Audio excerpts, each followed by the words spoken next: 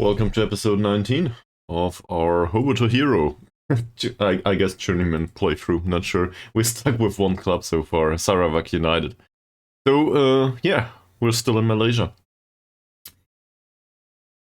Looking at recent results, we did, labor to a draw, I guess, against YPM recently. But also made it through to the next round in the cup once again. So after getting this absurd result against Johor DT, we also managed to defeat Kuala Lumpur for some weird reason. And now we're in the quarterfinal, facing Pahang, which are first in the first league, so I guess we will find the end of this run after all. First though, we will face Immigration, the Mighty Tigers. And then afterwards we will face Bunga Raya.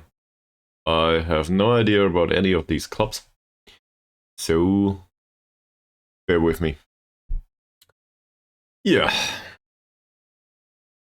And just to put it out there, for today the plan is to do a short little stream that hopefully does not turn out to be 8 hours long, but I'm quite in the mood to play some Football Manager. Want to take it slow though, as usual.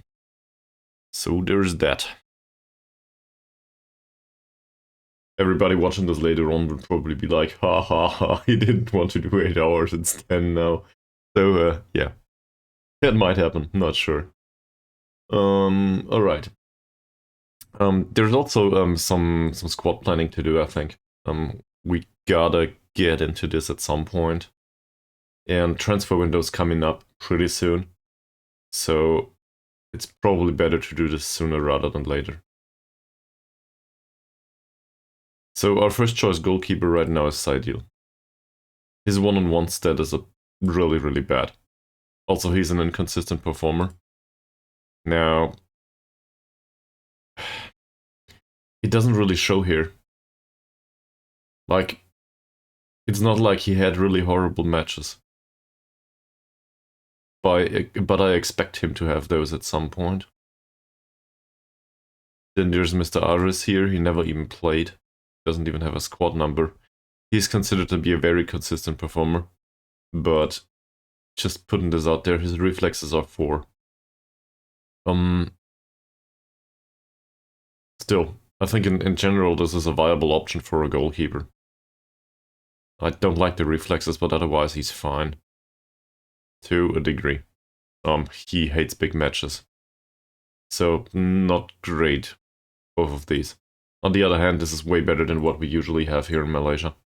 That's, I guess the biggest concern here is to pick the best of a bad bunch, if you want to phrase it that way. These people in real life will hate me, but, you know. And then we got this one in on loan. Now, obviously, his attributes are all over the place. Just an emergency backup. So goalkeeper's position, definitely not happy with what we have. Let's have a look. So this all is already set to doubtful. So we're willing to pay money, doesn't matter. We just want any player that's available to us to at least think about it.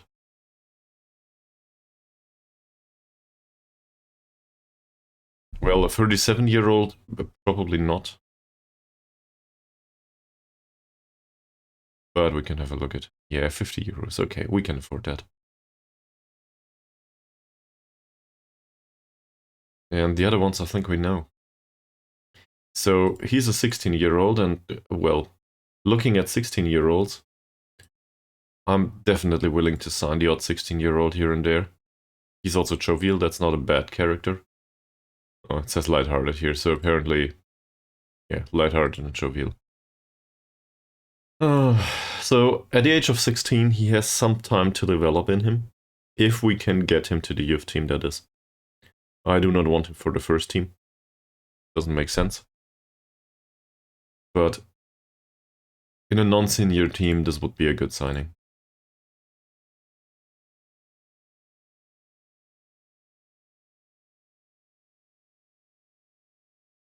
Yeah, that's fine. So we'll get rid of all of this and he will probably accept it. exactly. That's not bad. In fact, there is a bunch of 16-year-olds here for some reason. I do not know why. We do have another goalkeeper already that has transfer arranged. So that makes it 2. He is unambitious and all over the place as far as I can tell. No pros whatsoever to sign him. He's balanced at least. I do think the attributes are better than what could be expected, actually. Like, there's the throwing is the lowest, and then positioning as well as anticipation. This will probably go up by itself throughout time. So I think that's not the worst idea, given that he's 16 years old. And that is this Pekan guy. He has a bunch of ones, so definitely not. Also, he's too old.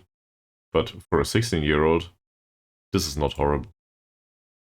I don't even think he will play in the first team at any point. I just want the team, the under-19s, to have enough goalkeepers. So we're going with that. And if he wants money, well, then he doesn't get any contract. That said, he's a consistent performer, so that's a plus. Yeah, man, no money for you, sorry.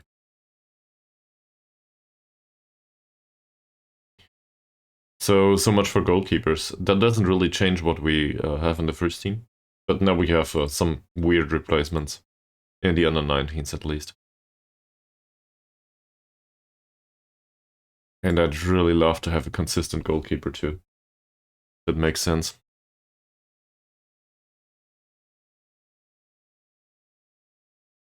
This one's not that bad. But biggest concern here is all of these are with other clubs. Hey, yet another member for the fan club. Are you quite sure it's not a self-help group? Thank you for that one. And also welcome to the stream. So much for the search for goalkeepers. I guess we will stick with what we have for now. Which isn't great, but we might as well go through the contract situations here. All of these are on, well, not all of them, but some of them are on non-contracts. And he's considered to be first choice. Says he's a decent player. I guess I'm somewhat happy with his ideal. Let's see if we can haggle a little bit about this. He wants to be an important player. Oh.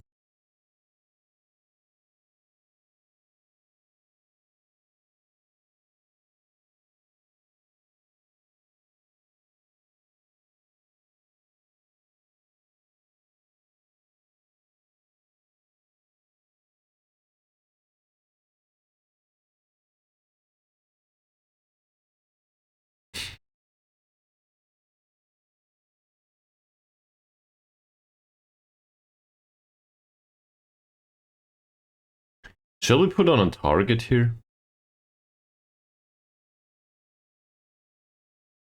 We want an average rating of 7.0, and then his playing time in 2025 can be important player. Does that make sense? If he achieves that, I'm willing to give him more playing time in 2025. Or I might not give him any of these.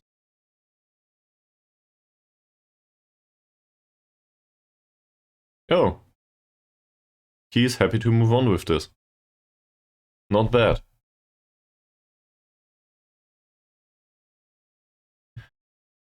So...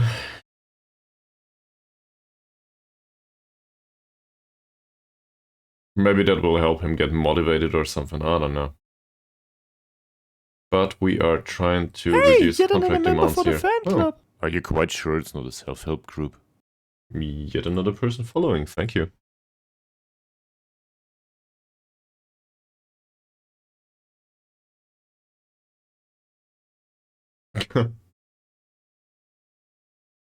Welcome to the stream, I guess. Well, it's all fine. It's a slow morning, but thank you very much for asking. How are you doing yourself?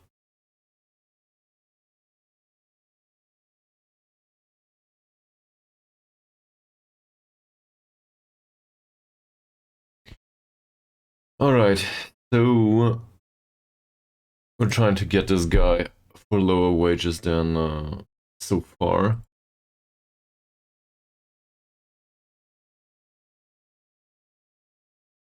I'm fine. Not much to talk about. I'm on vacation, so I'm very good, more or less. You know, took some long hours to sleep and I guess recover from what you usually do at work. So there's that. What contract does he have right now? We pay him 110 per game. I don't want to pay that anymore.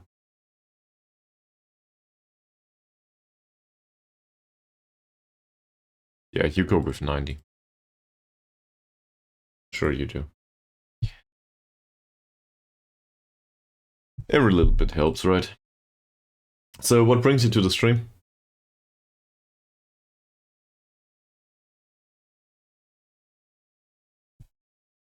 Because the regulars aren't around yet. To be fair, it's a somewhat absurd time to stream. So in the middle of the morning, at least, over here in Germany.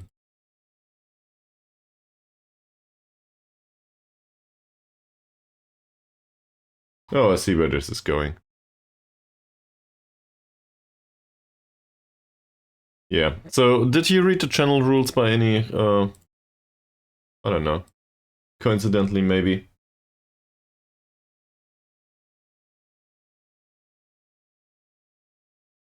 Because you're definitely wasting your time. In particular with this copy pasta.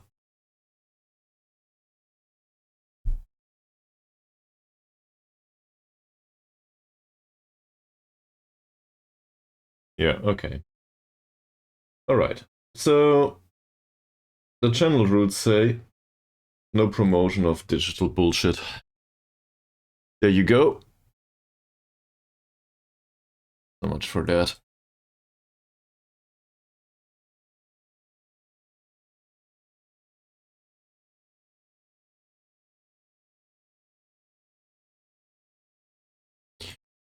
What was I? Next, Mr. Ares. So Mr. Ares still gets paid somewhat.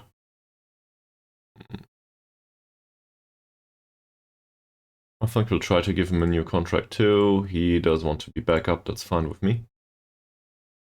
And all this money can go out the door. I do not want to pay him, I think. We might need to give him some money in the end. He doesn't really care about an appearance fee, does he?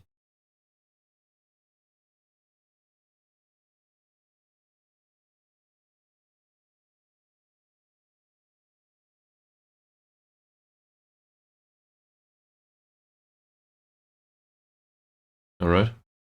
Let's try to force this. That works. Perfect. Nice.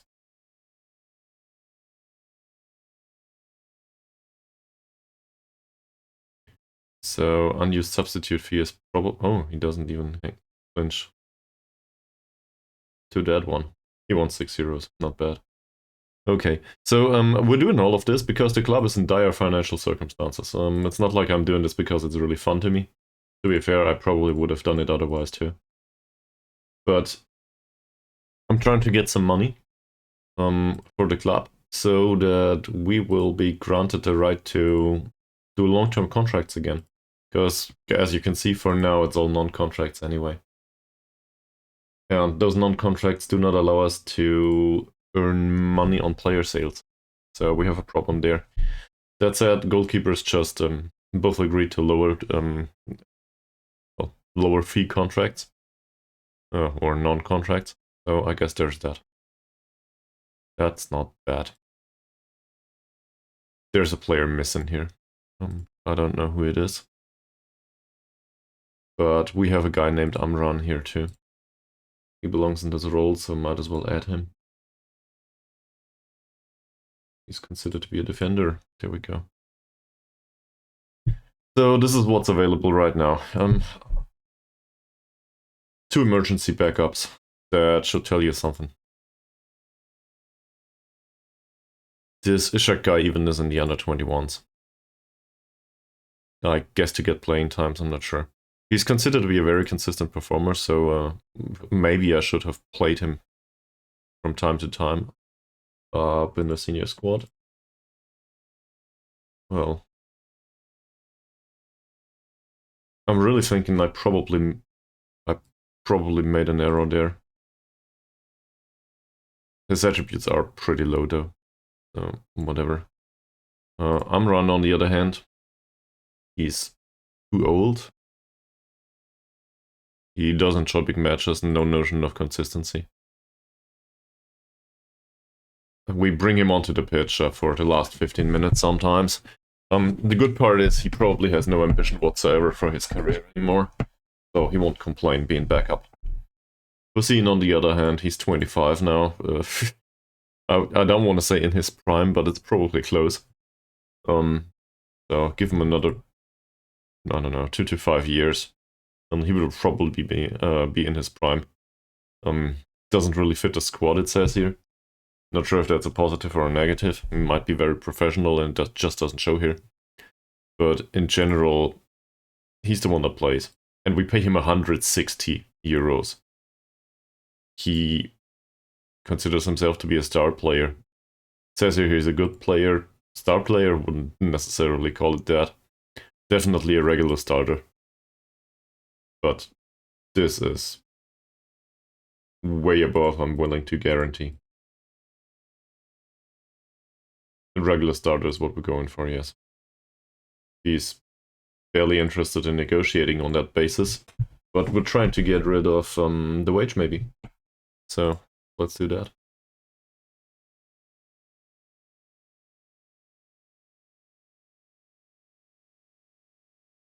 We'll start with, I guess we will not get rid of all of this. So we'll start with 75 or something. Yeah, he says it's a reasonable start.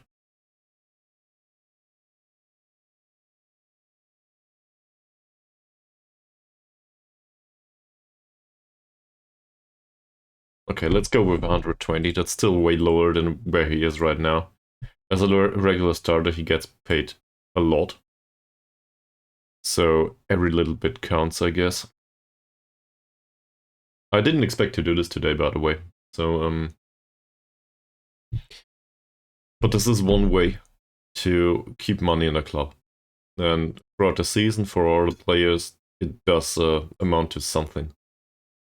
Even if it's small scale at first glance.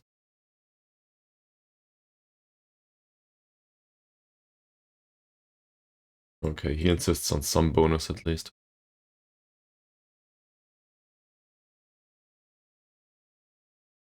And on 120. So far, though, we pay him 160 and a clean sheet bonus of 40.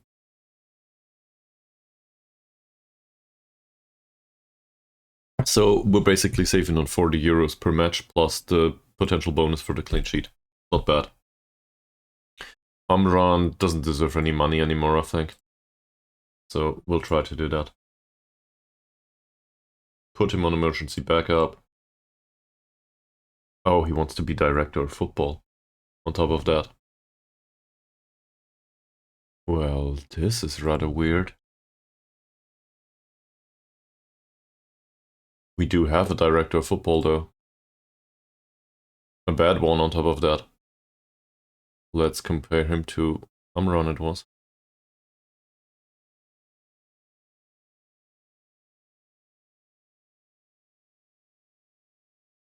Wow. He's way better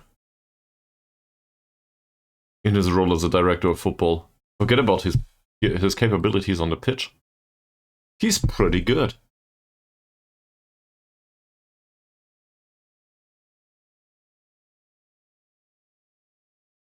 Also, he would suck as a coach or a manager. Well, as a manager, I think he wouldn't be that bad. But he wants to be director of football at the age of 32. That's pretty ambitious, but he is way better than the one we have.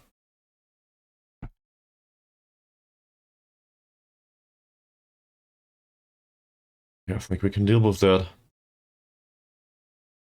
We signed him for 120 per week until the end of the year. Uh-huh. Initial contract demands is he doesn't even know his wage. Okay. So we just tried to go with an insulting offer. That probably won't be accepted, but at least we learned something from it. Hell, who knows? He might go with it.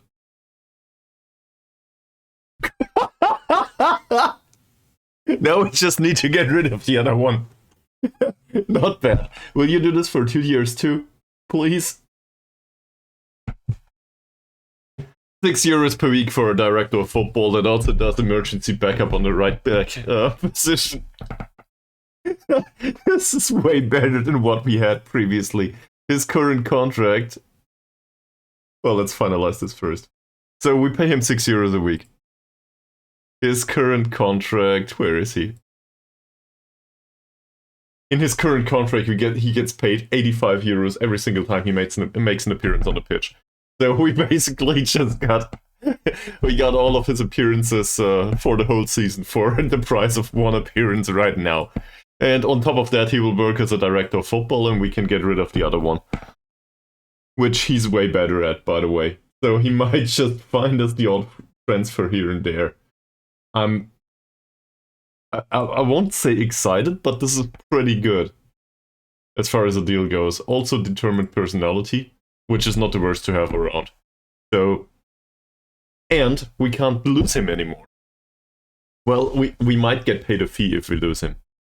A low fee, but we might get paid a fee. I am confused, but at the same time pretty excited about this. This is great. That also means that he will not complain at all if we don't play him. We might just get Ishak re-promoted once Amran declines even more. And really it doesn't matter. He can decline as long as he wants. We employ him as a director of football now.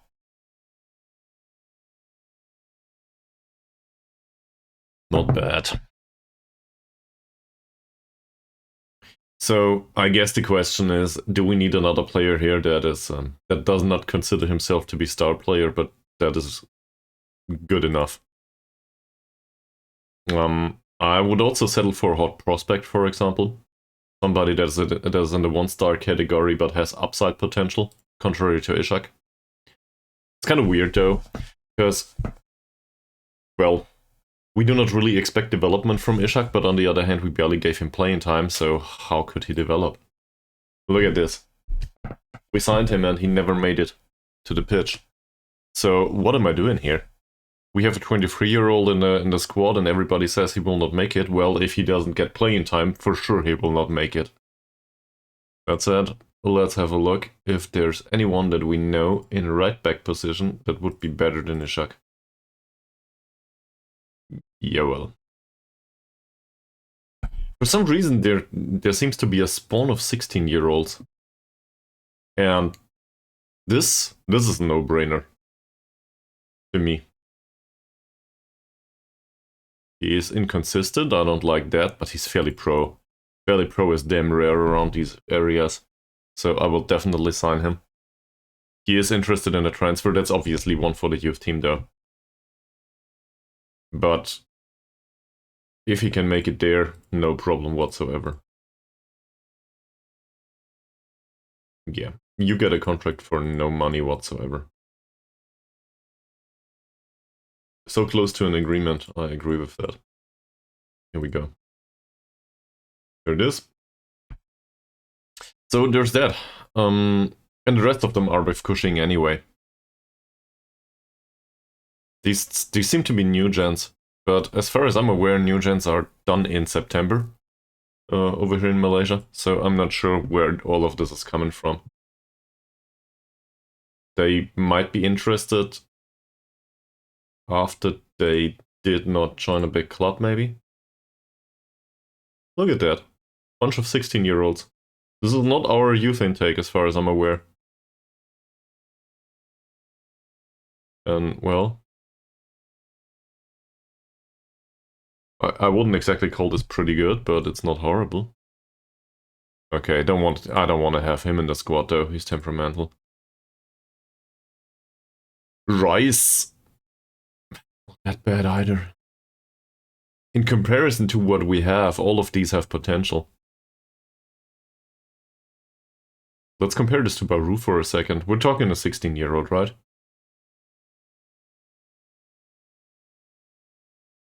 I won't argue that Rice is world-beating footballer anytime soon, but he's not horrible.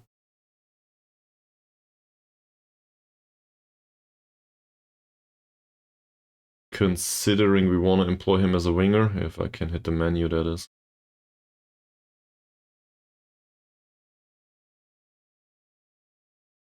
There's no big gap in the attribute profile.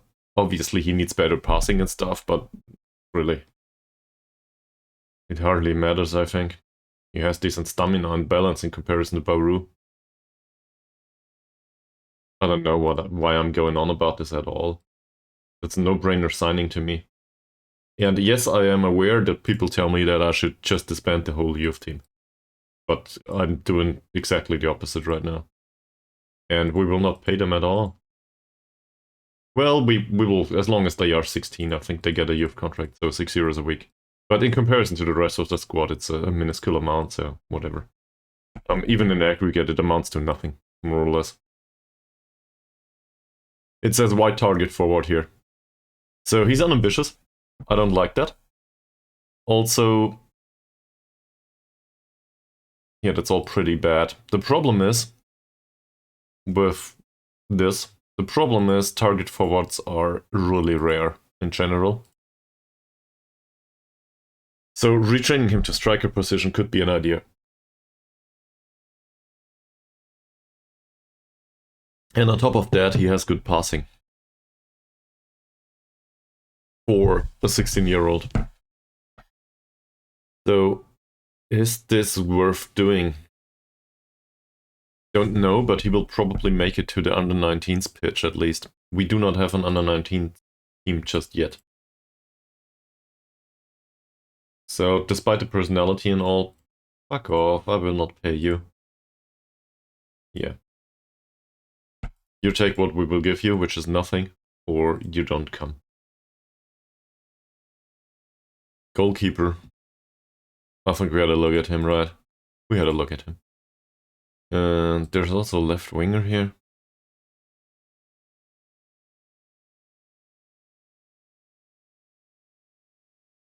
This isn't bad.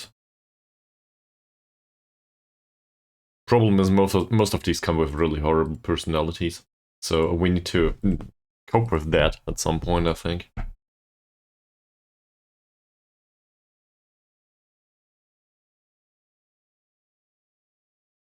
Yeah, go away. So there's that. Let's get another winger on the other side. He's temperamental. Don't like that either. He also has a bunch of ones in his attribute profile, so this is... I think I'll take a pass here. And yet another supposedly defensive winger, he's casual. So that's really bad. And also, well, fairly inconsistent I could probably deal with, but he's also susceptible to injury and stuff, so that probably isn't a good idea. So much for 16-year-olds. I do not know where these come from. I have no idea. They must have spawned somewhere. But it reminds me of something else. Speaking about poaching players and getting them in here. Might be a little bit weird, but our club has an affiliate, Sarawak. Does Sarawak have a youth team? Nope, never mind. I thought maybe they had a youth team, and we could poach players there. They might get their own youth intake though. So in September, maybe we should have a look at the youth intake not only of our club, but also of Sarawak and of Kuching. Which reminds me,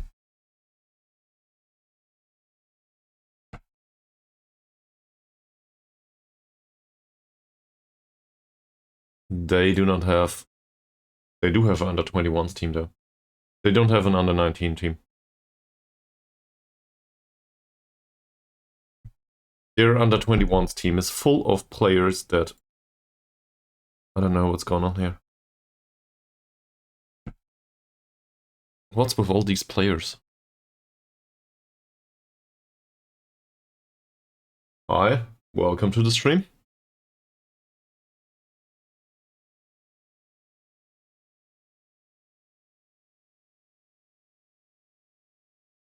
So, not sure what they did here.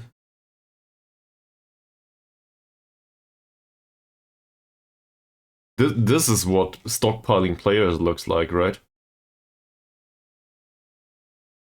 An under-21 squad that is like 5 times the size of any reasonable under-21 squad.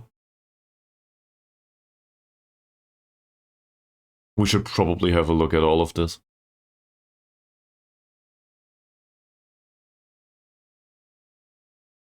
Yeah, can you do a report, please? It would be too expensive to the club. Okay, cool. So, it's in the middle of the season. This is Malaysia. This is M3 it's called. So, weirdly enough, they disbanded the second league at some point. So, this is League 2 now. But it is called M3. There is the Super League above it, and there are, well, the non-loaded leagues in Football Manager. The fourth league and beyond. I don't know if there is beyond. Below us. So, strictly speaking, we are in League 2. If that makes sense. In the hierarchy. Yeah, we got here by accident. Just as last year. So, last installment of Football Manager, I did do Jytte Hockdal's IK in Sweden for most of the time, until they fired us. So that took a while, though. Most of it is on YouTube. And these days, well, I started a new save for FM24. So started unemployed as always, and with no skills whatsoever, which is definitely a problem. But we ended in Indonesia. With a manager that is, not in Indonesia, in Malaysia, sorry. With a manager that is half Indonesian, half Swedish. And now we're trying to get this club basically out of the woods, really. They spend a ton of money on a bunch of poachers. And, well, there's no money to be had here. So we have a giant stadium and players that we couldn't pay anymore. The revamp of the squad pretty much, we're mostly done with that. From like 4K spending on a wage budget to down to 1.5 or something. So it's really great from that perspective. And it clearly shows in the finance, or in the financial department in general. Results are on the financial side are good. The problem is all we can do is non-contracts these days. So we have like 80k in the bank, and we cannot give players contracts. And it will probably last throughout the entire season. That's just a board thing. So, all I'm going for right now, Jytte Hockdal's IK. I'll put it in here. Give me a second. There's one. If the kids are orange, you're in the right place. Quite fond of the club to the day, by the way. So if you're interested, I'm willing to elaborate a little bit. I don't want to rant on for an hour, but I probably could. But Jytte Hockdal's is in the middle of Sweden. Particularly speaking, Jytte Hockdal is nowhere. There's nothing around it. It's a farmers' community, as far as I'm aware, in a village that is like 250 to 500 people. You can Google pictures of that. Yeah, I'm fourth. And there's a fellow Swede on as a regular on this stream, Mr. Mikabillion. So I definitely enjoyed that a lot. That said, nobody that plays in Sweden wants to play for Jytte Hockdal's IK. So they have this weird concept. They sign players from England. This is real life, by the way. So as far as I'm aware, they signed players from England that didn't make it there. It's a club philosophy in Football Manager.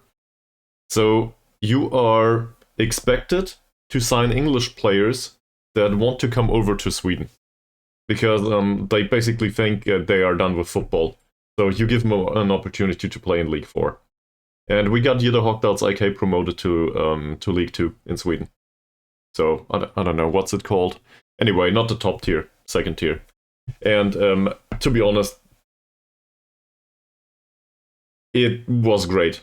It was really great and everybody was excited, but the gap between League 3 and League 2 broke our neck. Like, also the transfer window. So the way it is implemented in Football Manager, and I'm not sure if this is done this way in real life, so you probably know better given that you're a Swede. The way it is implemented in Football Manager is if you sign players prior to a certain date, prior to the transfer window being agreed upon in Football Manager, you sign them for the next available transfer window. And that might not be winter transfer window, but summer transfer window. So you wait for half a year for the players.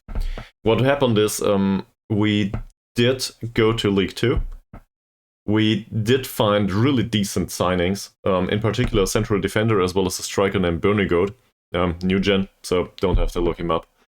And neither Mr. Bernigod nor Mr. I think it was Oram or something, central defender, both new gens.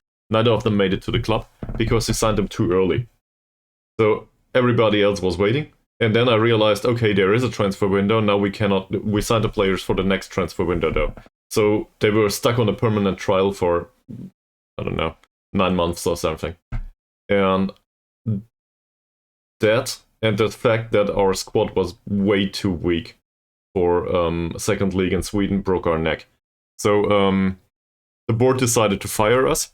And, well, it's just an accident. And you could argue it's my fault for not having a good understanding of the transfer rules in Sweden. It's also a bit weird with the long break in winter and all. If you don't play the cup, you have nothing to do there. So you have like 9 months of training in Sweden in Football Manager. No, not 9 months, 9 weeks of training that amount to nothing. It's just there's nothing to be done here. All that happens is the players decline. So it's kind of weird, if that makes sense. But overall, I really, really enjoyed it. You can probably tell. And after being fired, just to put this out there, Jytte Hockdals IK in our save, because we continued the save file, we went to Wales and afterwards Indonesia. Jytte Hockdals IK got relegated, not having a single point in League 2 for the remainder of the season. So firing us as a manager really helped them. And afterwards, they got relegated again from League 3 down to League 4, back to where they started. Still having, I might emphasize, the star players that we signed for them. So I have no idea how they managed to get that devastating results with that player base. But whatever. That happens. And as you can tell, it's a story to tell these days. So I really enjoyed that. And this is what I'm trying to go for in Football Manager in general. I'm not going for winning the Champions League anytime soon. I'm going for a story. So my story this year is in Malaysia so far. And, well, let me put it that way. After picking a club, like I didn't explicitly pick Jytte Hockdals IK either. I stumbled into the save on accident back then, as I did this year. After being unemployed and basically going from the street to Sarawak United, this club is located in Malaysia, in Sarawak. You probably want to Google this, Mr. Gamebreaker.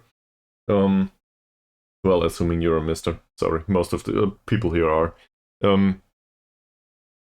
So, Sarawak is on a separate island. There's like 3 clubs around here that we can basically get players from. One of is our parent club, sister club, affiliate, whatever, from Sarawak. And the other one, well, it's 100% males on my YouTube channel, so I guess I could have figured that out. Usually it is. If there's a female in this channel, it usually is somebody that is willing to sign digital art. Sell digital art. So, yeah, not that it matters much. But it seems like females are not particularly interested in fantasy football management. Yeah, but so we yet another time we chose a club that has there's no pool of players that we can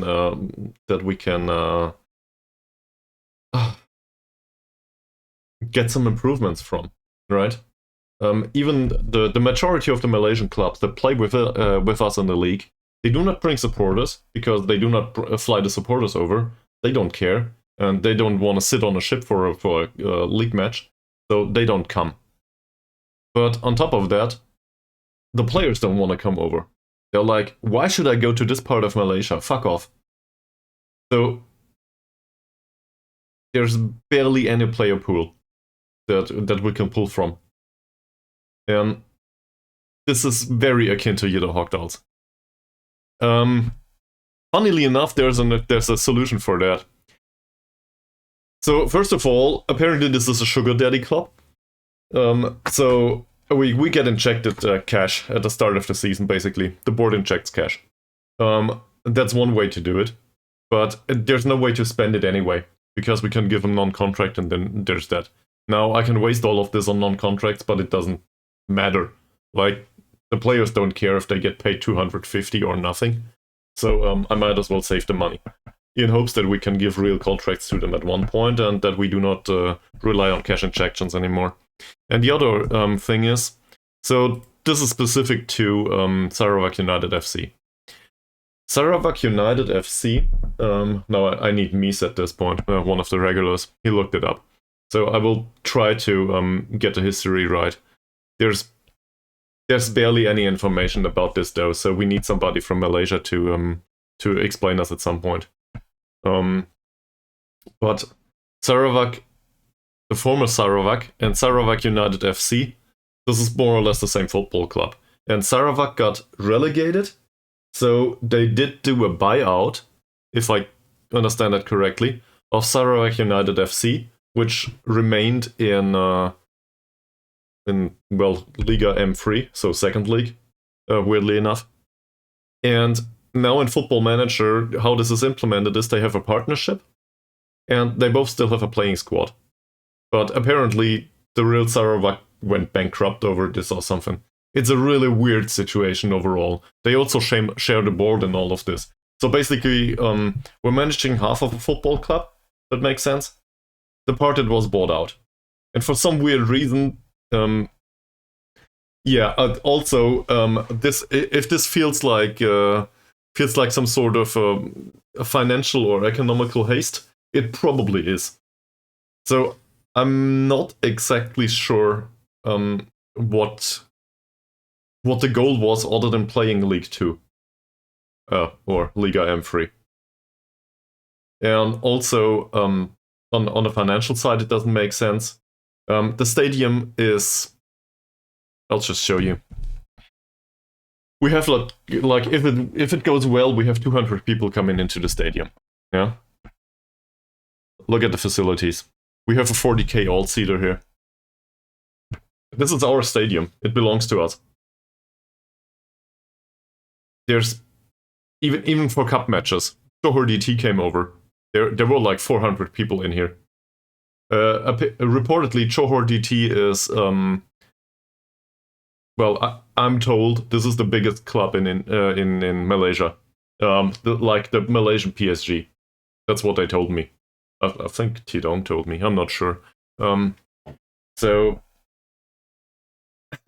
if you expect anyone to travel at any point, it's probably in a cup match against number 1. But nobody cared. There were like 500 people in there. So home matches are more or less deserted in a giant stadium all the time. To be fair, that's better than with Yellow Hawkdals. The stadium in Yellow Hawkdal it's basically a farmer's pitch, more or less. Not hating on them.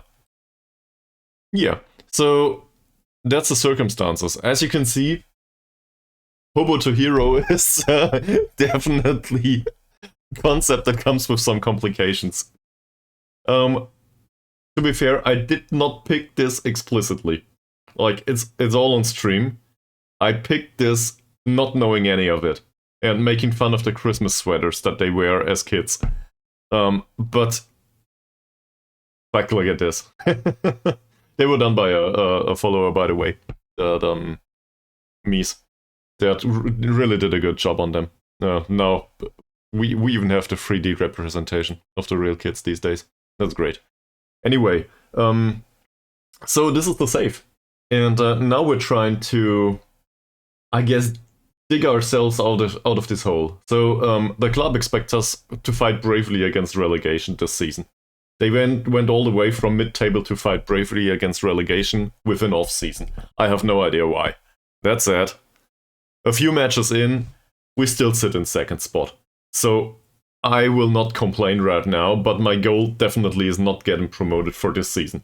If we accidentally get promoted, cool and all, but, you know, we have bigger concerns right now than getting promoted or not getting promoted. So, yeah. On the other hand, maybe that's a way to get the players to get decent contracts, because we need to turn professional in this instance. Also, we just fired our director of football. Yeah, sure. Of course, man. Of course. So I went into the squad planner anyway. So in case you have some time, I want to go through this anyway. Best players. All right, let's go through the squad. Keep in mind that all of these are bound to be on a non-contract pretty soon. So there's the added problem that as soon as a player is wanted on a non-contract, they are very happy to go to other parts to Malaysia from here. They just are not happy to come here. So it's a one-way situation. And we lost the best players, more or less. Also due to me being a dumbass on selling some of them. But we basically lost the best players to clubs in the remainder of Malaysia. I don't know, the Northern Island. Somebody should teach me how these parts are called. Anyway, they leave Sarawak, they don't come here. So, Norman Ankun here is one of the better players in the squad. And we use him as a playmaker, more or less. He has some acceptable pace and acceleration on top of that. So sometimes we use him as an emergency backup out here. As some sort of inverted winger, given that his crossing is not horrible. But that's about it. He certainly isn't bad, and I would like to keep him, but I cannot extend his contract. In fact, let's try this. He is very interested in a renewal, but not interested in the financial circumstances of a renewal. That's just the way it is. So, derived from last season, I know that either we need to sell him, so then we can make some money on him, but we will lose a player that we definitely desperately need. Or the other way around, we give him a non-contract at the end of the season. He will probably accept it, but then he's gone within 3 days for no money whatsoever, because somebody else will come around. In fact, last time we lost like 50% of our playing staff that was decent to a club named Armed Forces, which is, well, I guess the military thing club for them. Well, as long as they have a real contract, which I cannot give them. So selling players will be gone pretty soon. Now, there is another circumstance here. I just want to put an emphasis on this. We found out that Kuching, that should be the main city in Sarawak. Sarawak is the district, if I'm not mistaken. Might be the whole part of the southern island that belongs to Malaysia. I'm kind of rusty on the geographics there, so bear with me, it might be somewhat wrong. There's Kuching. Kuching is yet another club that is located on this part of Malaysia. And Kuching is in the first league. And Kuching, for some reason, are stockpiling players. Like, holy shit. And they are very happy to get them out on loan for no money whatsoever, just to play them. but they seem to stockpile these players just because, well, due to the circumstances around here. Like, they don't need them.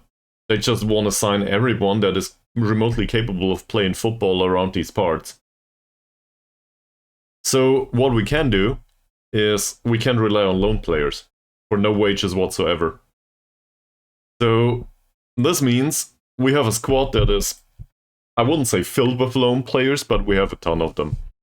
And some of them are okay, like Baru. Now, it just shows he's in decline right now, but he barely is a problem, I think.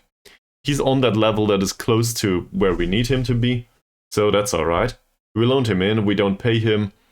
He will probably get his contract extended at the end of this episode, and then we will loan him in again if we can. This is like the second season here, so I have no idea if this is possible. But the concept basically goes, I have a picture in mind, but I need to find another picture because this one is not family friendly. We're basically trying to derive quality from Cushing all the time. Because that's the player base that we can get players out of. So, in a way, we are an unofficial affiliate of Cushing, if we want it or not. In fact, let's make it official. Let's see if we can get them. We're looking for a senior affiliate. That makes a lot of sense. Okay, apparently, see, me ranting on about stuff. Apparently that works. So maybe Cushing are interested in having us as a affiliate. That would be great. Other players that are good in the squad. So let's have a look at this again. There's also Ismavi. Ismavi is a weird thing. Yeah. Ismavi is a weird situation though. Ismavi doesn't really have the attributes that I want in some sort of, well, we play with a wingback, despite playing with wingers on top of that. But his crossing and dribbling are absurdly bad, first touch is bad, technique is inexistent. To me, this is a central defender. Or maybe even better, a ball-winning midfielder. Because his jumping's shit too. Well, it's 8. For Malaysia, this is pretty high. So, I'd rather play him here or in midfield. In defensive midfield. And he did both. He hates learning a new position. So, we train him as a central defender these days.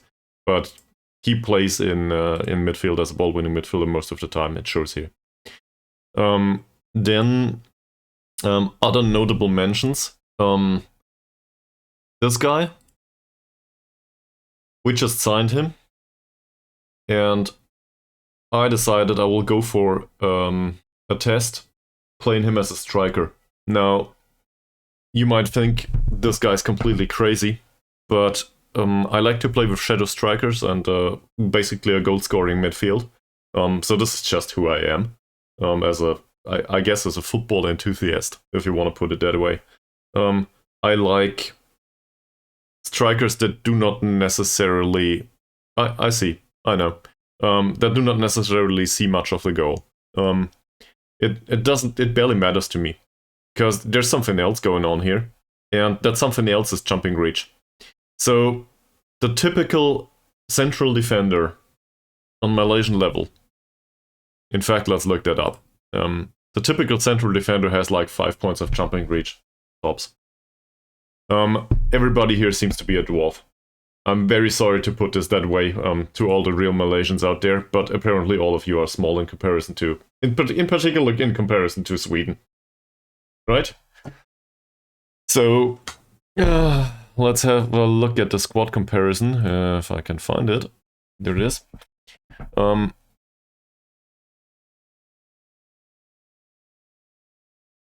look at defense for a second here. The average strength in the league is 4.68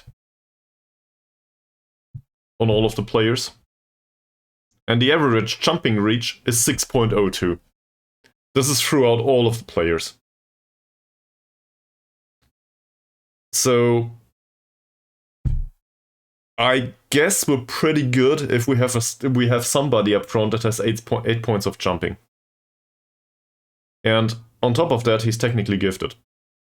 Like, this is gifted level. He is also considered to be a fairly consistent performer, which is pretty good. I ignored that for way too long. So I expect him to provide some assists on a consistent basis. Also, he has a decent long shot. I know that his finishing is shit, same as his heading. But his strength is above average, as well as his jumping reach. And I'm not planning to play him as a target forward. I'm planning more of a deep lying forward situation here. So I will try that. It might go horribly wrong though. So yeah. Whatever. Let's have some experiments. Also, there's a few other players. But most importantly, I will show you the exact full name here. This is Ashri bin Chuchu. Not to be confused with Asman bin Chuchu. They are not related. But as you can probably tell, both got abbreviated to A.Chuchu on the pitch. And this just wasn't possible to distinguish anymore, so we needed a solution. Given that both of them are called Chuchu, we realized obviously this is a club that likes trains. So we gave both the name of a train. One is, well, we went with Chuchu on the older one. So this is Chuchu, the 33-year-old inverted winger for us. Might play winger on the right wing too. But for us, he usually does this rollout here. He has some notable weaknesses in the long shots, passing and vision. But Chuchu is a very reliable member of the squad. Sadly in decline at this point. He might stick around. And the other one, well, the other one is obviously called Thomas, for Thomas the Train. So this is, I'm going for Shadow Striker on him, but he has great vision and no passing. His attributes are all over the place. But long term, I want to play him as a Shadow Striker, because he has the physicals for it, more or less. Not sure if this will work well, who knows. So we have 2 trains in the squad, yeah. That's how it is. And there's a bunch of other players that are interesting, but not really great. In particular, we had, I think, 10 different poachers, might have been 9, on various levels of skill, all signed for contracts for like 180 to 200 euros per week. So we got rid of all of them. It's all on YouTube. And that was really hard to accomplish, because they were signed for, like, by the former manager prior to us coming in. Okay. Also, prior to you joining the stream, I just went on about our replacement option here. This is an emergency backup for us. And he decided he wants to be director of football. Which he is now, and he's freaking good at it in comparison to the remainder of what we have as staff around here. On top of that, he wants 6 euros a week. So, I don't know what's going on here, but this is a steal. Now we can ask him for transfers. Yeah, if I can find the menu. In the transfer menu, right? So, now we can ask him for transfer targets. Like, for example, we need a striker. In particular, a target forward. He doesn't know anyone. It was a good idea. Okay. Does he know anyone that is a good striker? Nope, he doesn't. He does know an attacking midfielder, though. So, that's also a big concern here. We know nothing. Like, player base-wise, we barely have a chance to sign anyone. If we clear this, where is it? It is cleared. Look at it. Yeah, but the entire club knows 40 players that would be willing to come in. You see the problem? Out of these 40 players, a bunch of them are 16-year-olds. We were in the 70s, though. So, and the rest of them, they are either with Sarawak or with Cushing. Now, I just switched to director of football. I'm pretty sure that we had 70 something prior to that. So the new director of football needs to adapt to circumstances, and he will come up with stuff. I'm pretty sure that he will be better long term, given that he has a way higher scouting, ability and potential, knowing skill. So he will probably be better once we have the know-how. But so far, he doesn't know shit. We also got granted additional coaching staff and an additional performance analyst, so there's that. At least that stuff works. He doesn't like his endurance training for some reason. Well, shit, Muhammad. Why would you do that to me? I guess we go with set pieces, actually. We might focus on corner taking. Not exactly fond of the idea, but whatever.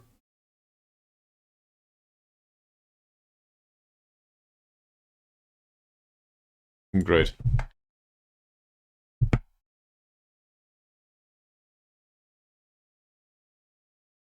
Alright, and then, well, we still have a match coming up.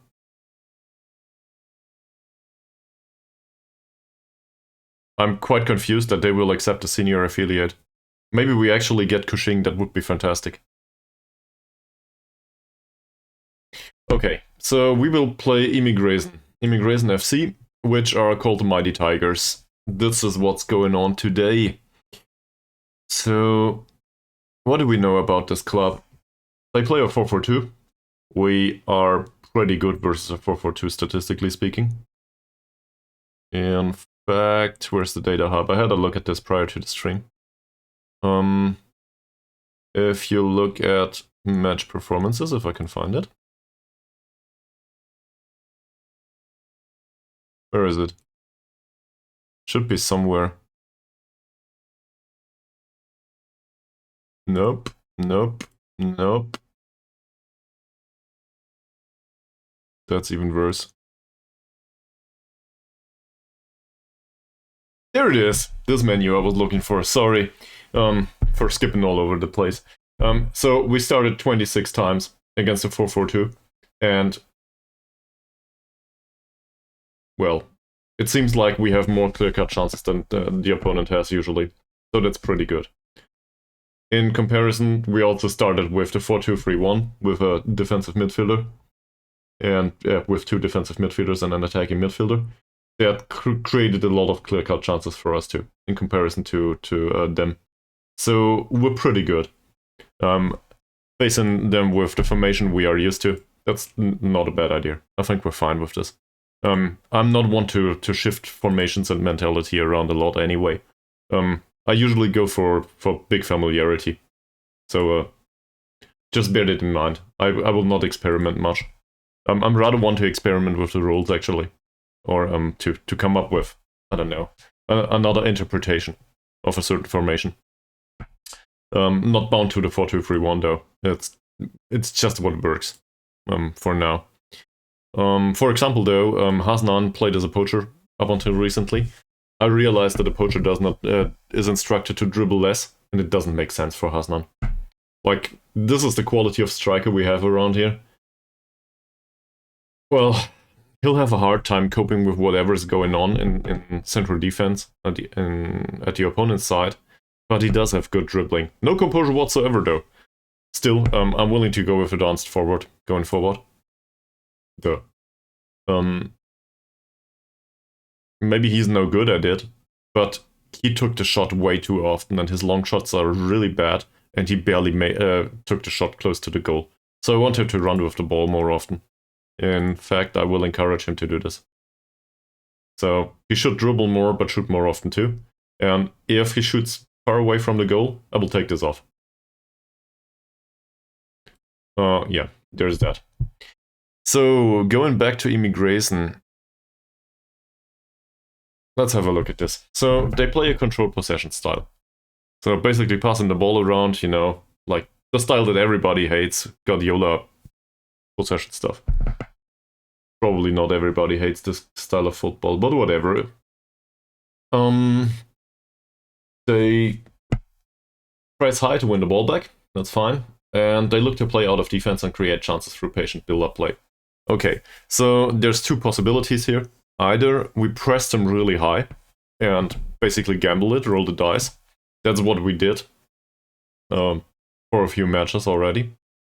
On the other hand, looking at this guy, he's pretty fast. And he has a good finish.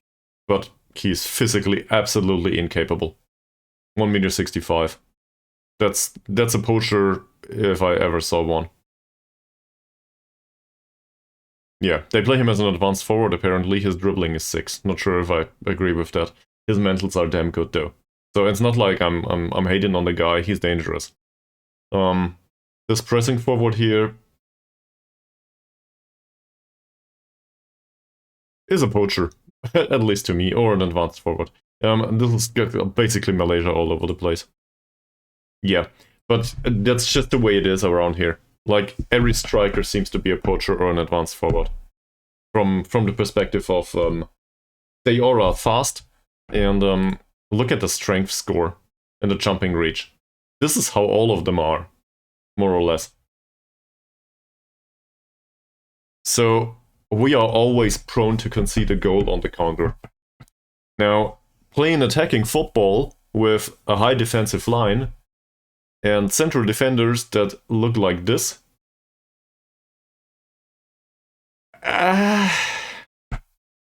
you know, probably dangerous, given the inferior pace. That said, our defenders aren't bad from a positioning perspective. Yeah. Like, we still do that, if it comes to it, but I'm prone to starting with the defensive setup and a low block, and just go for a draw. And that turned out to be pretty good for us, because they have the problem on the other side too. Hasnan isn't exactly known to be the fastest guy or the best finisher. Like, 13 finishing is fine, but his composure is shit. So, he might have the technical skills. I'm not so fond of whatever he does with it. It also shows, I think we found that out, his expected goals is 3.66, but he scored 3 goals. So, I know, small numbers and stuff, so don't want to overinterpret this, but the argument can be made that he scores less than he should. He's not horrible though, like average rating 7.14, that's fine. It's okay, 3 goals in 5 matches, season's barely started. I'm okay with this. But looking at the opposition, this is not fast. Also, he's a horrible jumper. If this guy plays in central defense, in fact, he doesn't belong there at all. What the hell's going on there? So, this is also one of these weird occasions where Noor, which should be one of the better jumpers and one of the stronger guys, he will face Hasnan. Hasnan has 7 points of jumping reach and a similar strength. It's absurdly weird, but this is as close to a target forward as it gets, apparently. So we can float the crosses in this situation. And I just want to go back to them. That's still even. 7 points of jumping. And, well, the mental and technical stuff is better on this guy, but not great. He is a decent passer, though, sadly. But seen from that perspective, I think we are entirely capable of scoring on the counter. And this is just a box standard in Malaysia, I think. For some reason, every fullback seems to be able to deliver a cross. They are absolutely incapable of jumping or having some strength, though. So everybody seems to be small. Yeah, so we will go with the box standard concept here. We'll probably play Choo-Choo. I'll have a look at the training in a few minutes.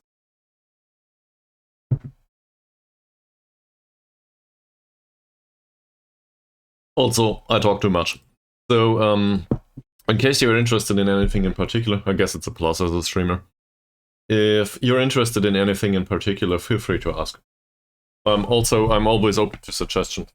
I might not follow along with it, or might disagree, but I'm always open to suggestions. So if anything comes to mind, feel free to share. This might just be a case of Thomas losing his spot. If this guy actually is interested in signing for us.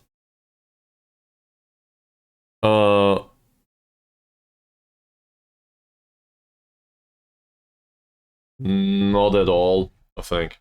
We're talking like modifications of the game? I have no idea. I mean, I guess I'm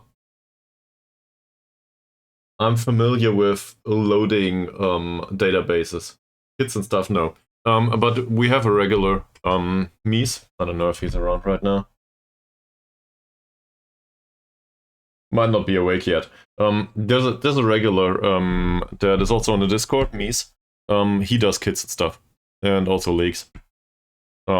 He does a Chinese league free save right now with a custom skin, and he is the one that is responsible for doing the kits and all of our saves so far, which I'm really thankful for.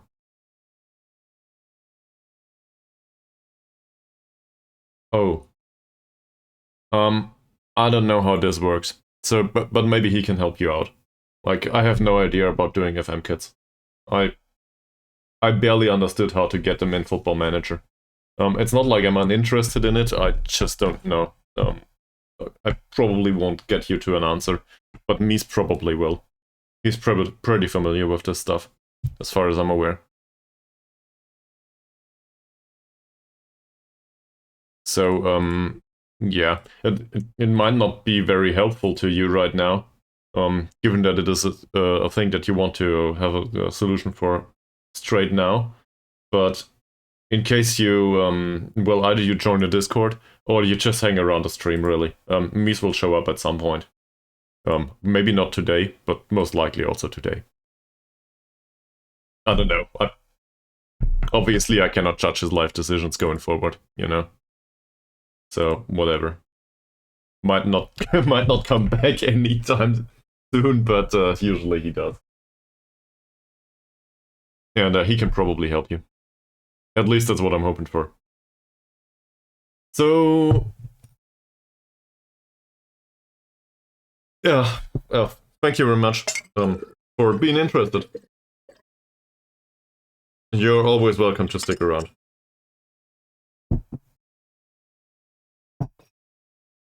And good luck with the kids. I'm sure you'll figure it out. Alright, Nasri signing for us, that's the goalkeeping coach. Oh yeah, we arranged that yesterday. He's trash, but at least we can send him on a course. Which we will do. Immediately. Come here. Go on a coaching course, please. And we will have a look at training and coaches. Where is it? Look at that. That's not great, but it's a little bit better. Perfect. Now we can get him off the under 21 coach. Get him off the goalkeeping coaching, which he's rubbish at anyway. And we will need to do the same to the under 21s. There's this weird situation here where the under 21s coaches do a ton of stuff for the rest of the club too. I'm not sure what's going on there. But what do I care, right? As long as it works. Training should be fine now. And let's have a look at this too. Training coaches. Do the senior squad goalkeeping? Yeah, they do. They work here too. So this is good. We'll put him in here. Obviously he would be slightly better there, but it doesn't matter much. So that's fine. Now we have 1.5 star coaching everywhere. Nobody will complain going forward. At least that's what I'm hoping for.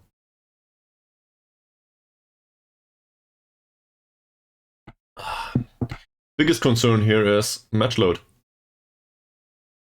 I think we will need to rotate. Quite a lot, actually. So the remainder of the league already played. Well, not all of them. We need a win to get to 14 points. So basically to get back to second spot. It's an away match on top of that. Great.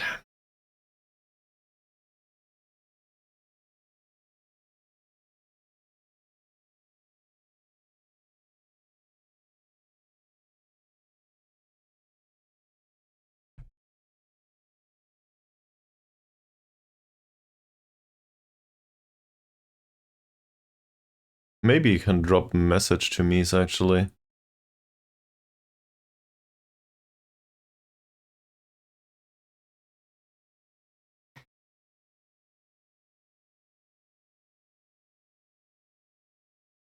Let's drop me some message to Gamebreaker's Twitch profile. Maybe we can help the two. Where is this? This is me trying to be helpful.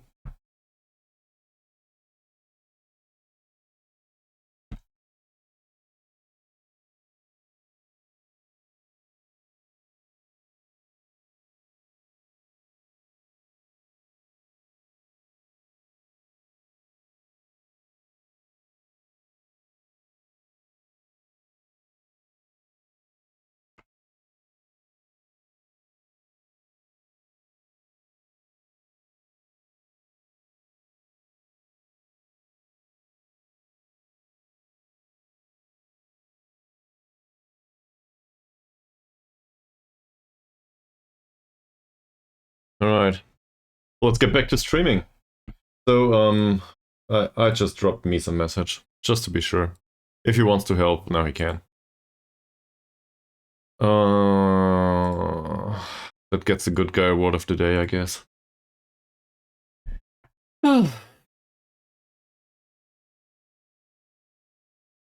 So, immigration.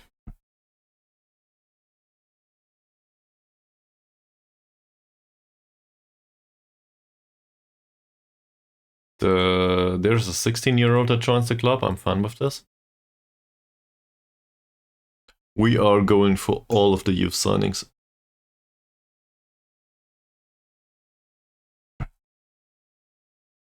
Maybe we should play Sarawak again here.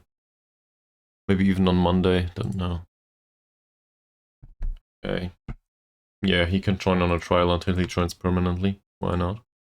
The goalkeeping coach immediately starts to study. This is fantastic. Everybody studies immediately but us.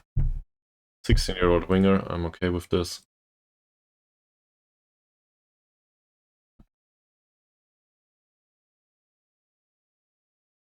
Same as the other guy. He can join on a trial immediately.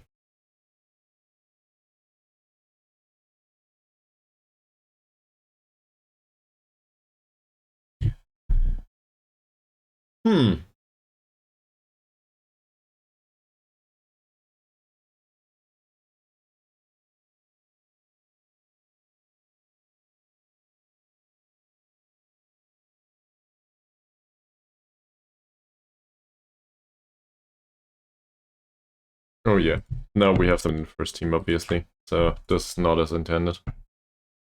We'll drop them in the under-19s immediately. Okay. So...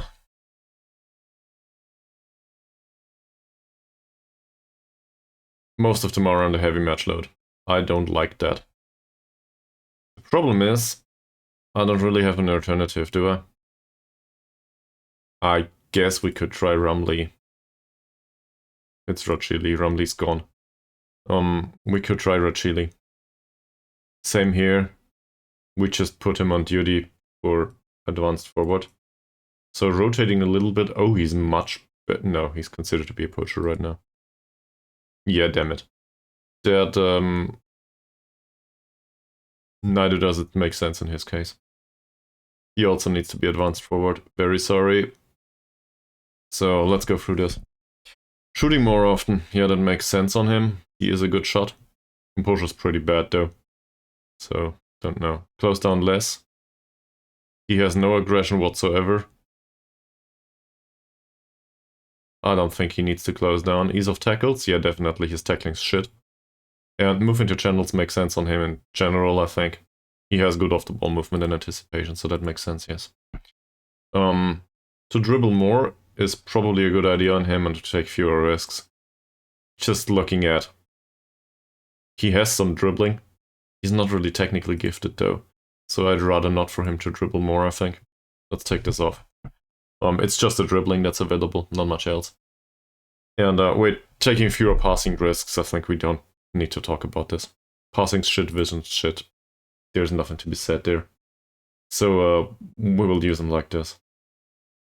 I don't like this at all. This might go horribly wrong. Harsey is capable of play. For now. So I guess the question is Harsey also training well? Barely. We play versus a 4-4-2. Usually I want to go through the middle in this case. And given this, I think we should play Chucha. So there goes the train. Let's put him onto the pitch.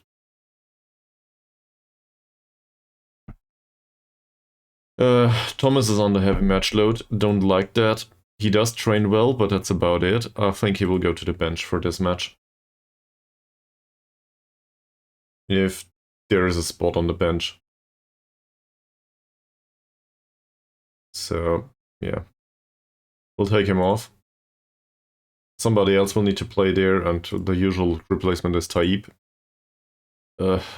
Well... You know, I always have my problems with Taib. But at least he doesn't train in a horrible way right now, so I guess that's alright. Let's give him a match. Baru is the one for the future. He is not really fit though. He's still tired after the last match. So there is that. So we'll take off Baru, just due to tiredness. And I guess we will bring on the other guy, Jaya Salan. Jaya Salan will leave, sadly, but we still can use him for now. He's very much in decline, though. Hopefully he can help us out a little bit. Ismavi's on the heavy match load, so let's get rid of him. This is our usual ball-winning midfielder option, Sophie. So let's go with Sophie here. He certainly deserves a match. Like, I don't know about the training. Yeah, 7.1, that's fine. Don't want to praise him for it. That's probably overdoing it, as always. 7.8 on killing. Wow. Not bad. Is Ankun ready to play? He is still not available. Suleiman guy. Well, he's not doing anything wrong. Let's put it that way.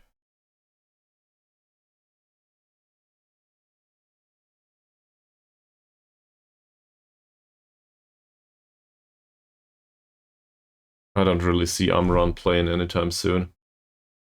On the other hand, this is our director of football now. Confused. We do need replacements for these. In particular, in the case of Mazrin, I don't like that at all. But also in the case of the central defenders, this is horrible. So, Hussein can play. Okay, cool. But central defenders, that's hard. That's really hard. Because all of the options in central defense are shit. Well, we have Kalai Harasan. So, good luck, Kalai Harasan. You can play an additional match. Well, let's just hope that it's one of the better ones.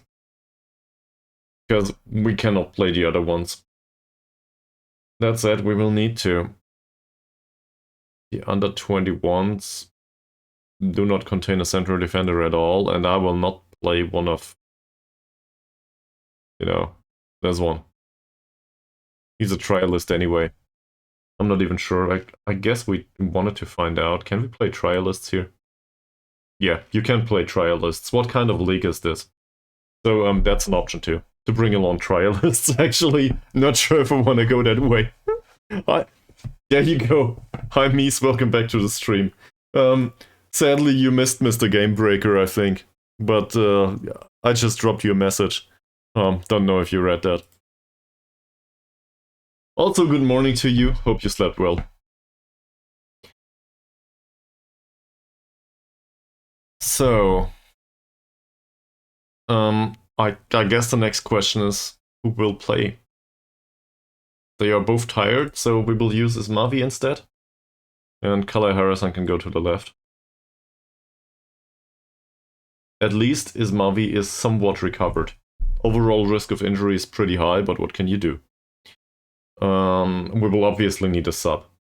So Safri can stay at home for all I care. We'll do it like this. Now we need a left back. Yeah, so it's either Roslan. He didn't make it to the pitch for a long time, or it's Dicky, which is even worse. Also, Dicky is somewhat tired. So, as absurd as it sounds,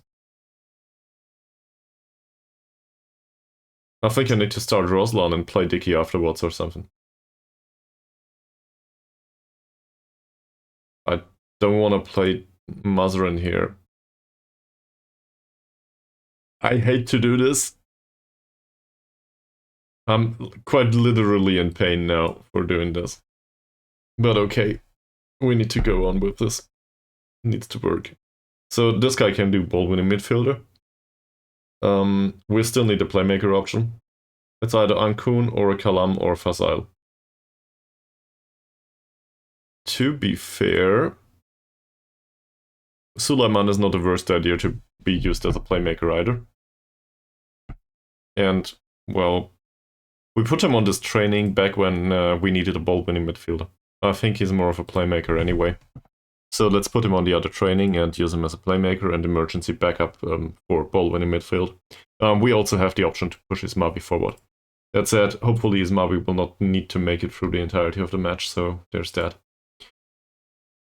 Well, what else is there to do? So Hasnan on the bench, I'm somewhat okay with this. That said,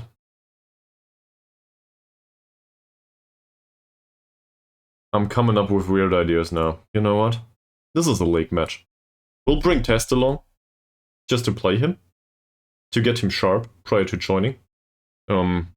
If we have the additional slot, he can slot in and we can just try to play him somewhere. Most likely in a striker position, because that's what I'm going for. But he might as well replace a playmaker or something. It's not like he's horrible at this, right? From attribute perspective, that is. So just want to give him playing time. He's a good player. And at least for now, he's a safe asset. Weird. So we need somebody on the right wing, so I guess that's Baru in the end. We might also bring along Mohammad. But I think from the bench, Baru will serve. And, well, in case we need an attacking midfielder, I guess we bring Thomas. Is this alright? Maybe. Two of these players may leave anyway. Okay. And then we will need to have a tactical meeting and all that stuff, but I need to do a bathroom break for quite obvious reasons. I'll also use this to get some fresh water. So, not related. Anyway, BRB.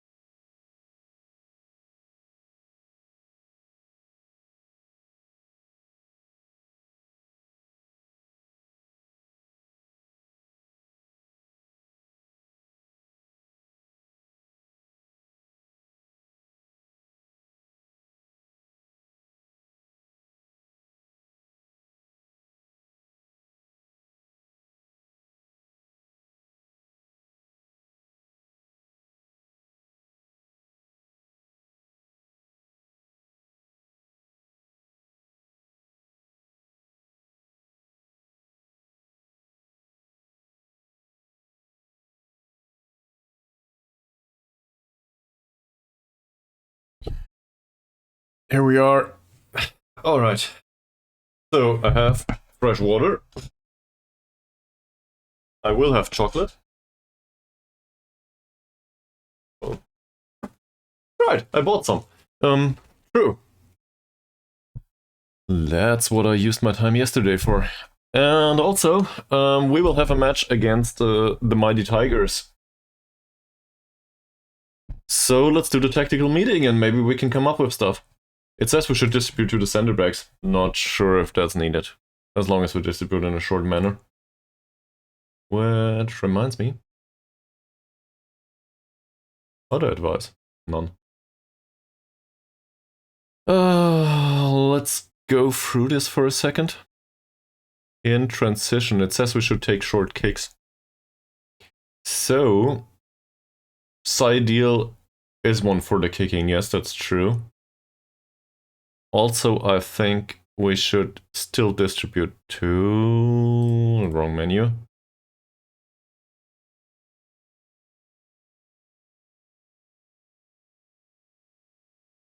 How is their pressing? I want to find out if I agree with this. In particular, the striker ones. So they have pretty good aggression. Well, one has. What about the other guys here?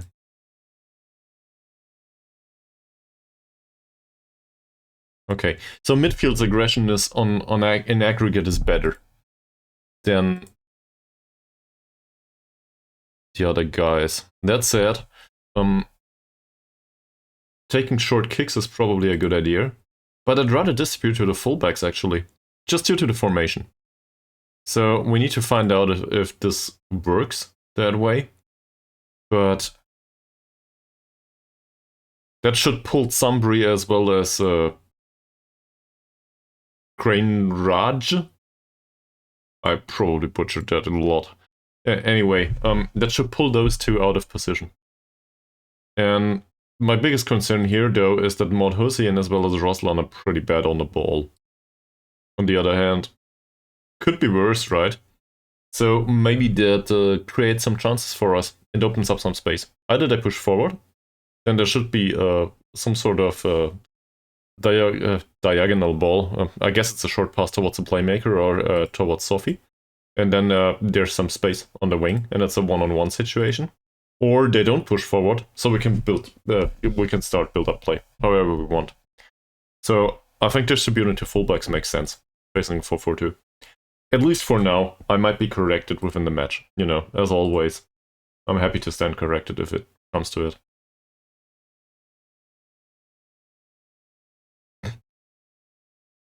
The thought crossed my mind to add, it barely happens, but really that's not true. It happens a lot. I have no idea about football. So let's not be arrogant here for arrogance sake. Okay, so he's fast.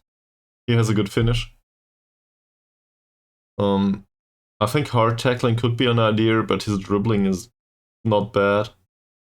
Neither is his bravery, it's just a strength. Technique's a bit lackluster and his first touch is not great either.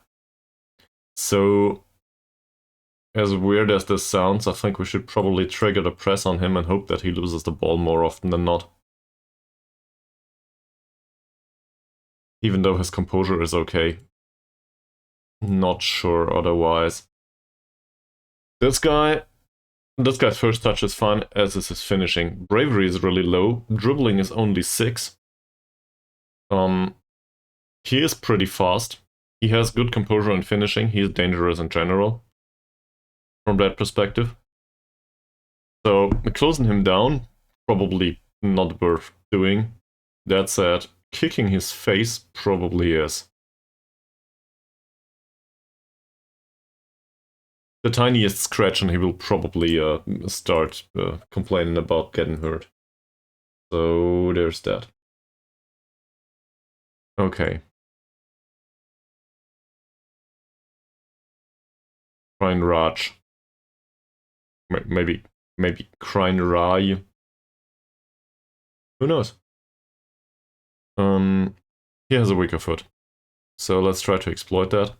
Also, same here, bravery is pretty low, as is the strength. His dribbling is okay, sadly. Way better than the striker ones. He has good passing, so showing to the weaker foot is definitely very important.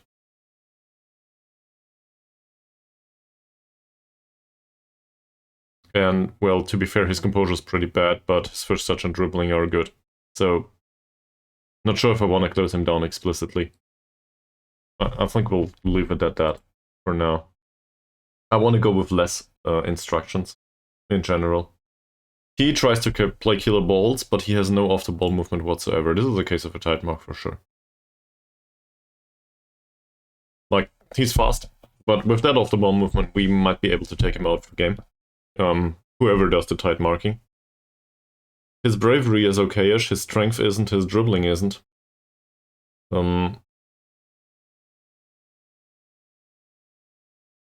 Hard tackles are probably a thing on him too. Showing him to the weaker foot will, well, might serve some purpose, but not really much. Also, I want to emphasize his tackling is 6 and his positioning is 6 to 8. He is somewhat defensively minded, but not overly capable. This one, very different story. He is physically incapable, that's for sure. Bravery is low, dribbling is low, strength is low. This is if I've ever seen a case of a hard tackle, it's probably this one. Which is good. Playing in a defensive role, we will need to outmuscle him, more or less. Same here though. His first touch is fine, his passing's fine, technique is okay-ish. His off-the-ball movement is a bit lackluster. So that's yet another case of a tight mark. Bit weird. And then there's Zambri. A 37-year-old that can barely run with the ball. Well, his pace is still 10 for some reason. But this guy's an international. At least he was. And he's just gifted overall. So we can try to show him to the weaker foot. It might not work though. That said, his passing is worse than his crossing, so I guess showing him to the left is a good idea. And in general, to the left should show him straight towards defensive midfield, which is a two-man midfield after all. So, well, it's a three-man midfield, but two defensive midfielders, so hopefully that's somewhat congested. Sadly, dribbling's good. In fact, dribbling and bravery are so good, we should probably ease off tackles with him. Be careful. Zafri. Dribbling, bravery, and strength are pretty low, but not low enough for my taste. He's left-footed. He's pretty fast. I think showing him to the weaker foot is maybe a thing here, but not much else. Do I want to avoid tight marks on him? Not really. 7 points of passing, I think we can mark him out of the game. We do not necessarily want to funnel the ball into him. Very different story for this guy. So, he's a good tackler. He has good technique. His passing's shit though.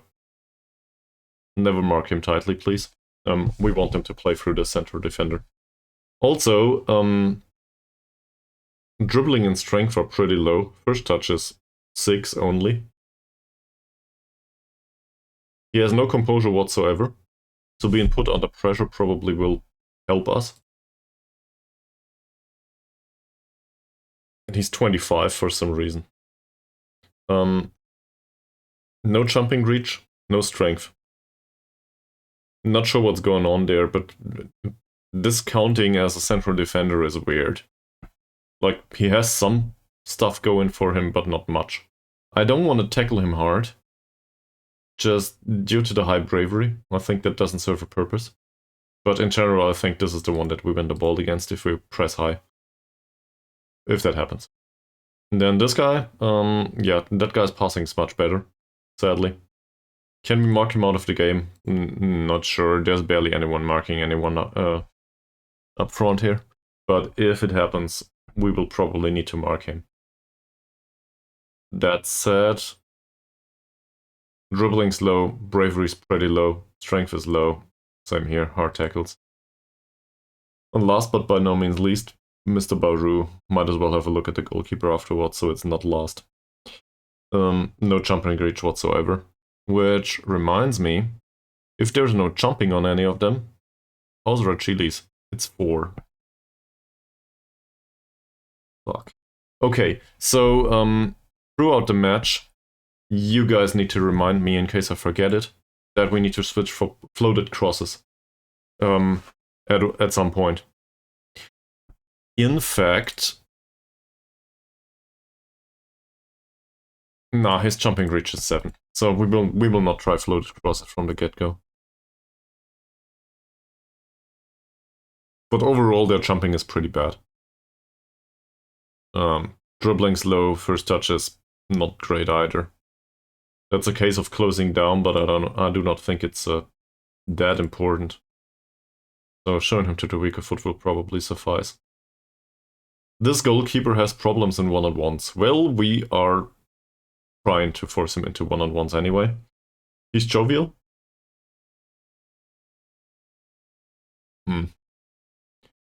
I think he has pretty bad composure in general. First touch is inexistent. So, as always, in case it comes to it, triggering the press on the goalkeeper is a good idea, but it will rarely happen. In particular, given that we play the defensive formation. So, let's hope we can get a result here. Oh, yeah, Mr. Test gets a number. 33? 33 it is. Which reminds me, there is, in case you are into this kind of music, there is a really great song by The Ghost Inside that is named 33. So, I guess he has his anthem for him going already.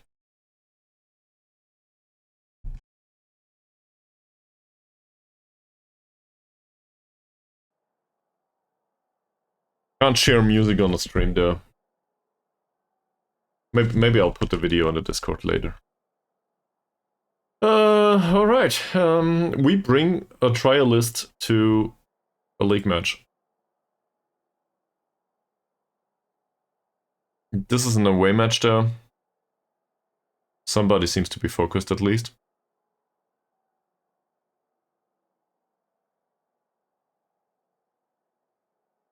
I think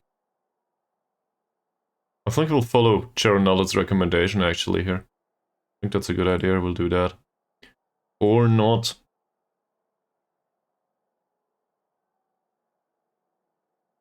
So, we did have a lot of success recently. So I will try to be assertive with having faith. I still hope it makes a difference. Seems to.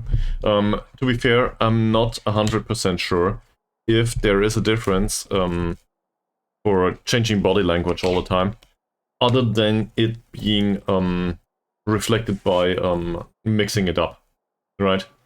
So maybe they just get tired from being encouraged all the time this way, or being assertive all the time. Maybe it's just about changing body language and mixing things up. But I still like to think there is more to it, and hope that I can interpret a little bit more into this. That said, it might not be a thing. I lost like half of the chocolate on the table immediately. God damn it. Now there's crumbs of chocolate on my table. Alright.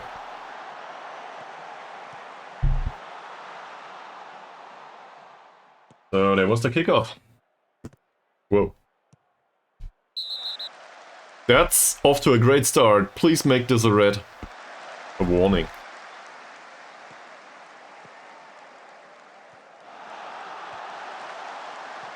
Well intercepted, but they have possession. Some at least. Oh, Hussein. How? We got lucky. Really damn lucky. This was a great chance.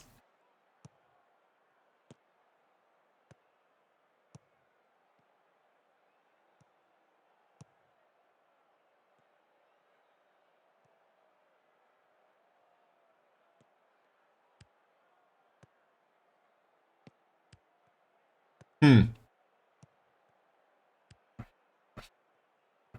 not sure if the distribution towards the fullbacks works that well. Looking at this.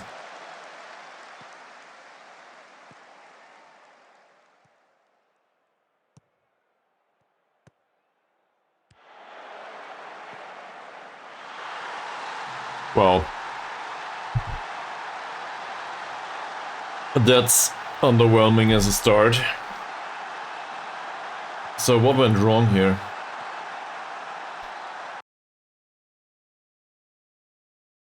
Yeah, wrong club, but you are right. This Isa Yapar, he was supposed to be marked by somebody. Ismavi lost Rahim. That's it. That's what happened.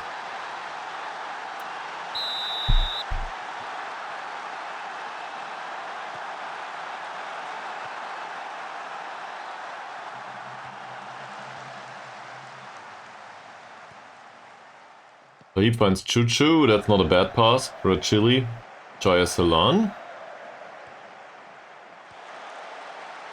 Well, Jaya Salan didn't do much so far, other than losing the ball.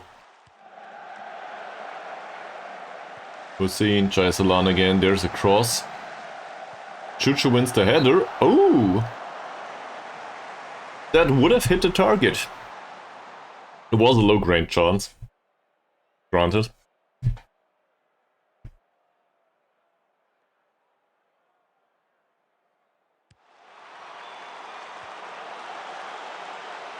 Feels like we need to make a billion approach pretty soon anyway.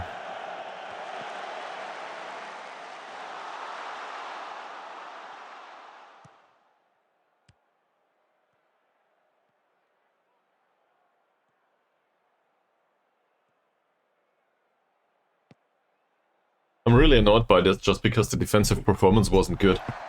We are focusing on defending and all we get is conceding a goal. I don't like that.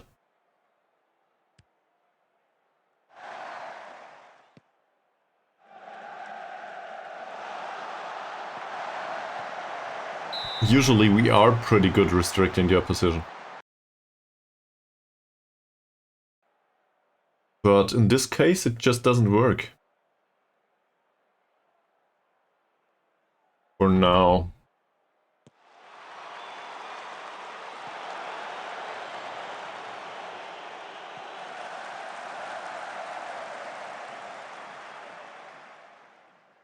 Roslan with a free kick. That went nowhere. Rajili. Ismavi with the header. Oh! Seems like these high balls actually stand a chance here.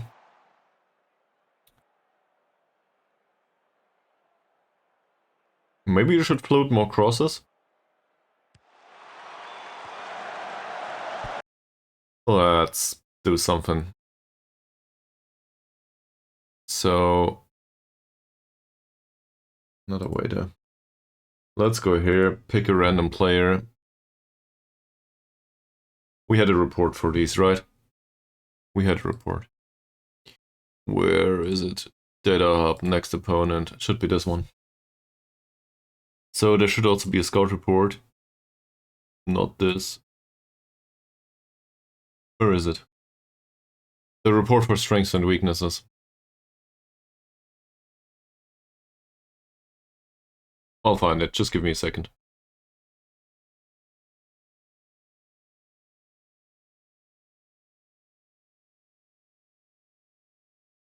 Here, this is what I'm looking for. Where is this? Oh, yeah, in the team report menu, obviously.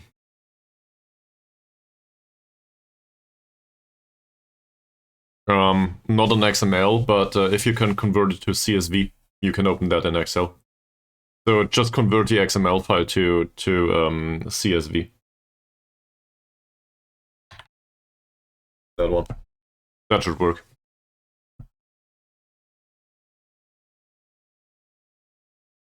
I That should be a no-brainer basically, because XML is XML is it has structure. CSV is bullshit. CSV is comma separated or semicolon separated. So you basically throw away half of the information of the XML, and then you get a CSV. So that should be possible. That said, if the XML contains like nested information or something, more than a table basically, then you will have a hard time because that cannot be represented at CSV. Okay, I was looking for strength and jumping reach actually. Yeah, it's just two very different focuses though. So don't take it for granted. Yeah, they have low jumping reach in aggregate. We should float stuff. Going back to the match now. We will go with floated crosses on them. A lot. Because they are bad at it, apparently. Dealing with all of the high balls.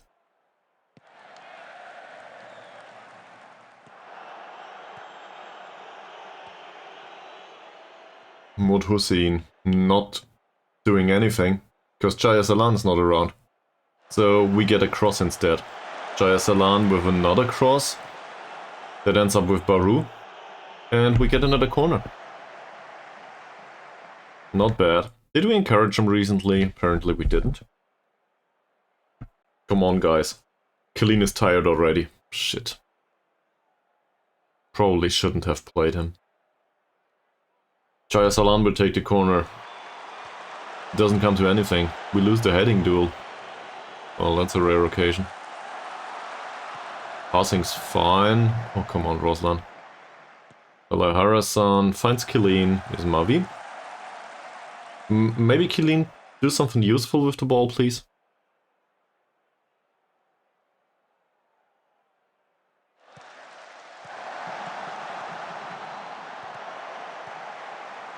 That was well defended, but... What is going on there? They have a lot of space here.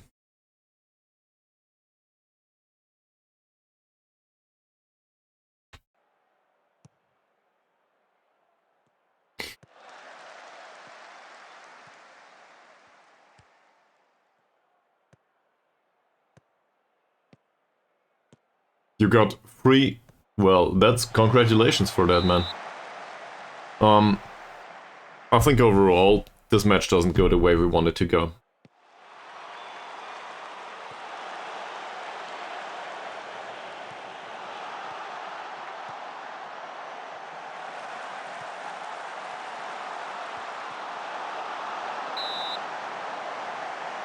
We should probably put more pressure on them. So I will have a look at this corner. Well, wait a bit. Another corner. Give it a few more wins, I guess. But I don't know, they still expect you to get promoted, right? So maybe it's about that. With these expectations...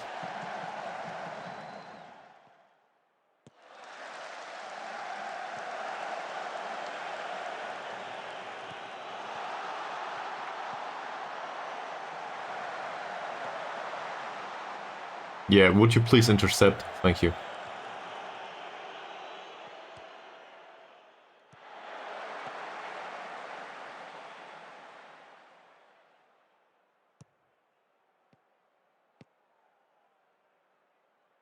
Oh, how did you do that?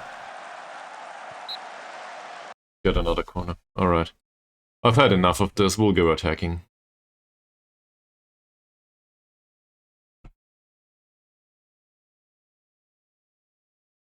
That's great.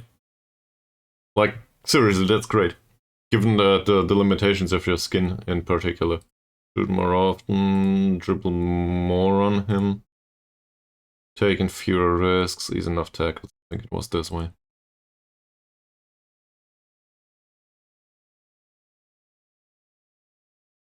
And we do go with floated crosses. Ah, yeah. So that sure, that helped. And basically you took the rest and you put yourself in or something. So there's one trash course. Yeah, okay, nice. But as long as it helps, that's good. We're doing something very similar around here. So yeah. That's not bad.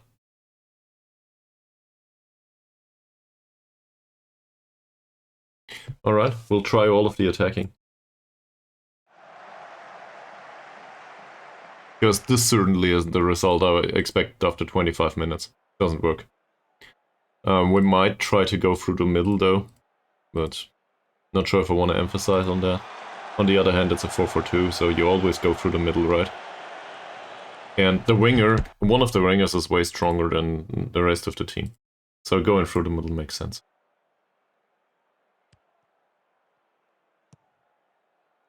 Taib, ball distribution also changed, by the way. That's intercepted by Roslan. Come on, Roslan, do something useful. I guess that's okay. Killeen. Killeen's ball is nice. Rachili, and he takes a shot. That's a little hasty.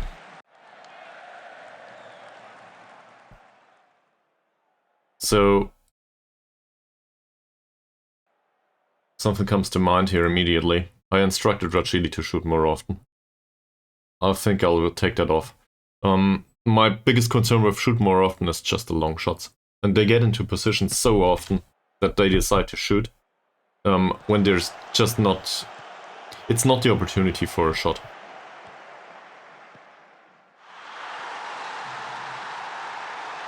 Okay, we might as well not defend at all. Thank you very much.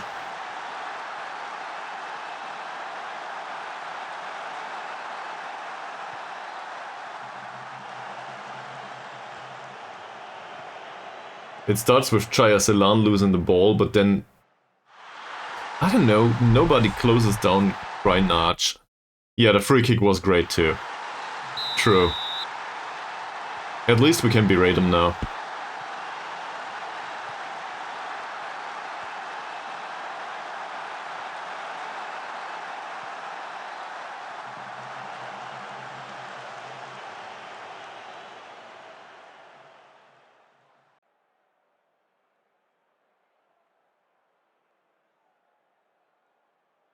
I expected much better from this match.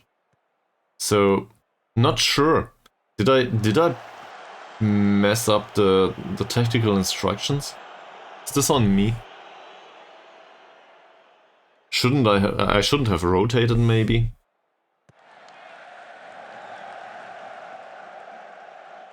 Look at this. This defensive performance is so lackluster. Chuchu on a yellow now. Great. He could have eased off tackles in the first place. Don't know why he's crossing for the far post. I think this is still derived from Mohammad. Looking at these balls, the passing is absurdly bad today. Sophie plays a decent ball. Chuchu plays a decent pass too. Taib. That went straight over the foot whilst taking the shot. So it was well misplaced. Chaya Celan, last chance. Hits the crossbar. That was probably the best shot of the first half. Taib was offside, okay. Great. Or not great. At least we created something here, but really... This is not throwing water bottle just yet, but definitely being angry at all of them. Plays up a few players. Please tell me these are worse.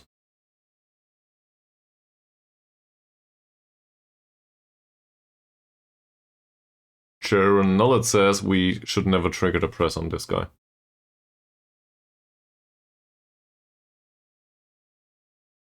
Okay. Alright, if he says so, we will never trigger the press on him. I don't know why, but I do not agree with this at all. He's a decent passer and decent crosser and all. I don't think so, no. Well, I guess that's the point though. So triggering the press on him will not help much anymore if he's in possession. That's what we're going for here. That makes sense. Romizan. We know nothing other than this guy is not a good jumper. And Sainal, not a good jumper either. He is a good passer. He does have off-the-ball movement though. Good composure. We can probably foul him off the pitch though. So let's try that.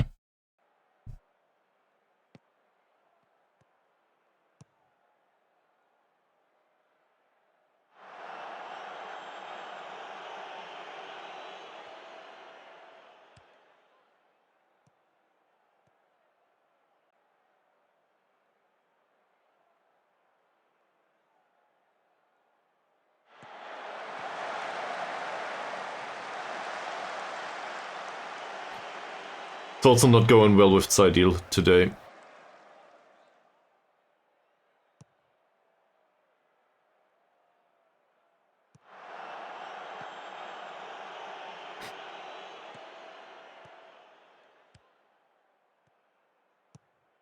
Of course he plays a pinpoint pass. That's just what he's capable of.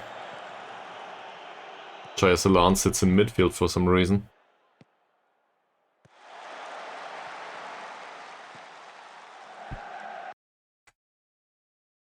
What's happening here?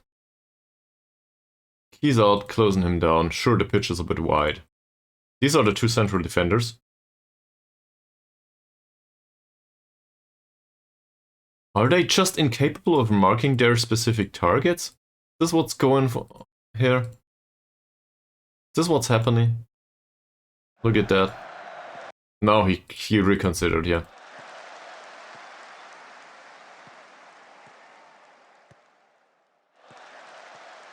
Sophie. Killeen, Jayasalan, Hussein. There's a cross that's clearly not offside and it's in the back of the net. Nice goal, Choo Choo. Thank you very much for that. So, Routine apparently is able to score.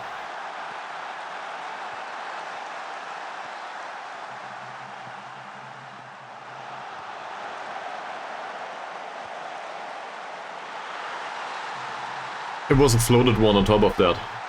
He still used his foot. So there's something. Maybe we get a draw out of this after all. Still, we can encourage them, I guess. And Killeen needs to come off. Let's give him an additional few minutes, but...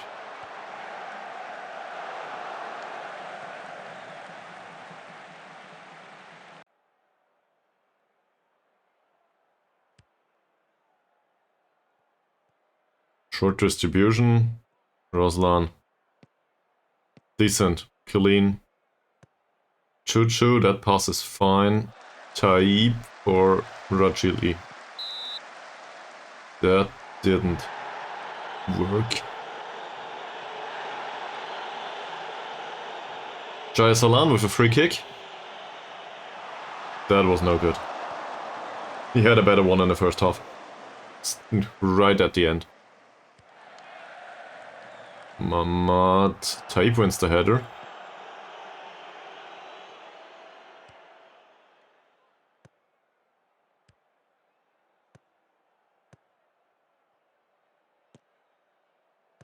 Nice play, Sophie. Well done. Well done, Sophie. Please play a reasonable pass. He goes for goal. That would have been the day.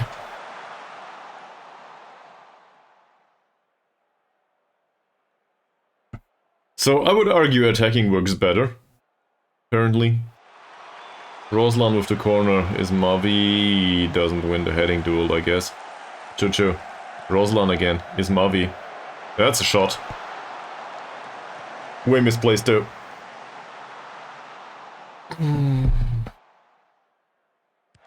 Mamat with a long ball distribution. We should win those. We do, we just don't get it to our winger. And that's dangerous as always. Well blocked. Taib. Nothing came of it. Modhusin with the throw in. Jaya Silan, Modhusin again. Will there be another assist? Nope. But a header by Rachili. It's something. So let's try to turn this thing around, will we? And I will go utterly absurd with this. So first of all, Suleiman comes on and does the playmaker duties. I think that's just something that's needed. I think we'll leave Chuchu on the pitch. Rajshili didn't really have an impact so far. I will bring on Test. Play him in his role as a deep lying forward, which he's no good at yet. We will keep Taib on, I think. Oh, he plays as a shadow striker anywhere here. Okay, cool. Why not?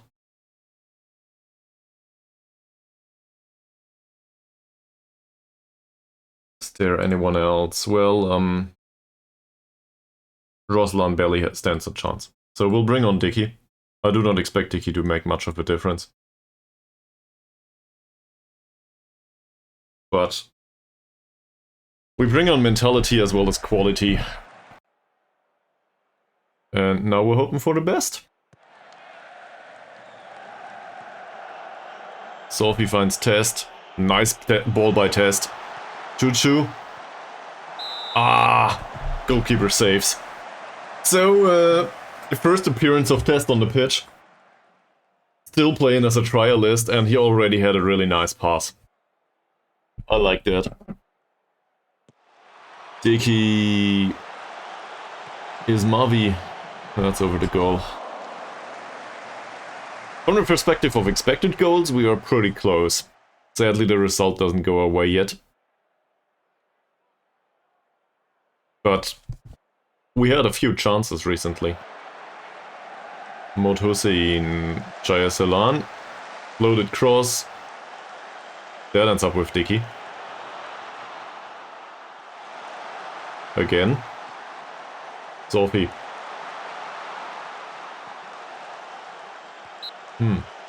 Offside. Okay. Still, stuff's happening. Can we make it 2-2?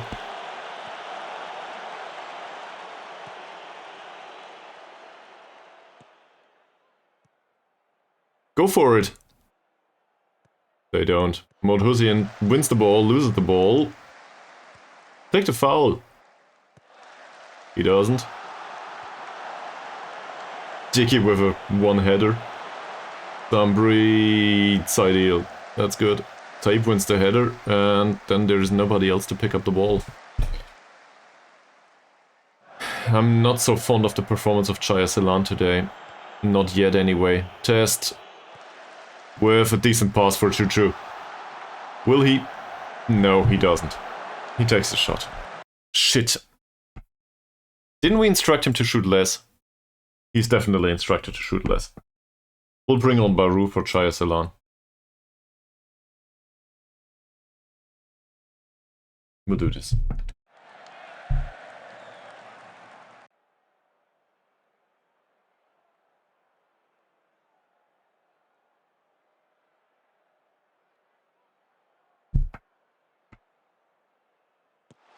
Sulaiman towards Chuchu.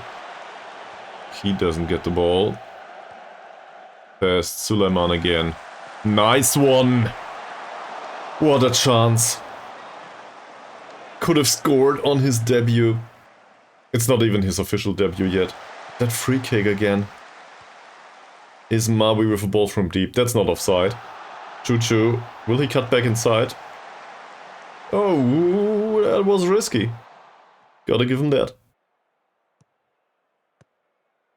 Long ball. That's pretty dangerous. Also, this is Dicky's side. Well done. Nice defending, Dicky. Great job.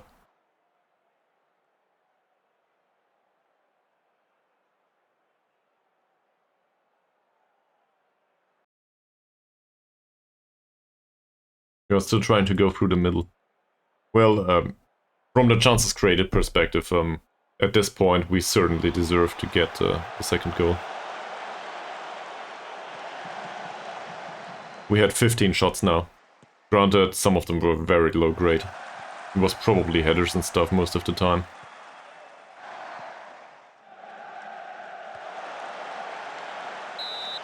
That's intercepted as well as offside, so I'm good with this. We need to use the last sub. And I think I will bring on Carrier actually. That or Thomas or Harsey.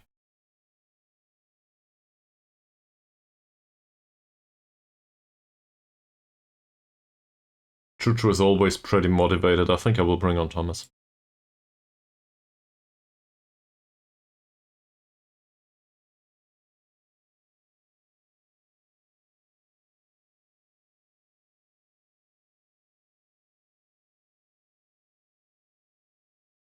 Go, man.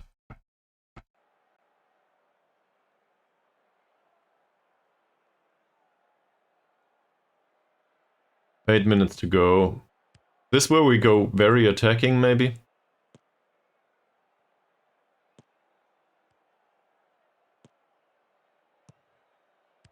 Dickey. Nice. Oh, Tess doesn't win the header. His heading's shit anyway, but at least he could have jumped. 7.0 rating on him for a second though. So he's close to having a good impact in his first match.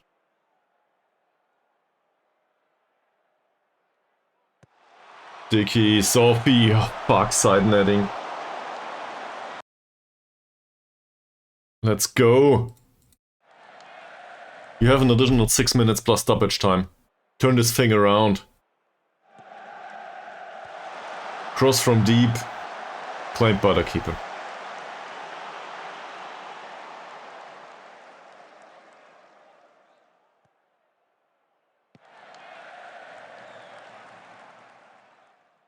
That ends up with a goalkeeper. Nice job. Saadil, Ismavi, Sulaiman. Thomas. Good vision, Thomas. Bauru. Bring in a cross. That's a cross. It's a corner only. Yet another corner.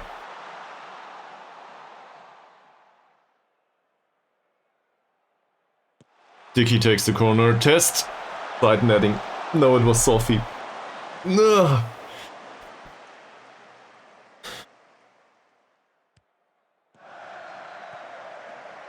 Are they trying to score here? Yes, they do. Saidil's there to claim the ball, though. Well, according to the second half, we should have definitely won this.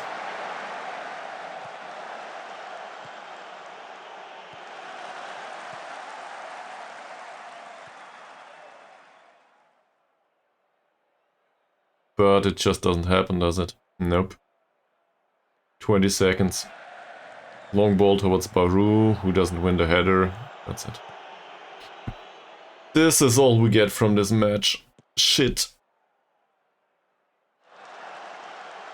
Well, we had the chances. This will end our winning run for quite a while, actually. So, what's to blame? Well, mistakes in defense, really. I'm not even sure if this is about tactic. I have a hard time accepting this. I think it clearly showed that attacking worked better in the second half.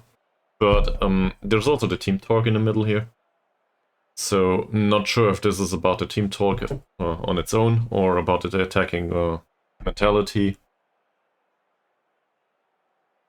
We did create a lot of chances though.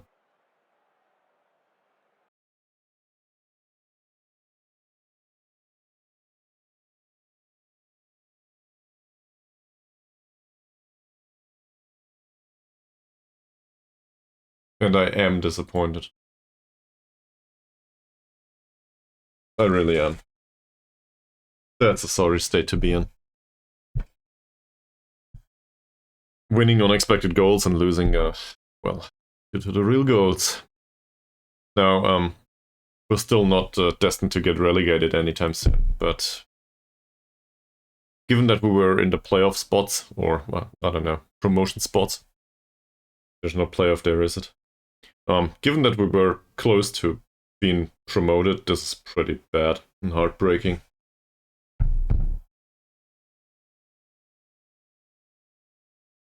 Yeah, I guess unlucky, that's true. We also had 65% possession. Test made his debut, despite not playing for us yet. True. True. Against Bungaraya. We lost after being 8 games undefeated.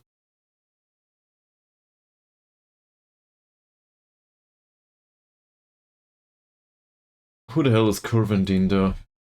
Sorry, man.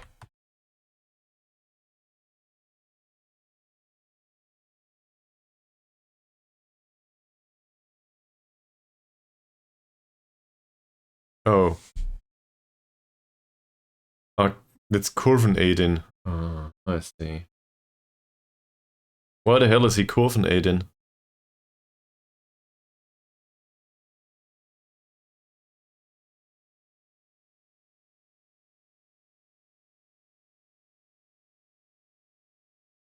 What? Yeah, he had a good performance, and now you praise him. Geronalis is up to weird behavior here. We will need to have a talk with him.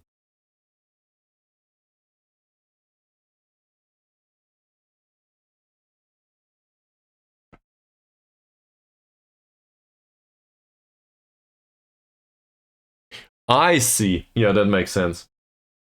Okay. That does make sense. I don't like Zaidil's performance either. We should talk to the players about this last match, to those that played. So, he conceded 2 goals, he didn't have a single save. I will criticize this game and we will take him off. This is just no good. Maybe Ares wants to make an appearance after all.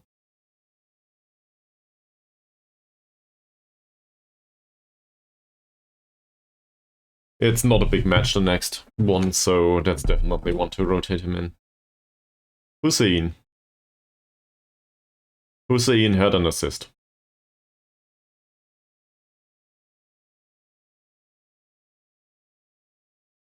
Lol. Well, maybe he should give him a talk at some point. Well,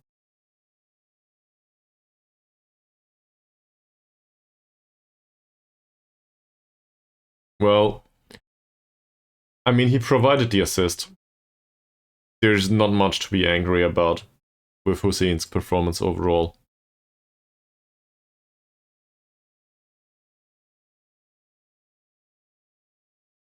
So I guess we praise him for the assist. Also, passing was pretty great. So we praise him for the passing. Okay, that's good. Next is Mavi. I'm really doubtful of his performance overall. Maybe he won the headers and stuff. Fun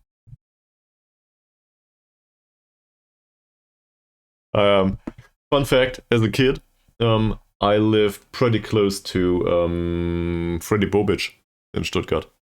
If you still remember Freddy Bobic. I used to deliver newspapers where Freddy Bobic lived. Might have been ads. Don't know, I delivered stuff. You know, the paper variety.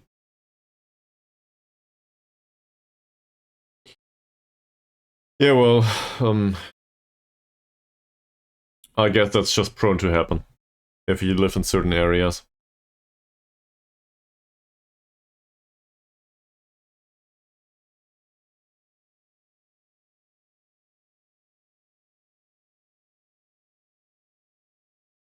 Going back to this, I will still criticize the defensive performance. This is not good enough.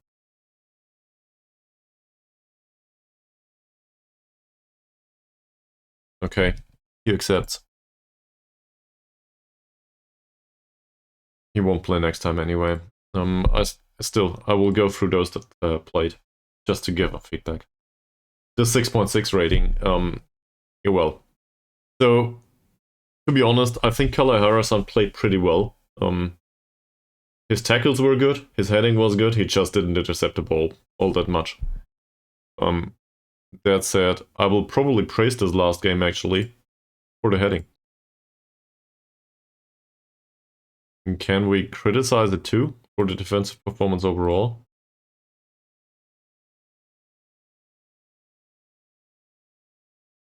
Apparently that works. Well, it didn't, but we recovered from it.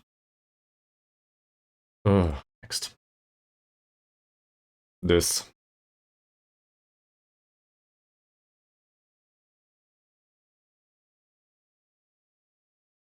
Well, he had a key pass. Defensively speaking, though, this was horrible.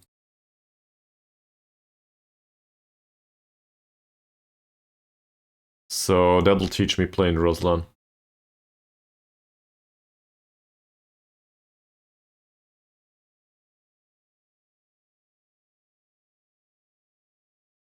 Apparently he loves big matches. Good stuff. Can we...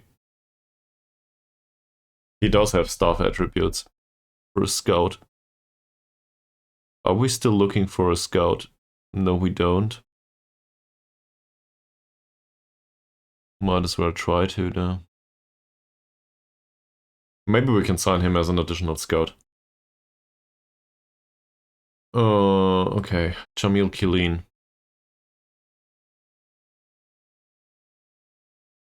How did you do? 6.6 rating. No chances created. I think this is pretty lackluster.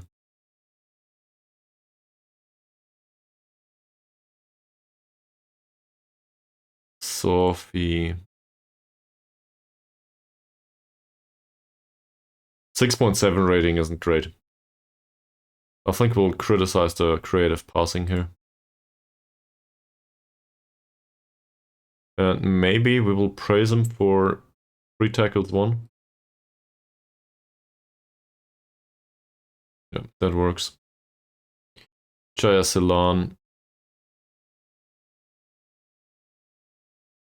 Passing was fine. No chances created whatsoever. To be honest, his performance would have been wonderful if he just would have hit the back of the net with that one free kick. That's all there is to it. Also, maybe be a bit more competitive on the right wing in general. I think he was included at least in one of the situations where we conceded. So I think that's bad. We will criticize his lack of a creative performance, though. Well, he thinks he's playing his best football at the moment. Okay. If that's the case, we can probably play Baru next time. He'll leave anyway. Who cares? Taib. No creativity. He had one shot, and that one went miles away from the goal.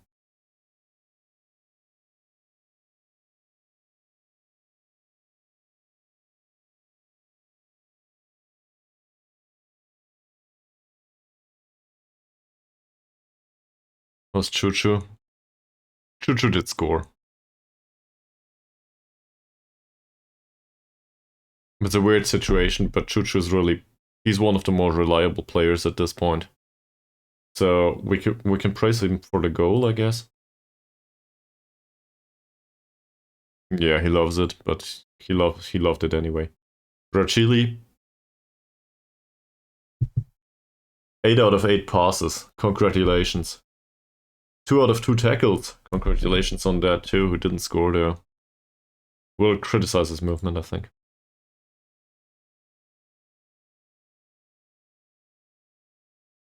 And we will praise his passing, actually, I think.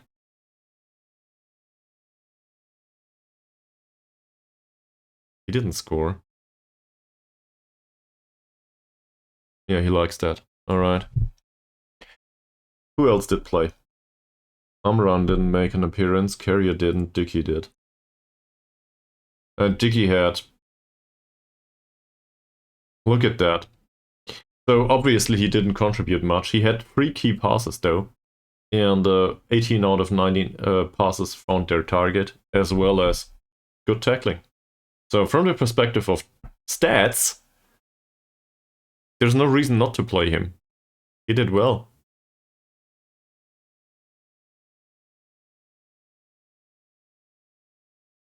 That was pretty good. Also tackling was pretty good. This is weird. Might as well play Dicky next time. He's on the heavy match load now though. Suleiman. Suleiman did play, didn't he? Yes. He came on. Well, not really that many chances created, were they? You have to do better, man. Anything in particular that's good about him? 5 out of 6 passes found their target. It's not that impressive. Thomas made an appearance, I think. 4 out of 4 passes, no chances created.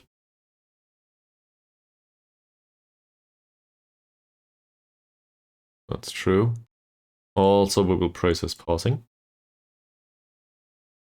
There we go, motivation manager at its best. And Harsey didn't come on, did he? Nope.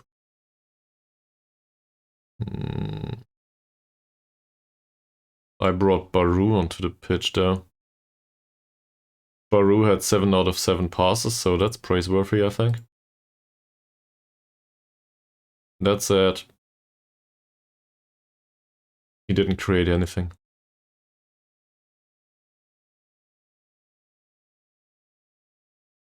And last but not least, there's Test.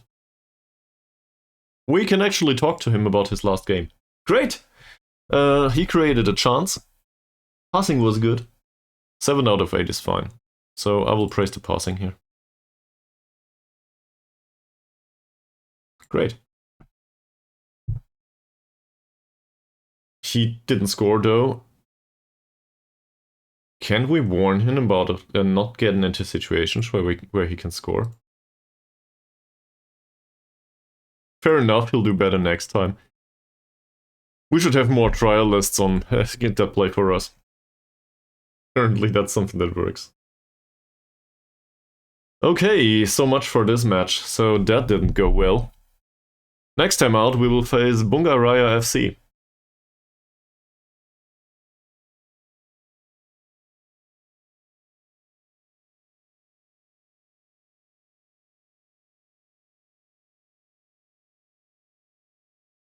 Maybe I should go and buy some milk too. Who's coaching Nuremberg these days? I should know. I watch their games sometimes.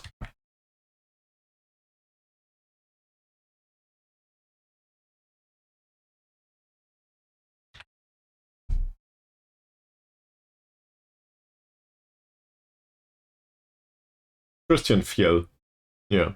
Maybe I should go out and do some milk shopping and find Christian Fjell to ask about improvements in the tactics here. He pens a new deal, which is okay, but I don't want to pay an appearance fee anymore. Given Nuremberg's recent performances, I'm not even sure if this is a joke.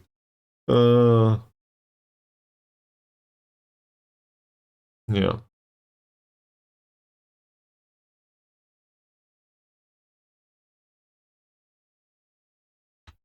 Signed a few youth players, as you see.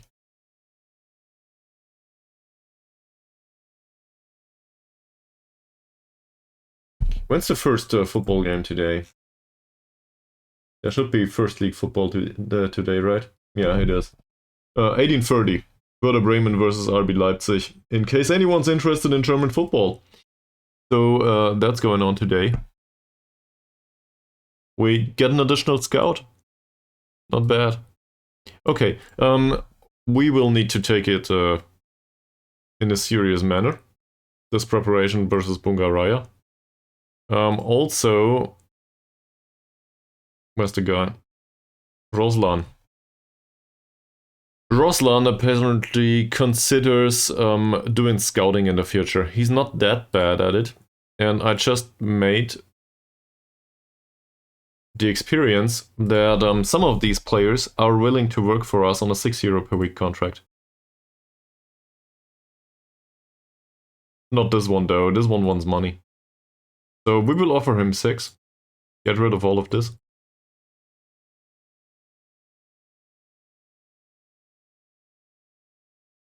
No.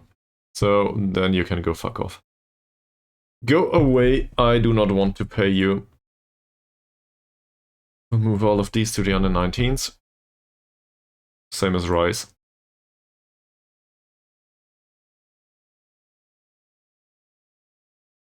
No, where was I? If there's somebody else that might...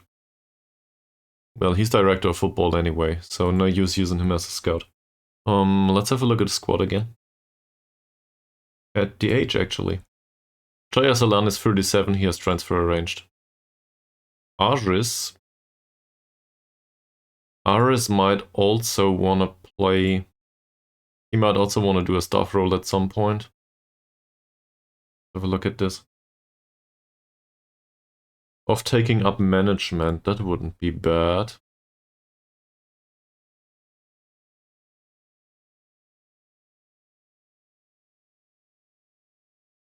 It's a career path he will consider. Yeah, great. Okay. Roslan we just talked to, I think. What's with Chuchu? And Fasil? Chuchu is 33 now.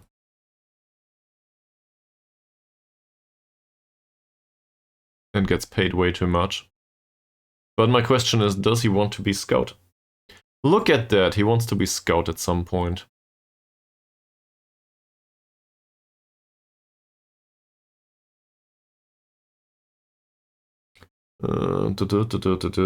Coaching role, scouting role, here it is. It's a career path he's willing to consider. Sadly, not right now. What he could do with an additional scout. What about Fasil? He knows about Slovakia! Well, Mr. Fasil, I'm sure you wanna, you wanna work for us as a scout, don't you? What?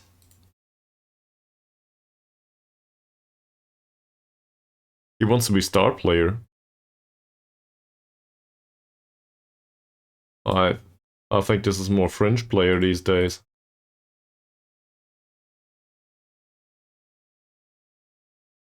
Okay. Say we go with star player.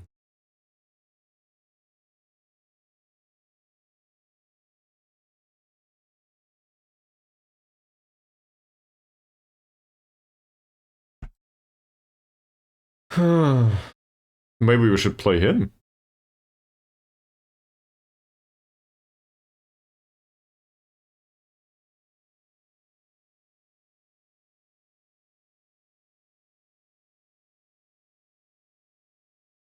Okay, we'll walk away from this. But why is he considered to be that good? Am I a dumbass?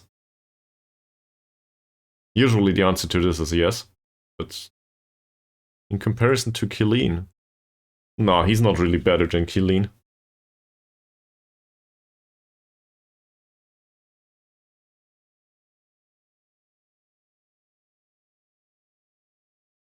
What about Ankun? He's not really better than Ankun either. I don't know. This Fasil guy is overconfident, I think. That or we have too many good playmaker-ish types.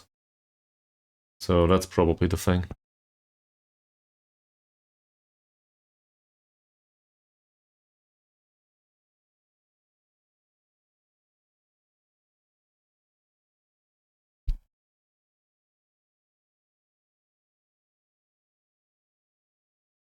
Bunga Raya FC, I forgot. Yeah, so, okay. There's one other thing. It's 13:38 over here, so 1 minute later than lead. And I think everybody should have something for dinner, including me. So what we'll do is we'll do a short dinner break. I have something to put into the microwave, so it won't take forever, but might take 5 or 10 minutes, depending on if you want to watch me eat or not. Feel free to comment. I will follow along with it. So yeah, we'll have a short break, and everybody go get something to eat or take a walk or whatever, right? Have a break from sitting in front of a screen. See each other. Yeah. See each other on the other side.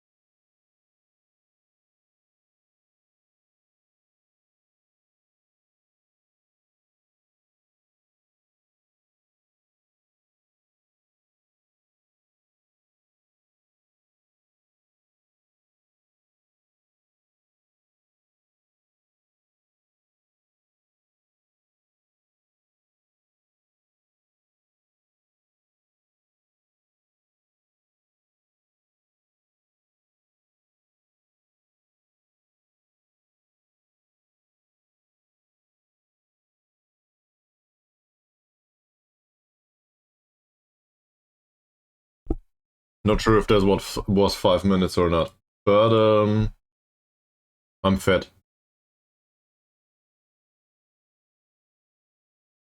Alright, so we apparently are favorites for the Bunga Raya clash, and to be fair, looking at that form, we should be favorites.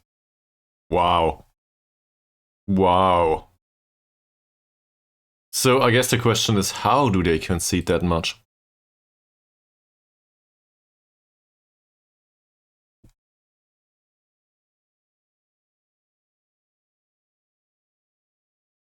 Okay, this is how. One of their defenders has 14 points of jumping reach. What the fuck? That's not that bad, is it? A bunch of their players comes with a lot of weakness though.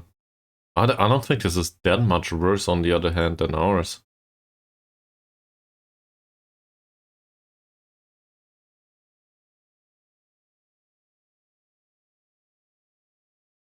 Great.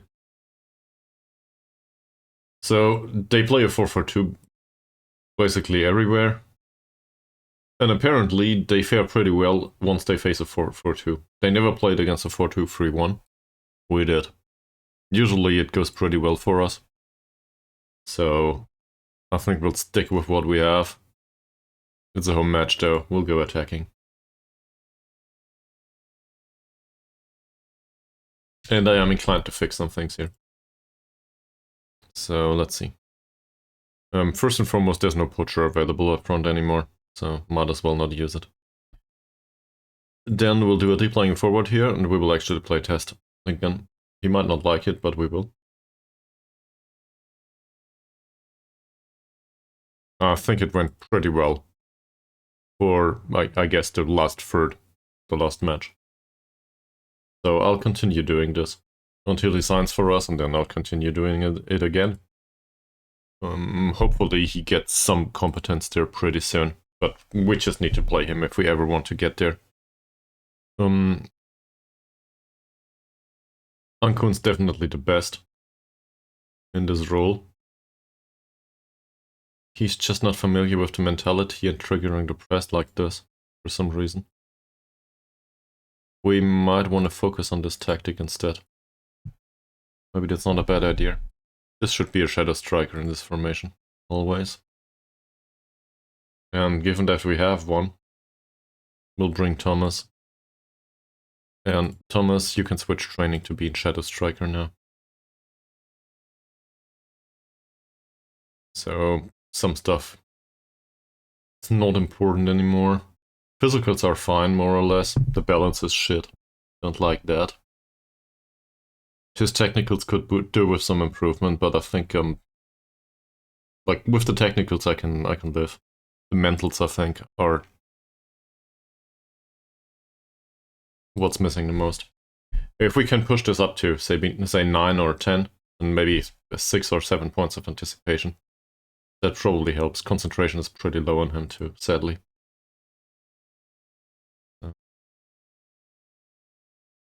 That's Thomas. Chuchu had a great game last time out. Biggest concern here is he's on a heavy match load. Same as Thomas, by the way. Yeah, that'll be a big experiment on it. Let's skip forward a little bit, but we should focus on the goal scoring.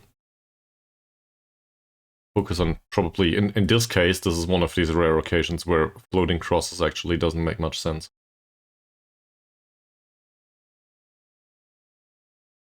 Sure, I also promised Sideal that he will be an important player in 2025 if he achieves an average rating of 7.0, which, well, at least recently, it certainly doesn't show that this is going to happen anytime soon. Also, he needs to play to achieve that, and, well, I might just have a word to say in that.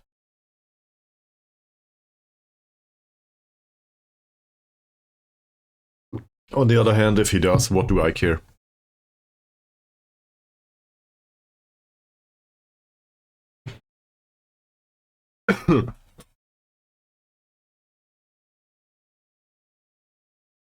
Carrier's doing pretty well. Didn't expect that. Considered to be a consistent performer, still hates big matches. Yeah. Now, for obvious reasons, I want to keep him. I'd even keep him for that amount of money. Killeen trains well.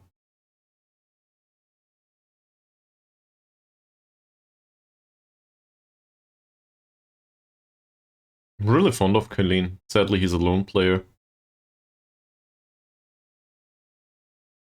In general, though, this reminds me of... Who does this remind me of? The Regista that we have had with Jederhockdals AK.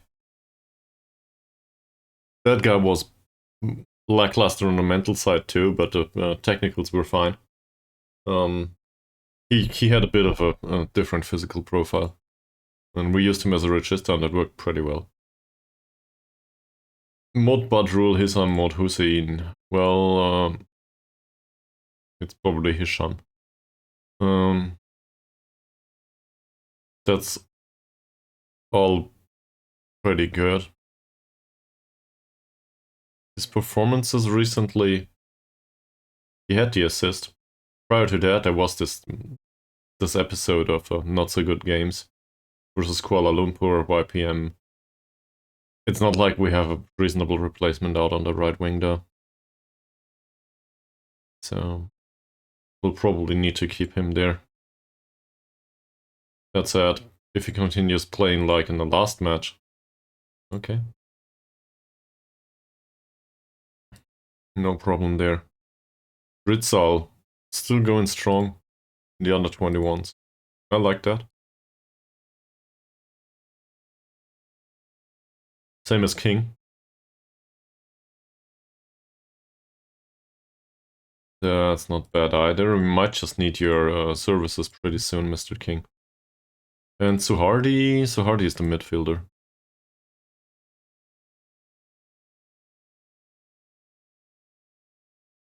I still think this is pretty weird. Like, I don't know what to do with this attribute profile. He has no strength whatsoever, but he knows how to tackle. He can't play a pass for sure. He has good work rate though. His mentals are all over the place with the exception of, well, it's actually not all over the place. His aggression is alrightish. His decision making is alrightish. He can tackle with these mentals. But there's no bravery, so he can't tackle. His leadership is good. There's no other mental attributes to speak of. Vision is 7. That's okay-ish, and work rate is fine. He has no stamina though. So what the hell am I doing with a player like this? I just can't come up with something.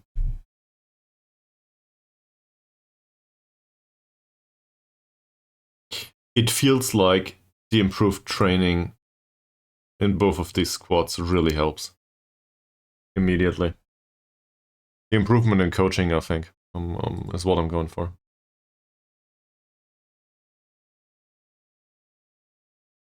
Might also be the match experience, but I think the improvement in coaching helps a lot. So that's pretty good.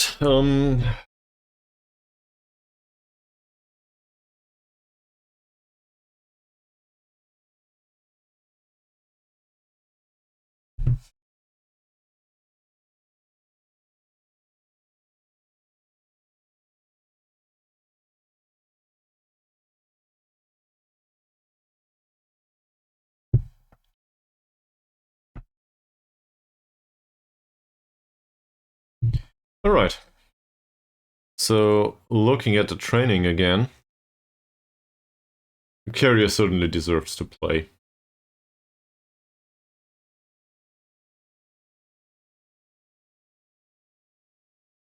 I usually do not have problems with his performances either. He's a consistent performer, isn't he? Yeah, he is. Clearly says here. So, Carrier can definitely play. He's also in perfect morale. Sadly, match load's pretty high, so... I don't know. I guess we need to risk it. This time. Who else? Killeen, he played a lot recently, and I don't see much of a problem with that. The mentals will come up at some point. So I'm not even sure if it is worth focusing on that. I don't think so. It's alright as long as something improves at some point. So that's fine. Hussein, so Killeen, Hussein, and, well, Chucho. Chucho's physicals are in decline, but that means that the rest of his attributes might be set for some improvement. Hell, he might even get some passing at some point. Who knows? Killeen, Hussein, as well as Chucho. Alright. Chucho, Hussein. Ankun wants to play. Killeen's available. So I guess we put Killeen on the bench.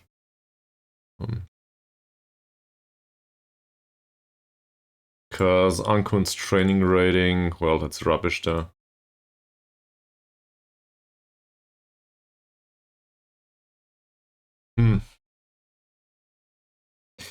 Let him have a match. He's our player after all. That said, he will probably leave at the end of the season. Sadly. Well, who knows, circumstances might change. We will play Baru here. I'm not going for Chaya Selan anymore. In fact, I think I will probably get rid of Chaya Selan. Well, he will get rid of himself anyway here. So I don't think we will play him here. We might, but I don't see that happening anytime soon. Ismavi could play here. But Ismavi doesn't like to be played as a ball-winning midfielder. He's somewhat tired. And we have Sophie. Is it Sophie? Yeah. We have Sophie. So, he's a loanee. Sure, I should be concerned with his risk of injury, but it's not like we have a choice here.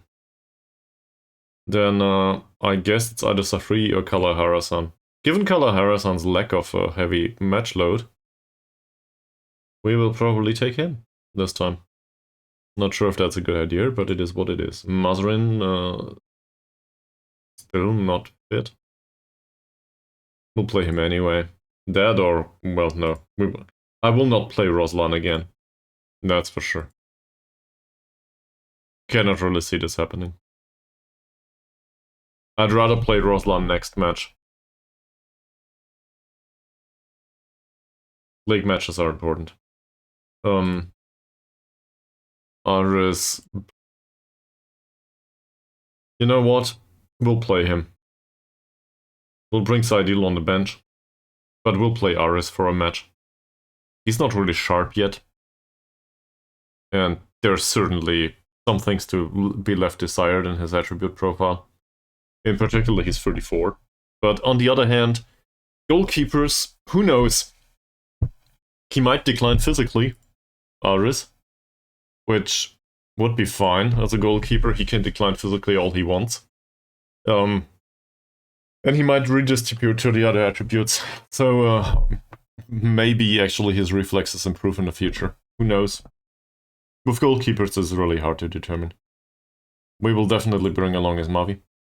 Do not necessarily need to bring Amran in that case. So Dickie's tired. Why ever that happened? Did we play him so much? Yeah, he played every single one of the last 3 matches, including a friendly versus Sarawak. So I guess Dickie gets his playing time after all. Look at that form. Straight 6.7 everywhere.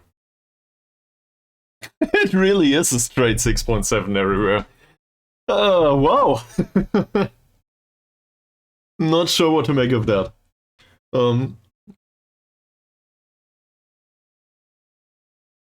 So, I guess we'll bring Roslan. Don't like it, but that's just the way it is. Suleiman as a playmaker-ish type, or alternatively Faisal. Faisal is on a 6.6 rating without playing. Suleiman is on a 6.8, and well, the other one, Kalan, has transfer range. We will not play him anymore. He's also not that good. Well, he might be decent, but whatever. We'll bring along Fasil, actually. No, we won't. We need somebody that is capable of doing defensive duties if it comes to it. So I'd rather bring Suleiman. Suleiman in general seems to be a good package. This is not that bad. Looking at the additional points in marking, long shots, tackling, overall this is fine. He's not really a defender, I would argue. He's pretty fast. But he does know how to tackle and he has some aggression to him. Also, I like the personality. It's fairly determined only, but this is pretty good. Also, he likes me, apparently. Okay. So we'll bring these two. Parsi, Taib, and I will not bring somebody on the right wing. We'll bring Hasnan or Rachili. Well, Rachili's last match wasn't impressive, so we'll bring Hasnan despite a heavy match load. And who else?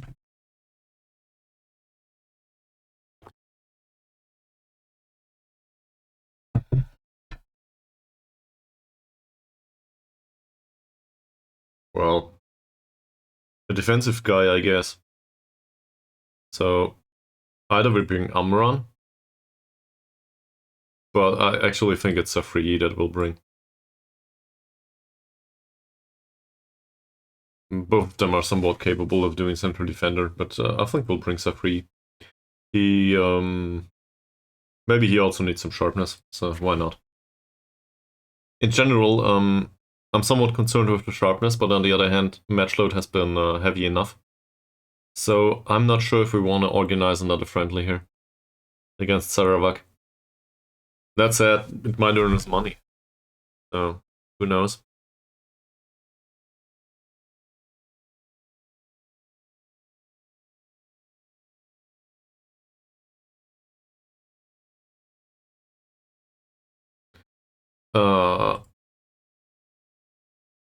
No, we don't. Well, in case somebody's not selected, maybe. There's a bunch of players that also need sharpness. Let's give them some time in the under-21s. These two, they don't need any. For the rest of them, squad available for under-21s for next match. They can play 90 minutes, why not?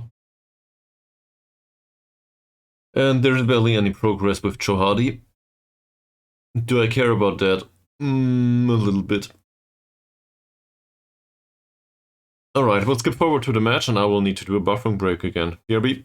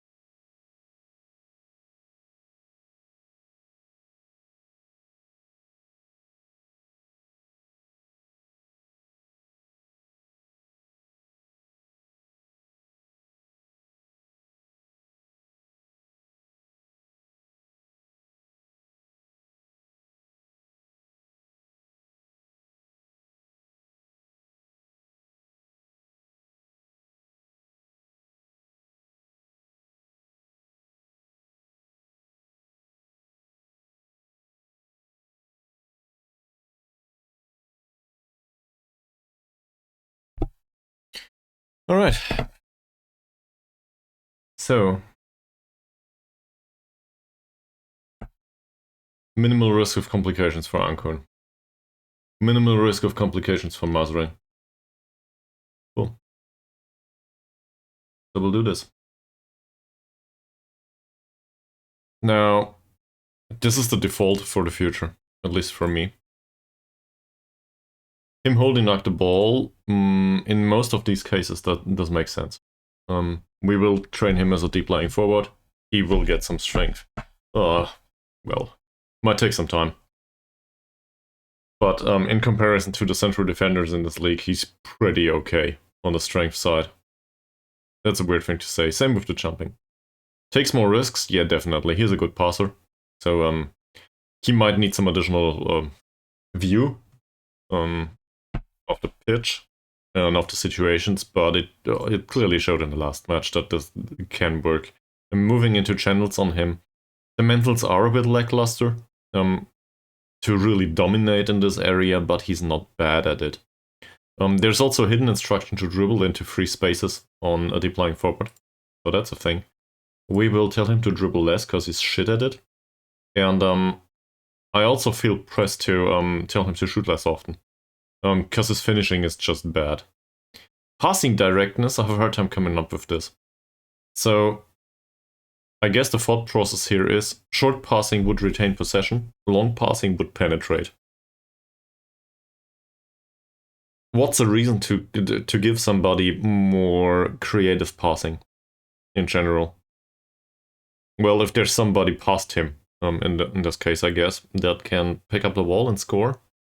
So, but that does not necessarily mean that he should pass it short or long. I don't know. More direct passing might go more towards the wings. Is this what we're going for in his role? We need to experiment with this, I think. I don't really have an opinion on it. Last but not least, his tackling is not great, but it's not horrible either. His aggression isn't great, but it's not horrible either. I think to tell him to ease off tackles, that probably will improve the quality of his tackling overall. Once if for some reason he learns how to tackle even more, which will not happen, we will not train him for it, then we will probably tell him to tackle harder, but not like this. For Thomas to cross less often and to shoot less often, that's a thing, yes. We now have some sort of a target forward. So I will instruct everyone to cross towards the target forward now. Even though in the next match it's probably not a good idea. In the next match we have somebody up front, no, in the back. That has 14 points of jumping reach. So maybe we disregard that just for a second. Do no specific crossing here. But in the future we might cross towards the target forward after all.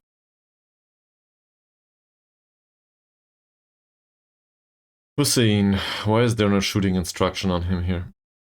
Also, a dribbling instruction is definitely needed. All of this, how's his tackling?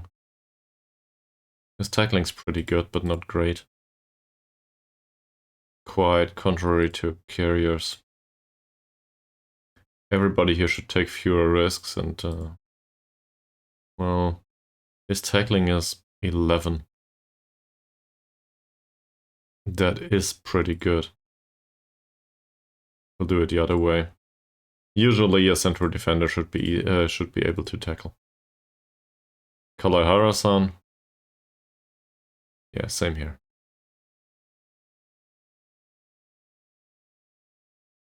Get in there. Tackle hard. Mazarin. Mazarin's tackling is fine too. We will put this on a personalized level. I think he can tackle harder too.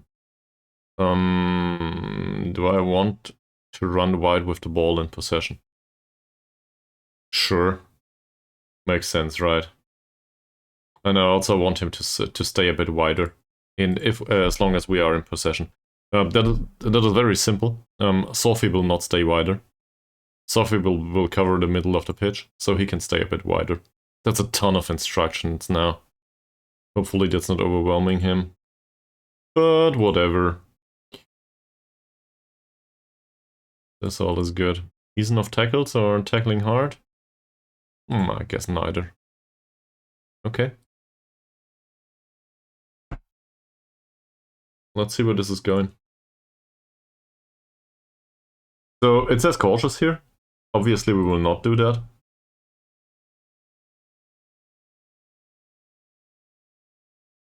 No.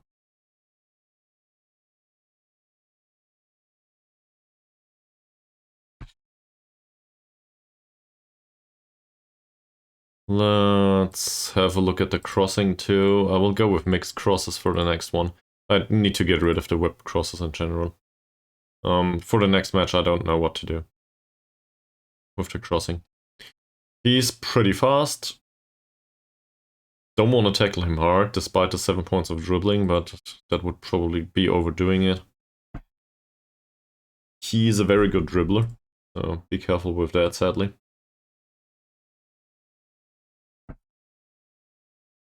Otherwise, not much to say. He's a good finisher. We might want to close him down a bit due to the bad first touch. It's not that bad though. Composure's fine. We'd rather not. Sharif. Mutfitri Sharif. Well, if I've ever seen a bad winger, that's probably one. That said, technically speaking, he's not that bad. It's just the passing skill and the crossing that are off, no dribbling. First touch and technique are fine. Seems like he got some general education on how to deal with a ball and then he forgot what to do with it afterwards. So what did we do with him? It's one of these weird occasions where I think we can actually ignore him. Can't we? We don't really need to mark him tightly. That's not a thing anyway. His off the ball movement and stuff is good. But also, I don't know if we need to close him down at all. Maybe show him to the weaker foot, but in general I think he's less threatening than the rest of the squad probably. Like this one. This one's a pretty good passer. That's dangerous. Luckily his dribbling and bravery as well as strength are really bad. So at least we can tackle him hard. Also, I would want to mark him tightly. That would be a hard problem. Some problem though. Not sure who will do that. On the other hand, there is Nasri, and he's not much worse. So we have a similar situation here. Yeah, very similar. Do any of you two have a really weak foot? No, you don't. Shamsuri. Shamsuri's crossing and dribbling is way better than Sharif's, that's for sure. Overall, though,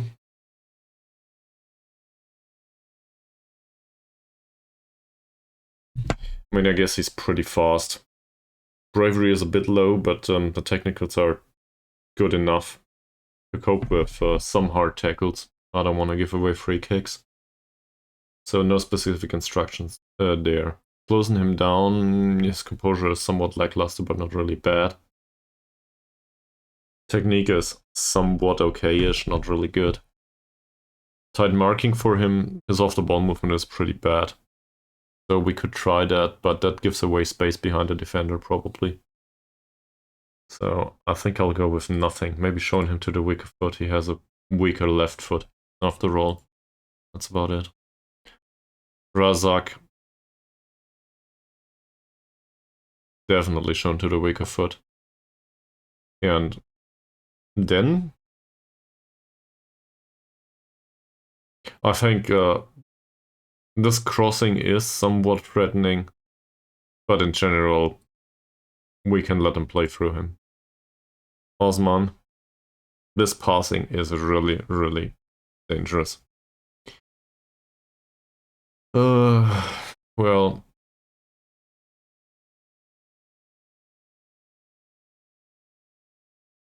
He's left-footed only, so we show him to the weaker foot.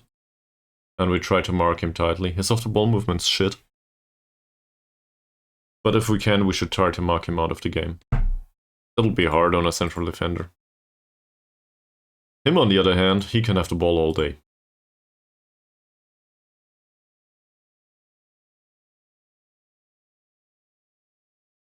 Yeah, he definitely can. Stibin. This guy's crossing is better. Overall, this isn't a reasonable choice. Dribbling's really low. First touch is pretty bad. Triggering the press on him might work. Due to low composure, low first touch, low dribbling, technique is 6 only. I think we might stand a chance of recovering the ball there. And then there's a goalkeeper with no eccentricity, which is great for him. No first touch whatsoever. No ball distribution. No passing. Bravery is low. Strength is low. We will trigger the press and we will tackle him hard. If it comes to it.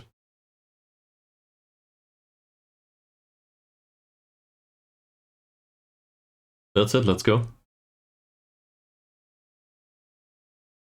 Test is unhappy about being played out of position. Well, Mr. Test, that's just what you will get used to. I'm sure it will work. At the end of the season, or maybe in the next or something. Might work. Somebody's spamming me.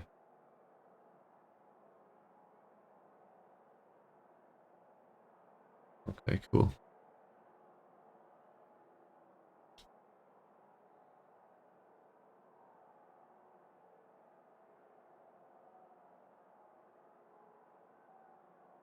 So I want to see a much better result here. Well, with test? No, definitely not. We are not sure.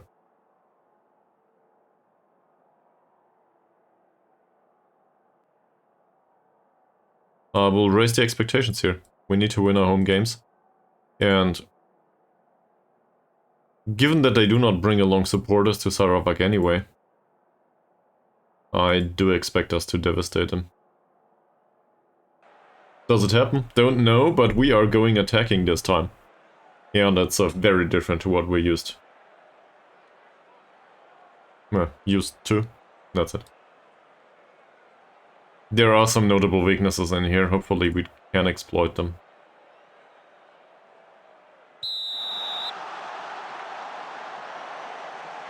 But knowing Football Manager, we will probably lose by 3 goals to them.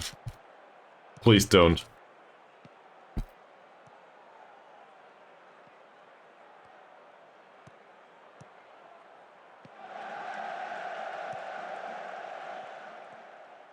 Sharif remains on the ball. Chuchu intercepts. Well done. That's with Chuchu again. Test contributed to that. Thomas does have the vision, but apparently he decided otherwise. What the hell? Ankun.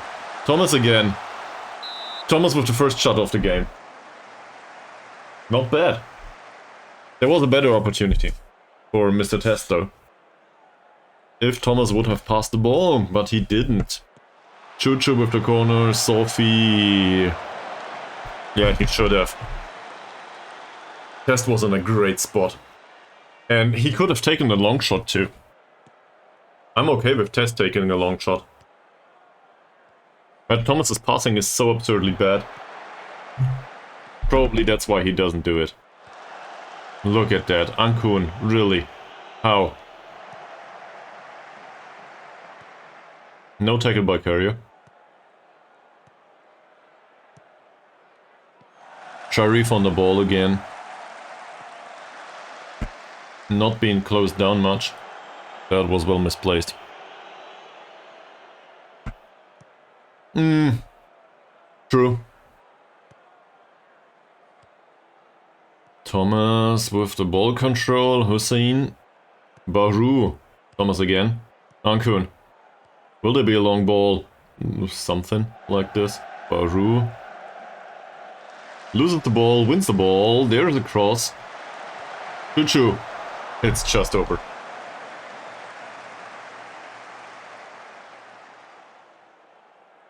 We are not exactly focusing on the right, but apparently Baru is in a good mood today.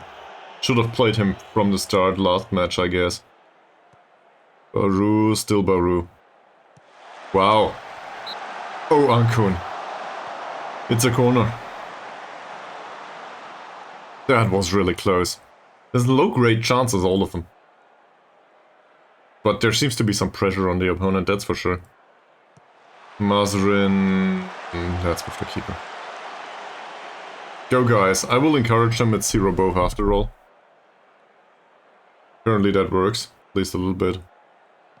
Osman, Shamshuri, Samuel. That wasn't a bad chance. We also switched the goalkeeper for today, so... that'll be interesting to see. He's not exactly sharp yet. Best's pass is fine. Could have picked the one towards Thomas, but it is okay. Baru Mod Hussein. Cross? Cross, and it's another corner. Okay. Quality of our chances was pretty good so far. Well, I guess the last one was way better than the first three. That didn't go well. We do retain possession though. Choo-choo on the right. Baru loses the ball again. I think Baru should cross from deep sometimes. Or not. They just clear the ball here. Mazarin runs wide as instructed. Crosses. That's another corner. There's this opportunity for Mod Hussein to run wide too, isn't it? So... I guess I want him to run wide with the ball, but I want him to sit narrower in possession.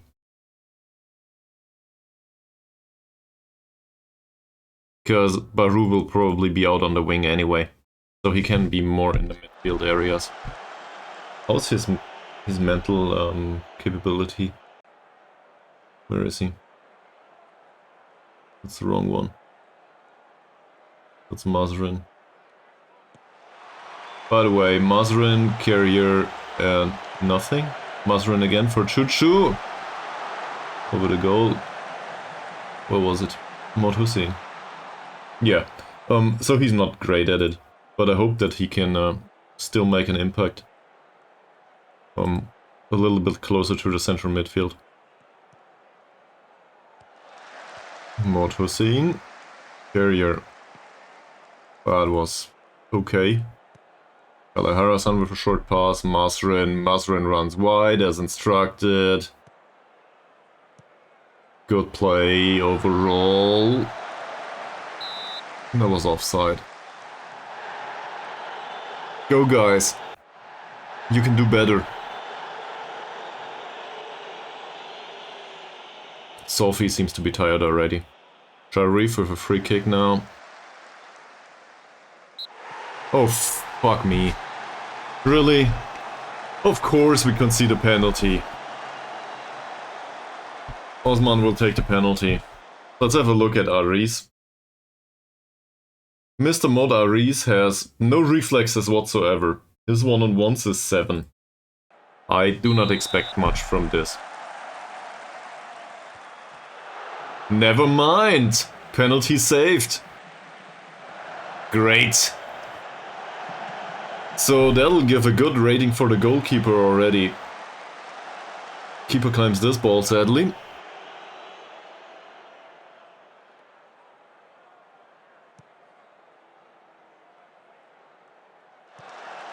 Mazren, Abang Sophie, Choo-choo, Ankun, Thomas, Test,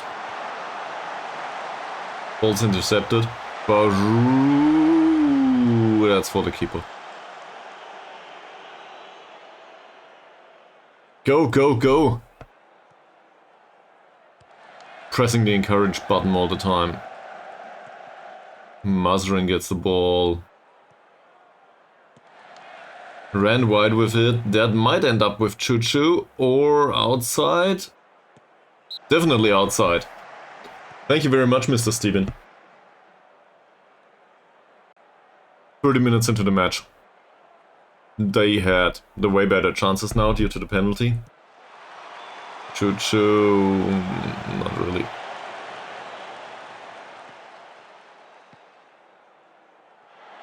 Test finds Choo Choo. Is this one of these shots? It isn't. Carrier. That was a lackluster pass. Hussein. Not Test with the header. It's yet another corner. I was hoping for a penalty actually. But it didn't happen. Choo Choo takes the corner.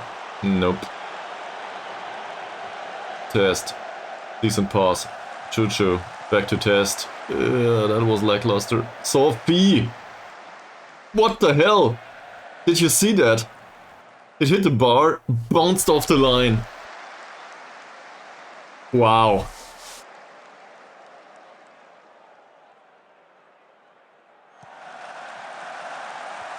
Mod Hussein. Still no one header there. Mazrin. Cross. For Test. Hits the crossbar again.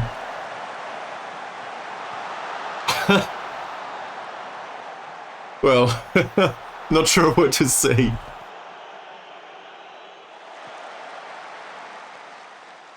Mazrin stays wide, which is fine. Choo Choo. Sophie. Baru! Finally! There it is. That's well deserved though. To be fair, with that penalty, it was kind of difficult to get there, I think. Could have gone ways another way, I think. But overall, the quality of chances wasn't that great. But we had a lot of chances. It was bound to happen at some point.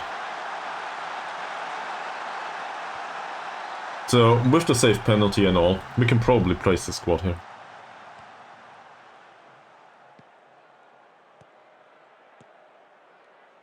I'm really fond of Mazrin these days.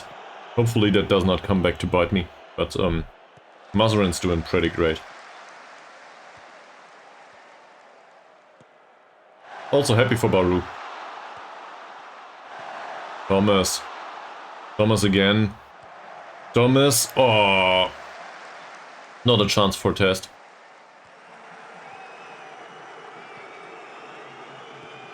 Carrier, Sophie.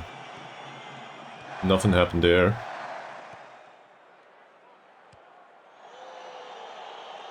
This entire thing with the central defender being on a yellow card certainly doesn't hurt either for us. He goes with the long ball. That's just a missed opportunity by Carrier to intercept, and we got lucky. Modaris got lucky.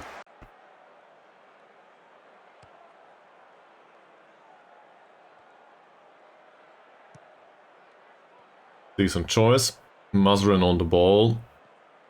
I guess that's runs wide. Yep. Ankun. Thomas. He created some space there running wide. Carrier. Ankun. Good pass. Thomas. Thomas. Runs with the ball. There would have been a pass there.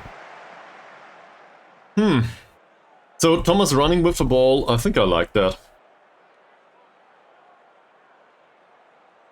Yeah, it introduces some chaos to the opposition defense for sure. Mazrin, that doesn't help. We'll take the throw, why not? And we're definitely going for a second goal in case it wasn't apparent yet. Mod Hussein and Baru, there's another cross. Choo Choo wins the header. Sadly, it wasn't a good one.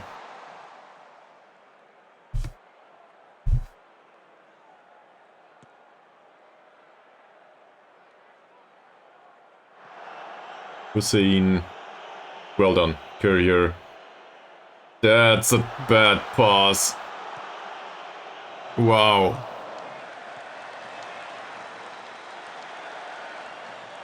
True, yeah.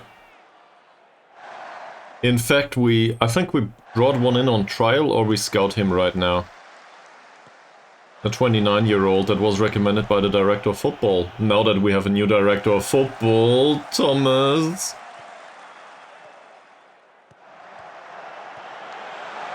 Yet another shot for Baru.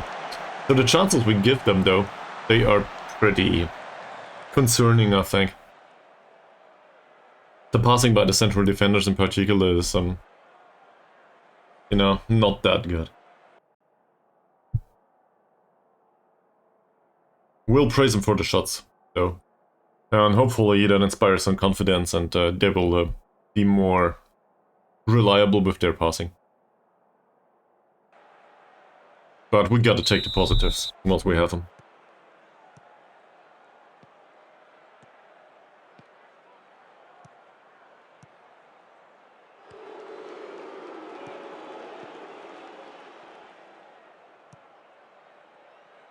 I'm really hoping for a second yellow card on one of them.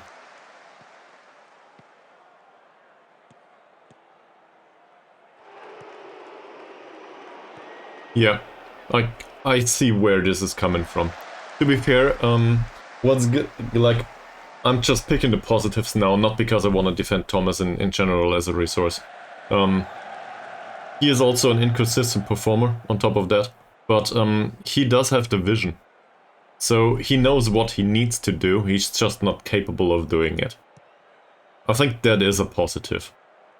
As you can see here, that pass, for example, was misplaced too.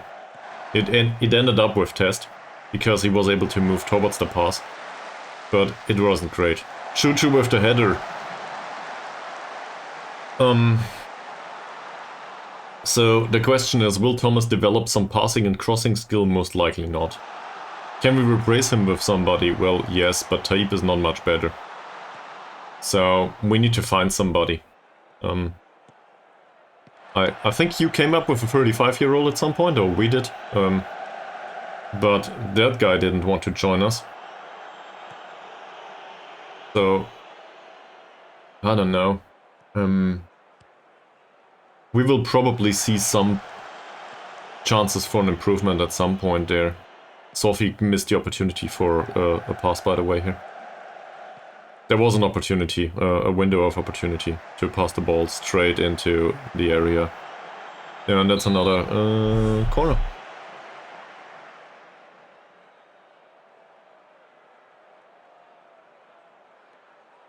Yeah. Yeah. True. But I'm doing it the other way. Putting Test up front.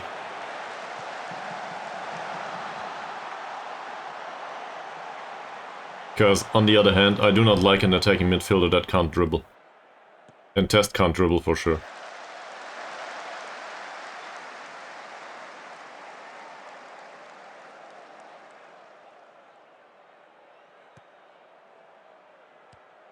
We just need Isha back. Isha was capable of doing it all, somewhat. Test, that was the wrong choice of pass, man. Ooh. Well done by Mazren. We lost the ball though, but it seems like we recover possession quite nicely. Thomas, please, please pass the ball there. That's the wrong one, but okay. Oh shit. It was the wrong choice in this case. We're in minute 57. So Sophie's tired.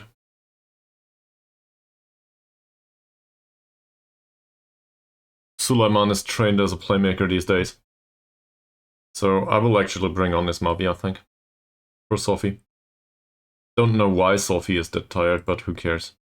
Hussein is pretty tired too. So I guess I will retract that. We'll bring on Ismavi here. Very different situation though. So Ismavi is good on the defensive side, at least he should be. He's somewhat okay. His crossing's shit, his dribbling's shit. So no crossing for you, no dribbling, and he should ease off tackles too. His tackling is 6.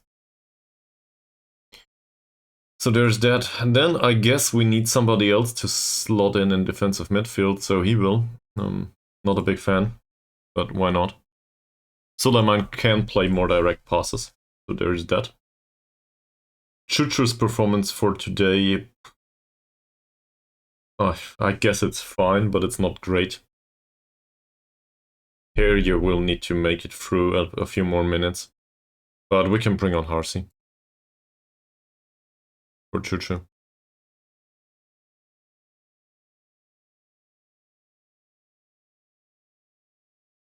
Yeah, make an impact, I think, is the way to put it. Preferably an impact at the back of the net. And their goal. At least that's what I'm going for.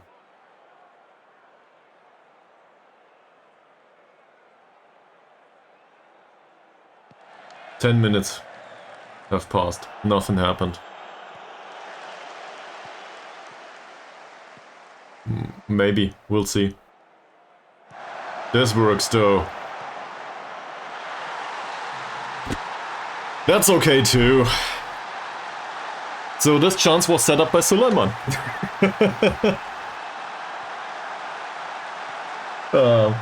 It's kind of weird though. There were 10 minutes without anything. And him scoring from that position, I would have expected a pass or a cross towards Test actually. Not hitting the back of the net. But whatever, as long as it works. He was not offside, it seems. So that's fine. 2 goals up now. Can we score a third? Yeah. I think that's just a different style of football. In this case it was a defensive midfielder. And wow. Good job, Aris. 7.9 rating now. Everybody deserves their praises, I think.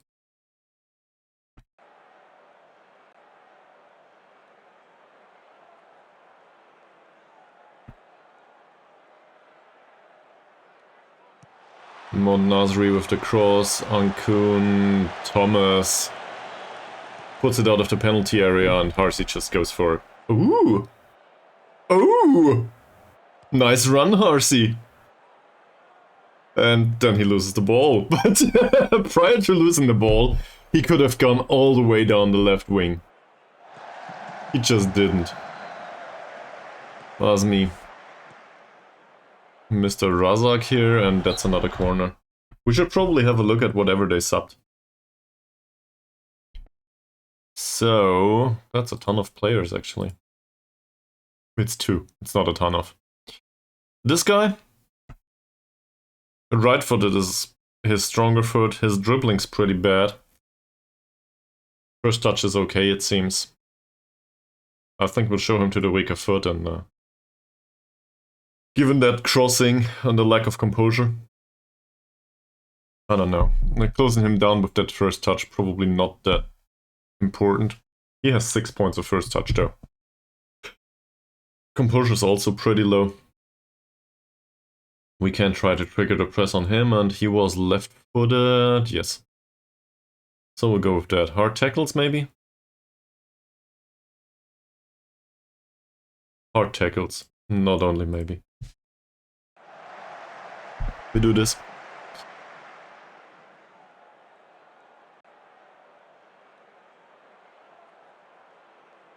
Their goalkeeper has a good day, apparently.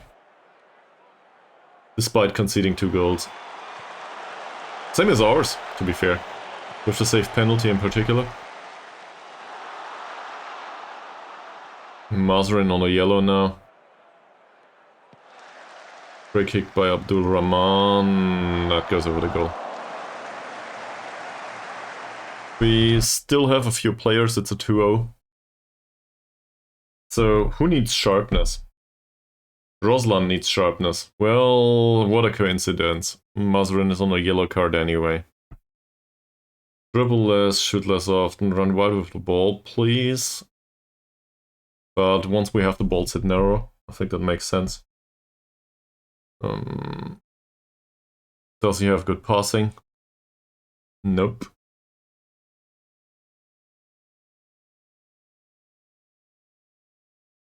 Keep the result intact, please.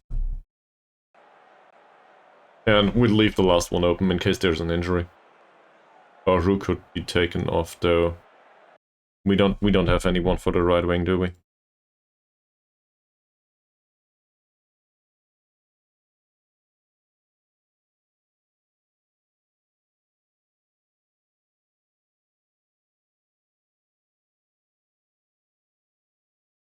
Wow. I guess we play Hasnan there. Why not? Hasnan comes on for Baru.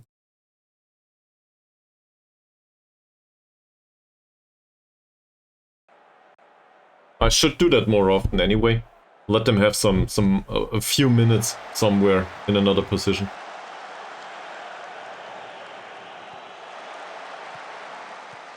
Hasnan still running with the ball. Not bad. Test. Carrier? Ah, hits the crossbar again. That was the third time this match. And Hasnan's offside. Which reminds me, Hasnan probably should dribble more, shoot less often as bullshit for him. Taking fewer risks makes sense. It also says he should cross more often. Well, that's rubbish. He can run wide with the ball though. Whatever. 4 minutes. Probably not much will happen. Oh, 5 minutes at a time. Here's Mavi with the throw in. Carrier, please play a patient possession pass. That was a dangerous one though. Suleiman and Roslan.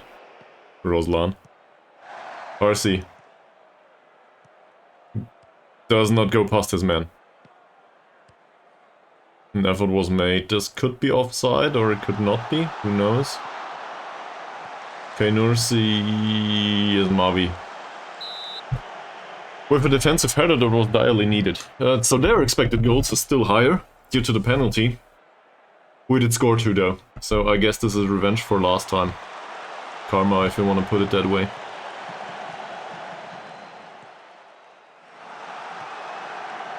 That should be offside. Yep. Great.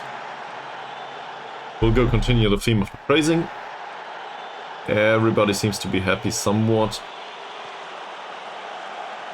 Suleiman just knocks the ball out of the penalty area. 2 minutes to go.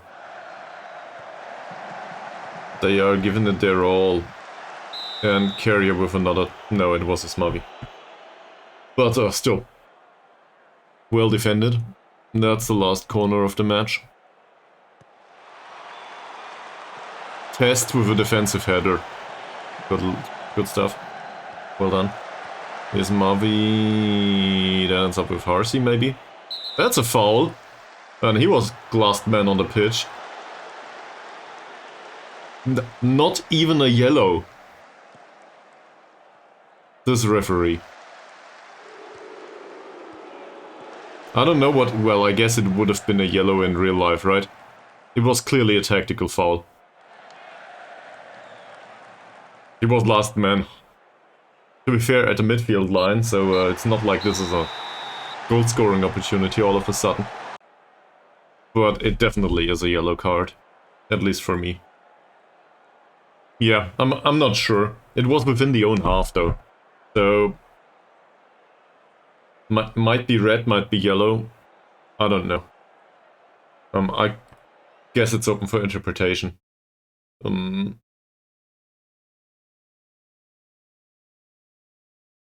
Yeah, it doesn't matter much.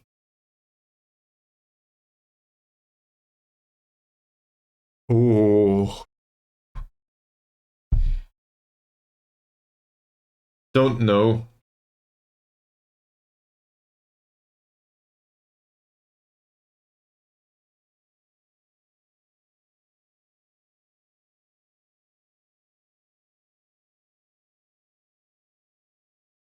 Well,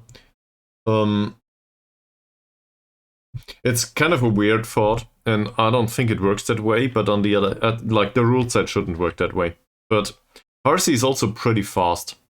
The player that fouled him will not be as fast as Harsey. So it is definitely a tactical foul from that perspective, because, well, if he doesn't foul him, he's away. Now, if it were in another situation, it's still a tactical foul, I guess, but it feels less. There feels less of an incentive to give him a red, because there probably wouldn't be a would not be a clear-cut chance created if the attacking player is slower than the defender, or at least he would be able to make some sort of negative impact on the finish or whatever, put pressure on him. So it feels less like a straight red card in that situation, but that's weird, because the skill set of the players shouldn't influence if it's yellow or red, right? And I have no idea how this works in real football. I realize that it's a tactical foul, but that's about it. And well, if this had happened close to the penalty line, the penalty area, penalty box, I guess then it would have been a red card. Other than being a foul within the penalty area, then it's yellow on the penalty. Okay, more. Oh, it was his debut, and he has a clean sheet with a 7.0 rating, 7.9 or something. Yeah, true. Still, I think it is a weird thing overall, isn't it? I realize why this is happening, and, On the other hand, we all have seen matches where there's like 4 minutes into the match and it's a straight red card. Yeah. And to be fair, they have to. If they start with a bunch of yellow cards for every single foul at the start of the match, they need to get yellow and red cards all over the match. So that's... I think they test the players in a way, if you want to put it that way, whilst going into a match. But I'm not so sure if this is... It's not the same for every referee, and in some matches it might be a good idea, and in some matches it might not be. So... I guess it's work as intended. But sometimes you have really hard fouls in the first few minutes of a match, and all you get is a yellow.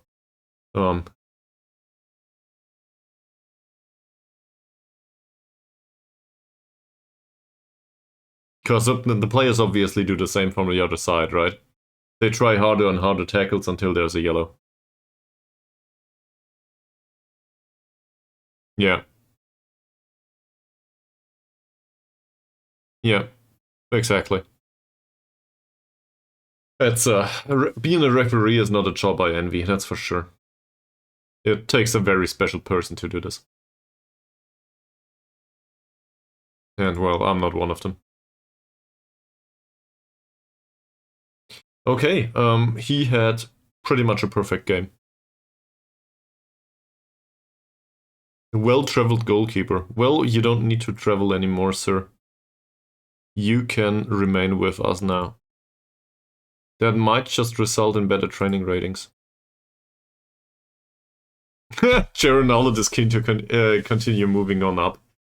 Right, Sharon Nollet.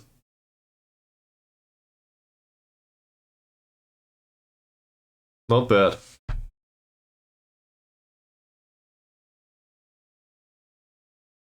I'm quite happy that we named the assistant manager after Sharon Nollet. Now he can be present even though he's asleep. That's perfect. I like that.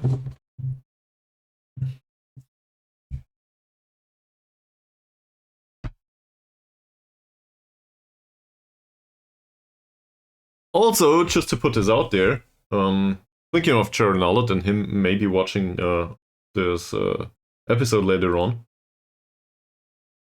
I just want to share some fact with you. Some weird nutcase apparently watched 8 hours of Football Manager streams recently. Not sure who that was. Might have been Mika Billion. I don't know. But apparently on Sunday, people or one person watched 9 hours of my Football Manager streams. So whoever that was, thank you very much.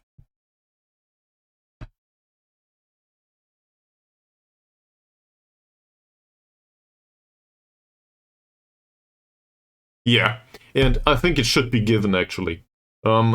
This is something that I would very much like to get out of the game. Like,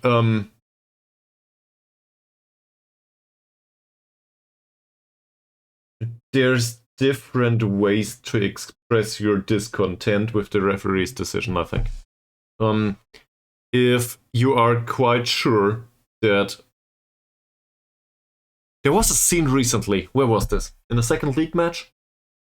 There was a scene recently where a penalty was given within their own penalty area, and there was a yellow card on top of that. Obviously, it was last man defending, but the defender did hit the ball, so he accepted the yellow card. I don't know who this was on which match it was.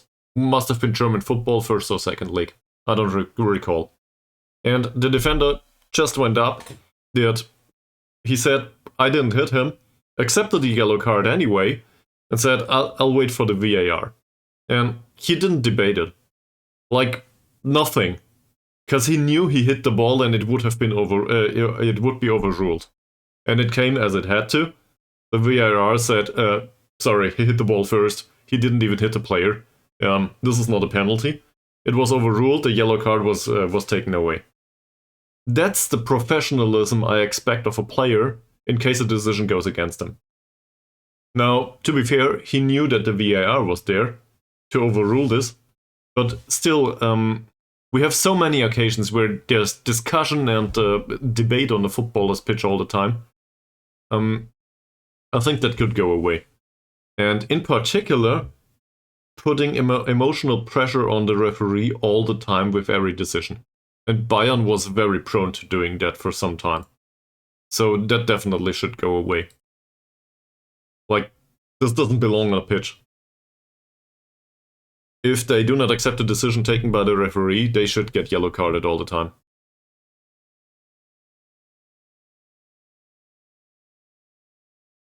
Yeah, all that shit should be yellow carded too. It isn't a rule set, it's just not done on the pitch. I think that should be... Like, it is given sometimes now, but it was even worse, like 5 years ago, I would argue. So we do give yellow cards these days to some players to do that kind of stuff excessively. At some point they get yellow carded. But I would very much prefer if players that did that also, carrying the ball around for another 5 seconds or something. That stuff, that should be prohibited immediately. And there should be a yellow card for this kind of behavior. Delaying play for the opposition. I don't know. I guess the argument goes everybody would get yellow carded all of a sudden and we would see matches 9 versus 9 at the end. Then again, that's a way to be educational. Right? So this implies a big incentive. For 3 weeks, exactly. Yeah. And afterwards, everybody would cut the crap and this wouldn't exist anymore. And this is what we're going for, right? Yeah. And I very much would appreciate that. In particular, it would shape the character of the players. Like, if you are one of these players that runs around with on the pitch and tends to complain about everything, you will learn to shut the fuck up pretty soon. Because otherwise you will be yellow carded all the time. There's no complaining. There are rules, the referee decides. And I'm not saying the referee is can't be wrong. And you can't talk to the referee, obviously. But there's this, okay, yeah, sorry, I hit him in the heel, and I'm sorry that this was a foul. I accept your decision. Sure, we could have gone both ways. I'm not gonna debate it though. It's for you to decide. That's okay. That's perfectly fine as a dialogue. And then there's, well, I barely hit him. This is not a foul. That's very different.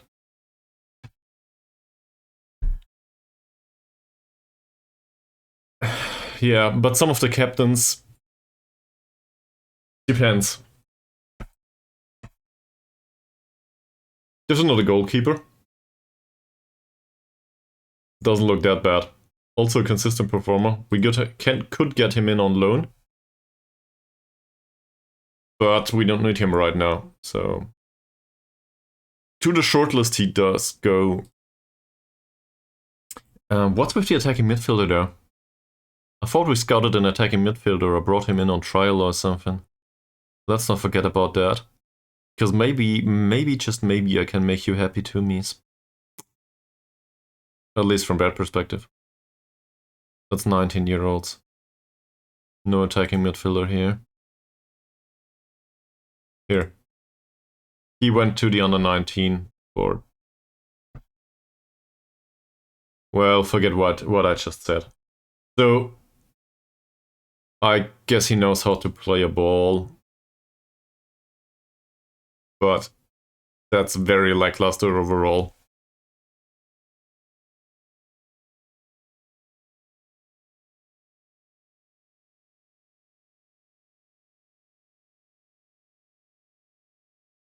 Yeah. It's I get it. I get it, chest.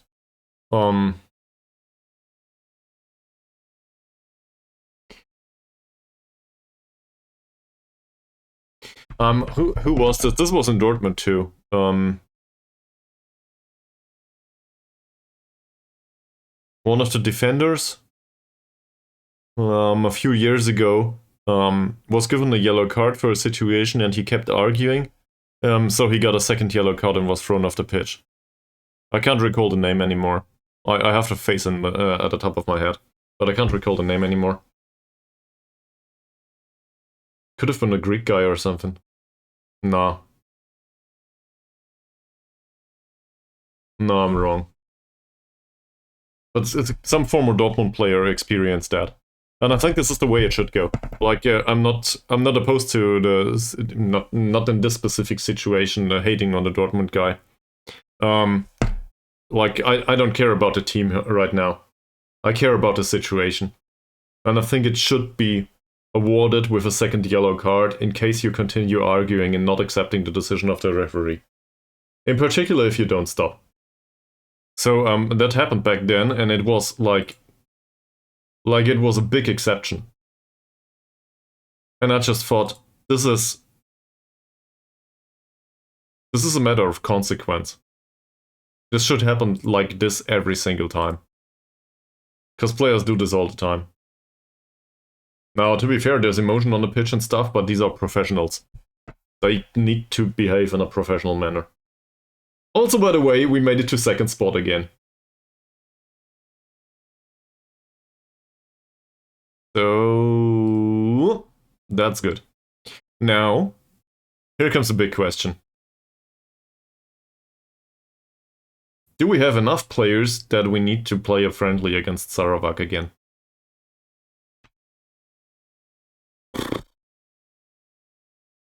I think so. Hopefully nobody gets hurt. I'll leave this for now. We'll go to the schedule. So on Wednesday, I want us to play yet another friendly against Sarawak. For an additional 12k apparently. Yeah, I think so too. You can still play football without all of that stuff. That's what I'm going for with the professionalism. Then again, just putting that out there. I'm not saying we're wrong, but the argument can be made that maybe the type of person that watches this stream, so us two, and maybe also Mika Billion and I don't know, Chernallet and so on and so forth, Tidong maybe, maybe we are less about the emotional part of football. So that's not to be considered as an insult. Like, maybe we are just less less driven by the emotions, and they say the stomach in German. I'm not sure if this is a thing in English. So by intuition, and we are more driven by cognitive stuff. At least we try to be. So that's I'm speaking from my perspective. That's what I'm striving for most of the time. So even though intuition and emotion play a big part in our lives anyway, like System 1, System 2 stuff by... Hell, I forgot the name. Thinking fast and slow. Forgot the name of the researcher. Anyway, we still like to do all of the cognitive stuff, so maybe that's our perspective on the entire issue. And maybe other people are very different with that. Well, the referees, they don't shout back at me, I think, because it's their job to de-escalate. So shouting back will not work. They need to be strict, and well, I guess it's something in between being liked and being strict. I'm reading Never Split the Difference right now. I showed you yesterday, I think, and part of it, there's a lot of technique in there that it's just being liked by your conversational partner. And this transcends just negotiations or hostage negotiations or corporate stuff. This is also, some of these techniques are used in coaching, and some of these techniques will be used as a referee on a footballing pitch.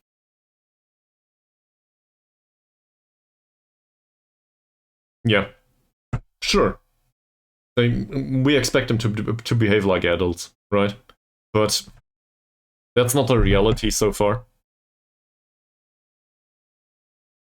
But I'd prefer if that were to be happening. Whatever, it should happen. I would want a club to put an emphasis on this on top, and that will just happen if there's a risk, like if there's consequence for not having that. So, I guess my argument is we should make sure that there's more yellow cards for this kind of behavior. To be fair, there is an exception to me. Sometimes there's misunderstandings, like who gets the throw in or something. So this is a thin line, obviously, and sitting on the fence there is pretty difficult. But sometimes a player thinks the throw in is for them, so they pick up the ball and they do the throw in very fast. But the throw in is for the other side, and that stuff got yellow carded sometimes, as far as I'm aware, and that's probably not good, because there can be misunderstandings on the footballing pitch. That happens. So I think I wouldn't want that situation to be yellow carded all the time, if it's an obvious case of a misunderstanding. On the other hand, I do not want players to frame everything as a misunderstanding in the future. So, yeah. Difficult decision overall. They want to add a senior affiliate, but we don't get one. Shit. I really want Cushing as a senior affiliate. Can we maybe have... I really just need players. So...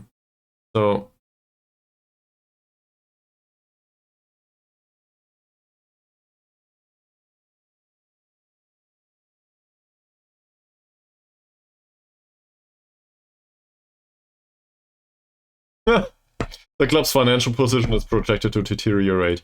You don't say.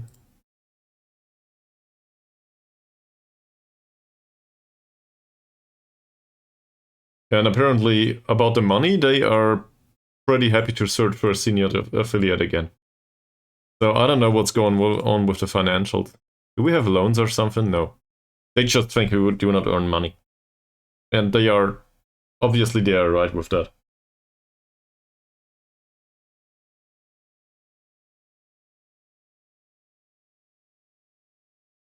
Weird thing, all of this. Also, apparently, one can be awake in the United States now. So, I guess welcome to the stream.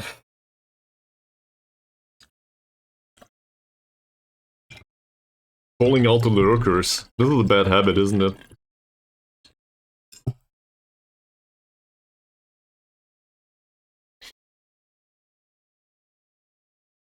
So, the assistant manager will take this one.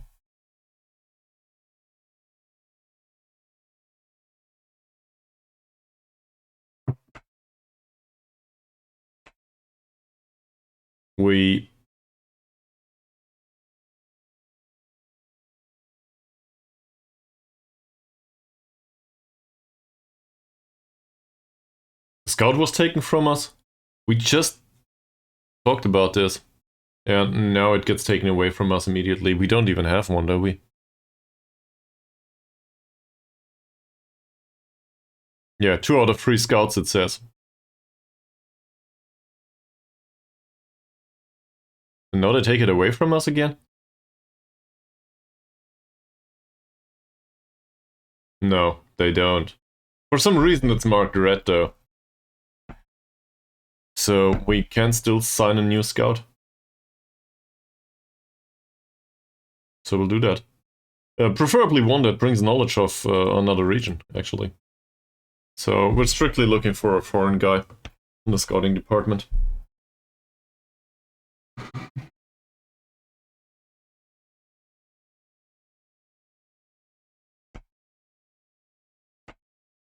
And I think we're going for, well, I think we're going for players that might be useful in the future in the first league. Wow. So, probably not one for us. That said, I've seen worse. One recommendation in here. Charlie. The off-the-ball movement's pretty impressive.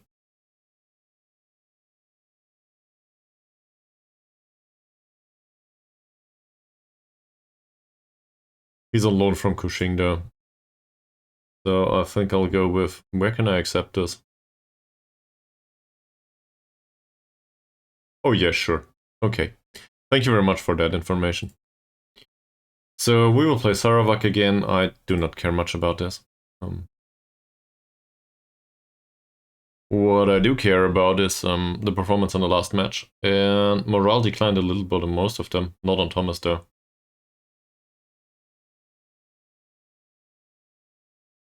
Well, that's no good. So let's talk to the players. Aris is still in perfect morale, so we will skip him. That said, he made a great impact in the first match of for this club.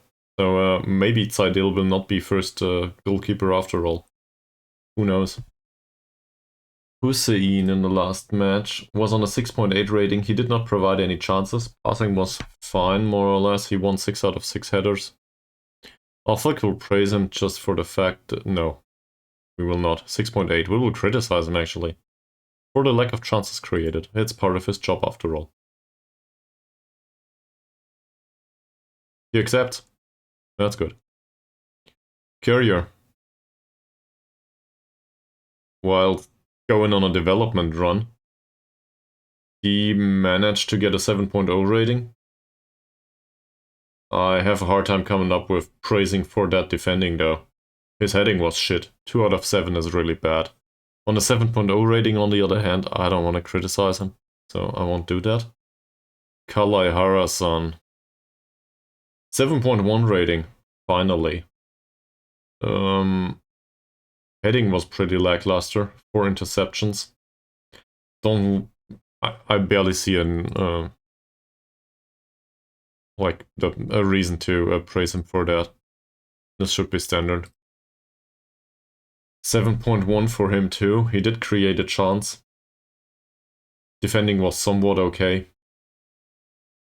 This is, well, what I expect of Mazrin. I wouldn't know what to praise here. Ankun. Because none of it is perfect. So, and I cannot really criticize any of it either. This this is an easy one. It might feel absurd on the 6.8 rating, but I think we can praise his tackling. It's at 100% after all. So that works. So much for Ankun. Can we criticize something? Yeah, he didn't create any chances. On a 6.8 rating, doesn't happen anymore though. Apparently we can't criticize him. Sophie was taken off at some point because he was exhausted. He did provide an assist. Tackling was fine, 7.5 rating. I don't really want to praise the quality of chances created. Sure, it was an assist, but like he got lucky with that. I guess we can try, but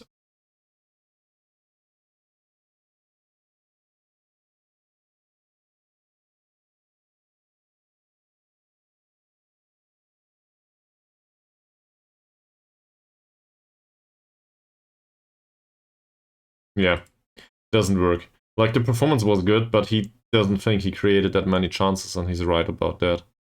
So I was wrong with that decision. I should have known. Baru on an 8.0. Scored.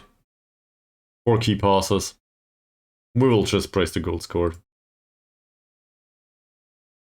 That usually works. No difference at all here.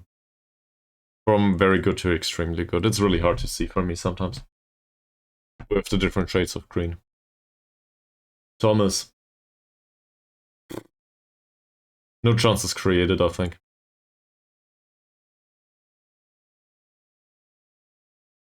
Yeah, he's in perfect morale. Then there's Chuchu. 12 out of 13 passes, 1 out of 1 tackle, so I guess we go with the tackle. There you go.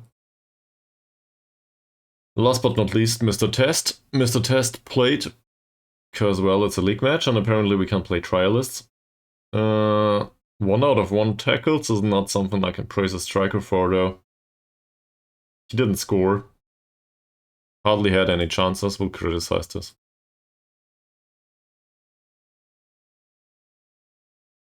Okay. So... remains at extremely good. Alright. Shouldn't criticize him that much, he says. Well, alright. Roslan did play, if I'm not mistaken. 8 out of 8 passes, we'll praise this.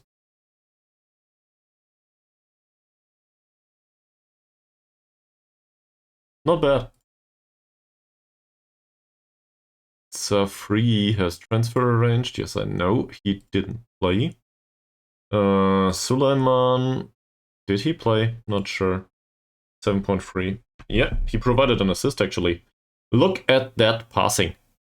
Wow. Not bad. It barely makes an impact there. Whatever we tell him. Also, his conduct is pretty good. He's not moved by any of what we say. So, whatever. Killeen. Did Killeen play? Nope. Sat on a bench. I remember Harsey, because Harsey scored. So we might as well praise him for the goal scoring. And by the way, I'm doing all of this prior to the friendly, because I'm still not sure what's going on. Once the friendly has been done, and everybody had a performance in the friendly. It feels like we're still talking about a match prior to that usually. So I'd rather get that out of the door now, then I can play the friendly, and then we'll move on. 4 out of 4 passes, I guess that's good passing, right?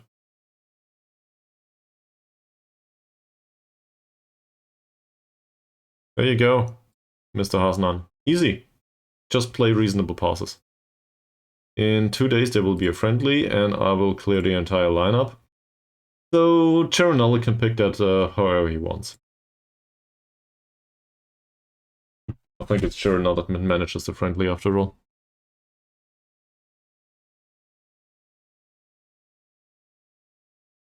And afterwards, there will be the big match.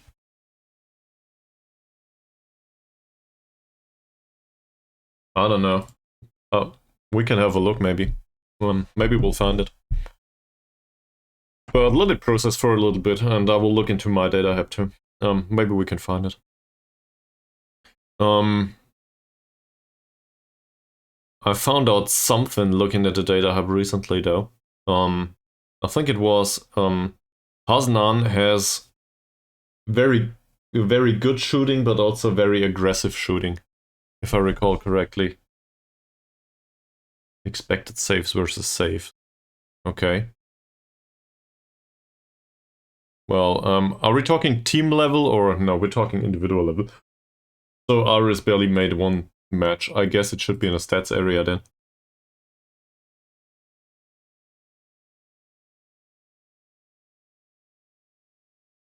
Well, we have expected goals prevented per 90 minutes. We have saves per 90 minutes. We have the total amount of saves. 16 out of whatever the total number is. I guess it should be shots faced or something. Is this somewhere here?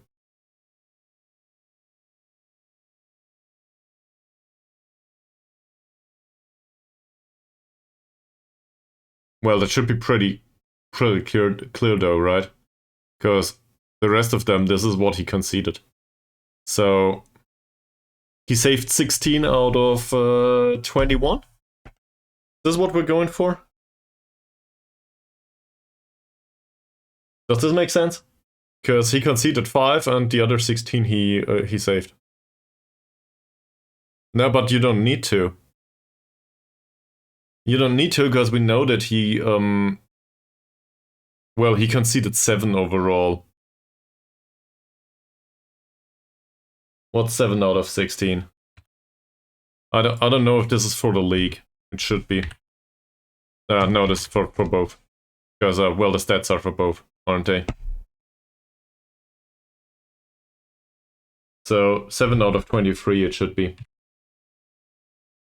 Which is 30%, yes? This is how it works. No. Then he didn't face a shot. That's true.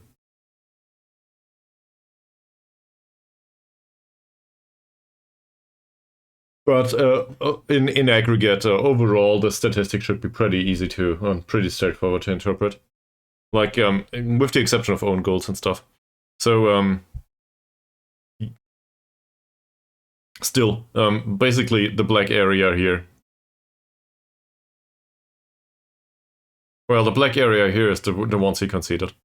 So the number is just this up here. In fact, it's this. Right? 7 out of whatever the aggregate of these two is. So 23. That's what he saved.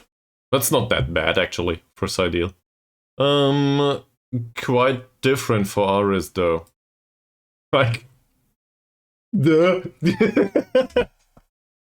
He had one appearance and, well, an 8.5 rating overall. So, I think this is probably fine. We might just play him for another match, right? Does he like big matches, Mr. Aris? He hates them. Great. What's with Sideal? Sideal hates them too, so might as well play Aris. He loves them. No, he doesn't. All of our goalkeepers are skillful in case there's a big match coming up. Good stuff. So Aris still needs sharpness, though. We'll let this be determined by Sharon Knowledge. Sharon Knowledge can know what to do here. He's assistant manager, after all.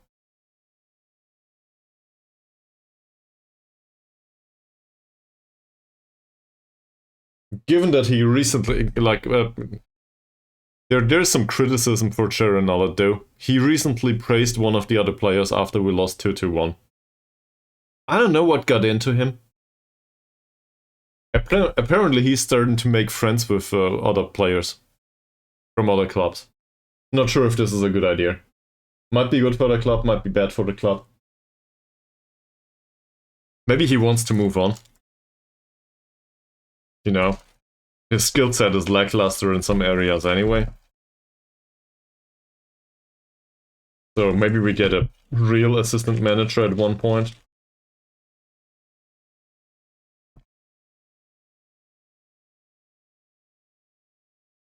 I really enjoy this. Like, not the chocolate. The shit talk. The trolling. In particular, now that it involves somebody that I very much like, and well, his name's on the staff, so that's it. This is what you get for being a staff member. Congratulations.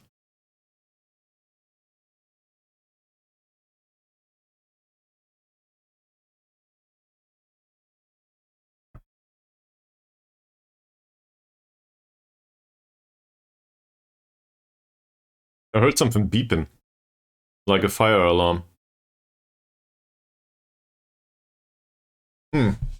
Weird.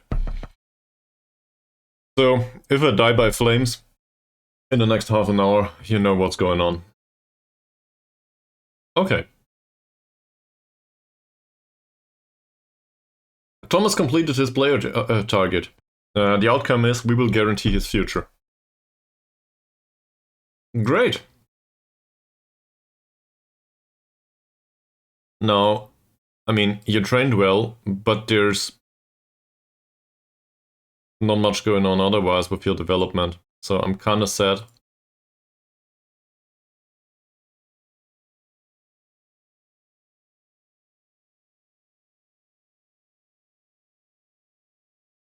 I'm not really fond of the development anymore.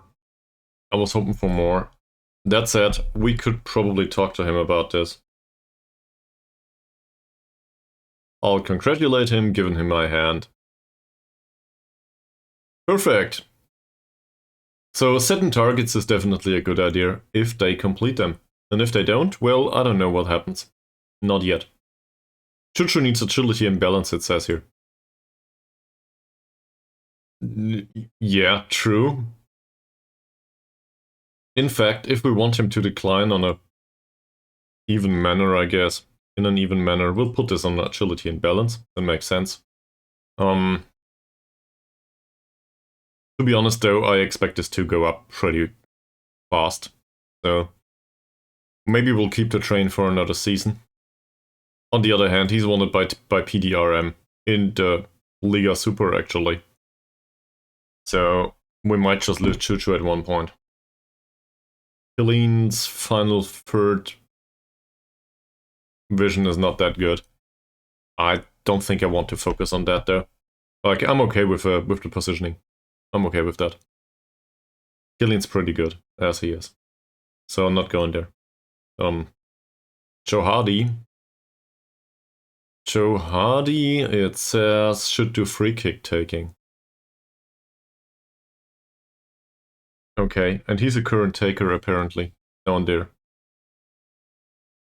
I do not think I agree. He has 2 points of anticipation though. That's really bad, and his balance is 2 too. So that's really bad too. I guess we go with attacking movement here. Also, mentoring group is not good for him apparently. And Hamdan, what? Needs to develop match experience to become natural. Well, in that case, I think we will still keep it like this.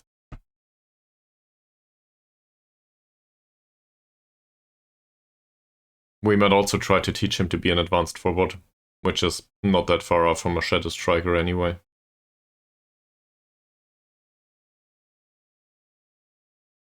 Yeah, we'll go with advanced forward instead, because otherwise he spends all of his experience in, like in the rule.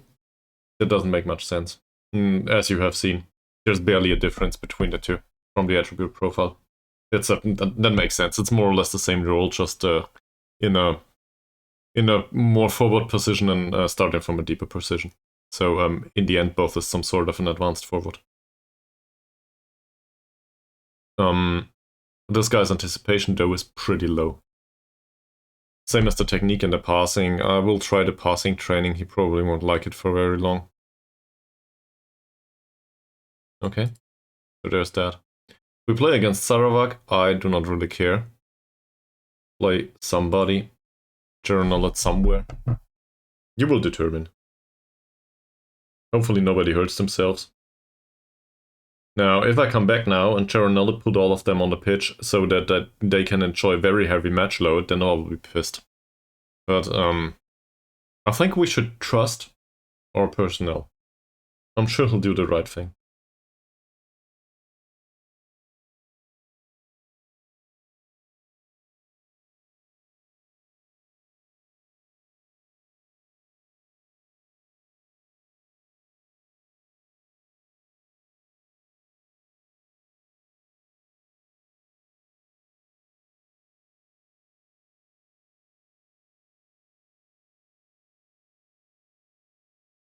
Apparently this is what vacation feels like, at least to me. Could be worse, playing Football Manager all day.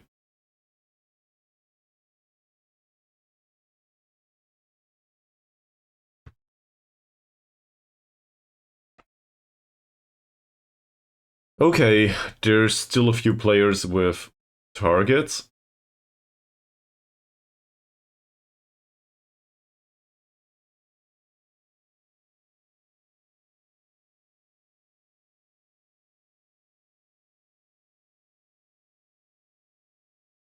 Well, he's trash, that's for sure. Same with him.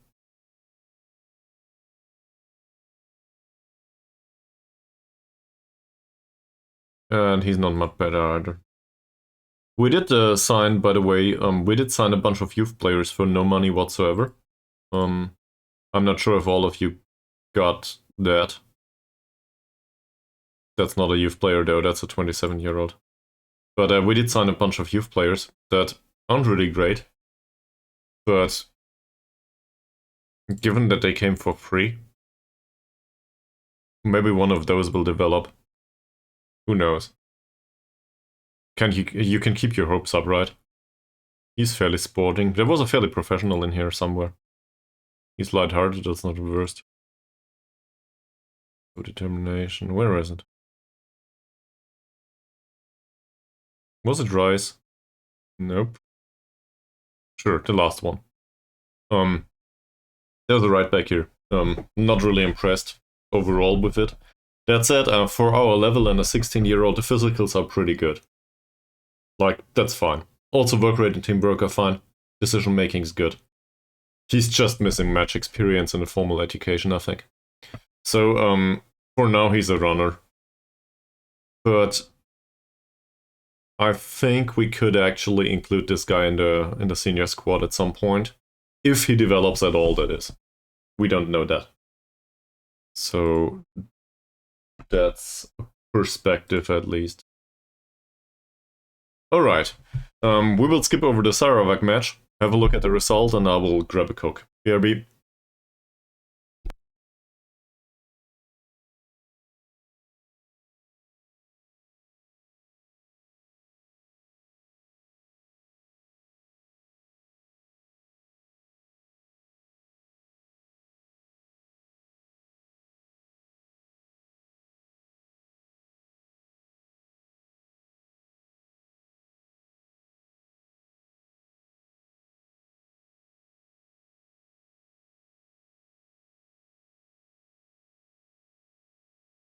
I'm so good with this, I forgot the ad break. There you go. So, don't tell me I don't do anything for you. Where's the Coke? There.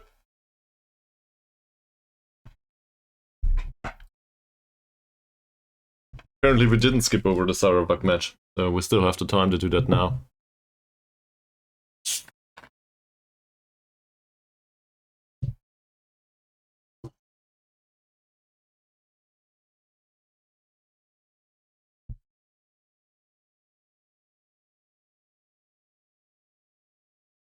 Alrighty. Oh, now I skipped over the match and the result. 3-1. 68% possession, and Thomas apparently had 3 shots on target. No, no, no, no, no, no, no.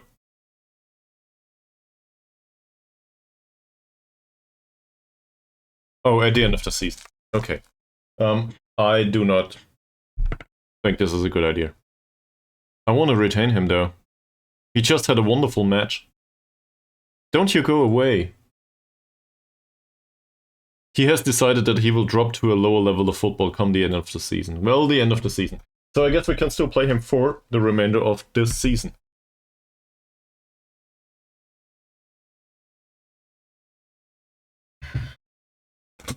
I hate this. Why? Why does this need to happen? I'm sure he could play on this level if we just give him the playing time for an entire season.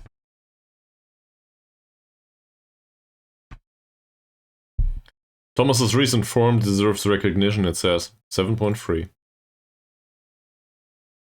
Does it though? Well, I guess he scored in the match against Sarawak, which reminds me, this is just a gold mine. Sitting at 84k now. Projection still says we will be deep in the red at some point. This projection is wrong. We can't just play Sarawak all the time.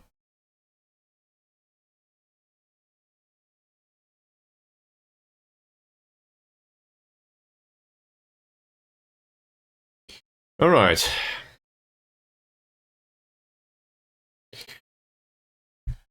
They are a dangerous opponent who will make life very hard for us. No surprises there. They have Lucas Silva, whoever that is.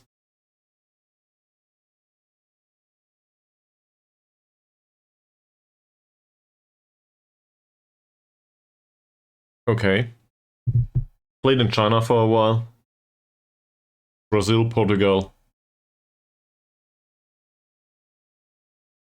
I wanted to argue he's been all over the place, but he hasn't been. Mr. Sherman here, on the other hand.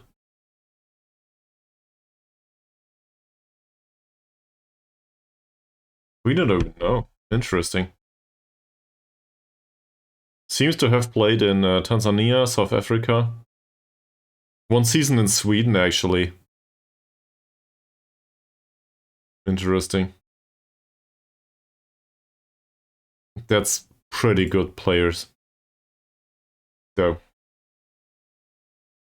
They are also still first, right? They are still first in the first league. The Elephants.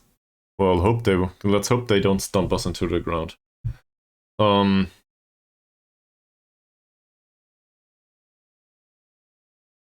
So how do we deal with this?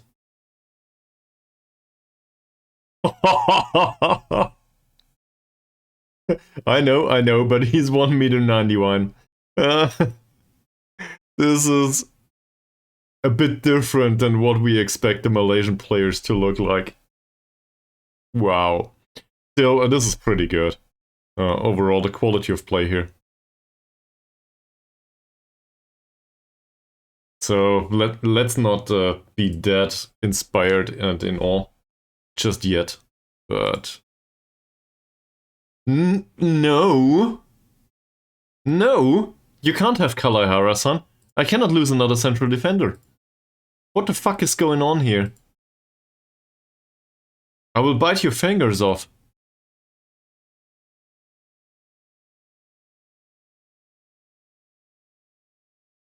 We'll go with squad player instead.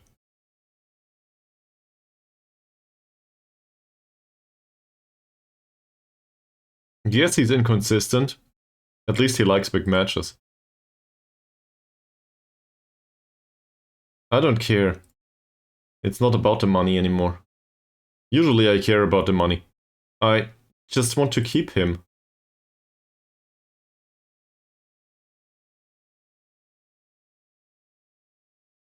Okay, cool. Get rid of that clean sheet bonus, so. That works. That doesn't. Fine. 106. This would be a little bit more than what you earn right now.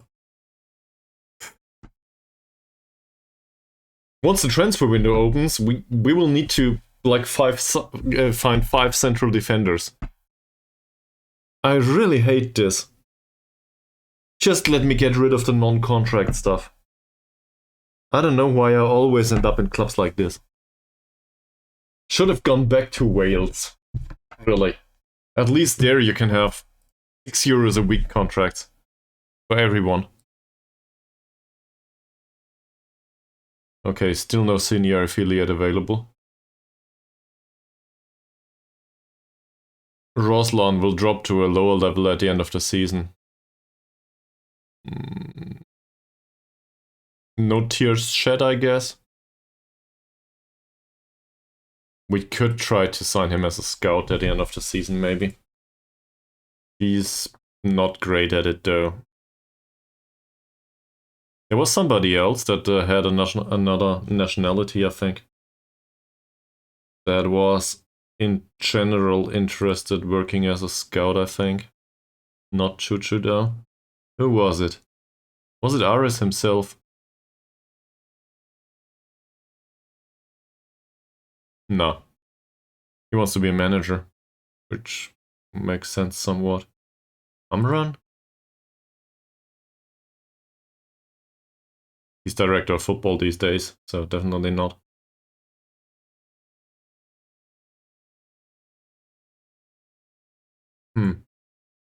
I thought somebody had... Was it Kalam?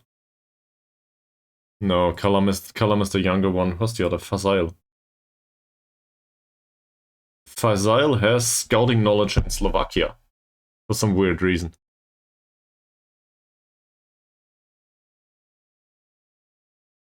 Did he play there? Also in Singapore. Okay. So that makes sense.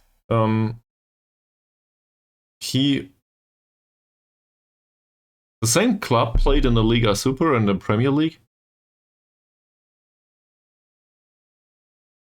The same club was in Malaysia as well as in Singapore. Did something happen down there? Hari Mohamuda. I want to know what this is.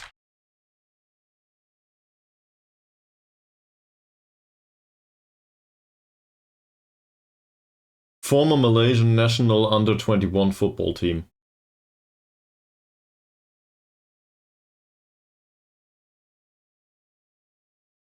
The squad is the feeder team for senior national football team. Blah, blah, blah. They were split an A and B team after winning a league. Due to scheduling conflicts.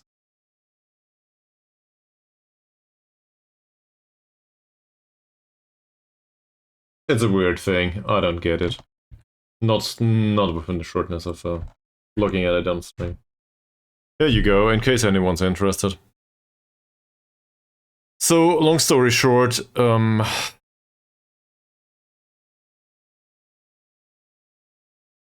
yeah, I still think I would want to sign him as a scouter. That said, he's not interested at all in being a scout for us. Not yet. And, well, his attributes are a bit lackluster. So, let's have a look if we can find a scout manually. I know we're going for the cup match, but still, this is the wrong menu. We are looking for a scout.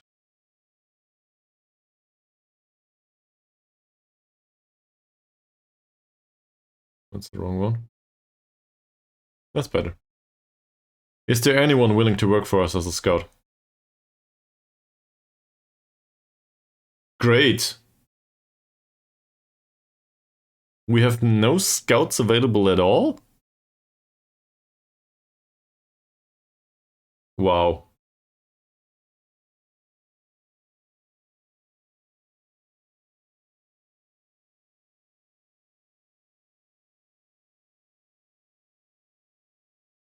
Wow. Okay.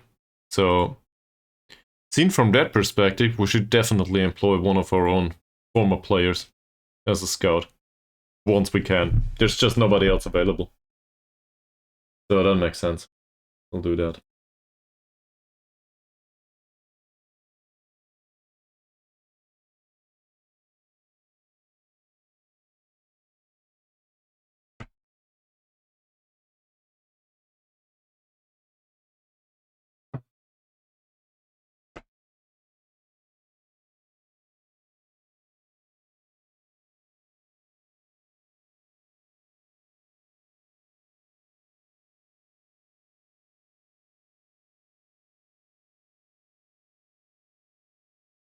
There's a bunch of players that need to be made available for...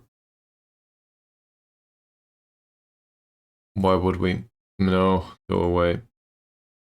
We won't do that. I realized, thank you.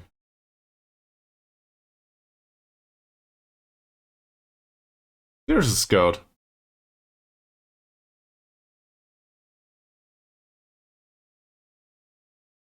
Mod Hyrule Mokhtar, I think I know the guy. That was a good central defender, right?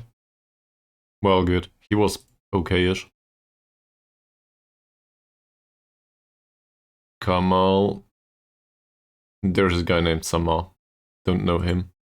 So we might as well go with Mokhtar. That said, I don't want to pay that much money for a scout if we do not necessarily need it. But the player base is so minuscule. It's 28 now. It's getting less and less.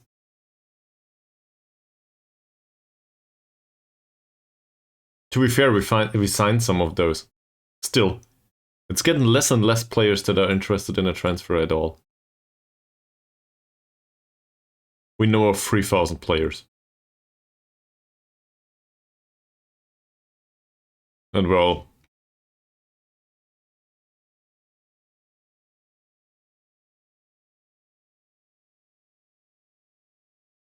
these are players like Hakan Çalhanoğlu. Great. So they probably won't come over anytime soon.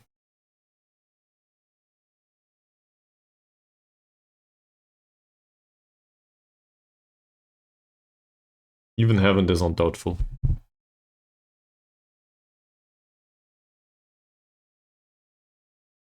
It barely makes a difference. Okay. So we should definitely improve our scouting, however we can.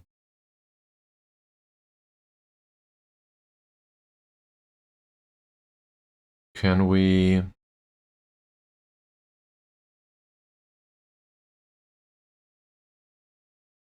Please remind me at the 1st of next month that I change the scouting package. I want to go with surrounding divisions. And I think we do not need a transfer budget. Where the hell is the scouting budget? There it is. So, scouting budget with surrounding divisions would be 14k a season. This is basically one friendly. So I think we can go all the way with this.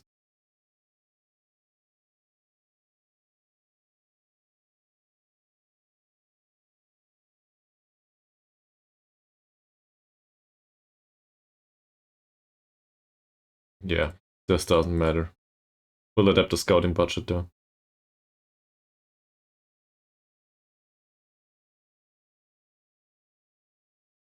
So now we have no transfer budget, but we have a ton of scouting budget.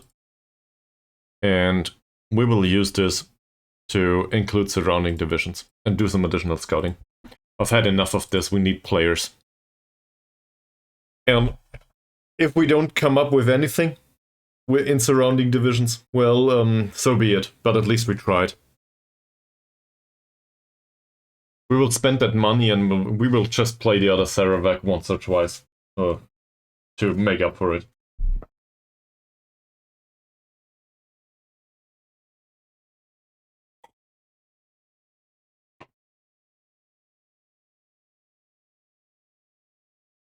So we will focus on out of possession phase, yeah, that makes sense. Attacking corners, okay, and defending free kicks. This is still a cup game, so I still expect this to go to penalties. It's more likely to include penalties than any other match, so it makes sense to train for penalties. Also,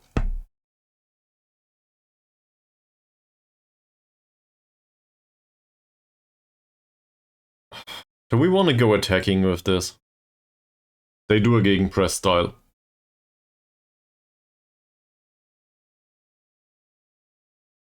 Chances are we will go down in flames. That said, for every single time that we tried a defensive formation recently, in particular against better teams. It didn't go well.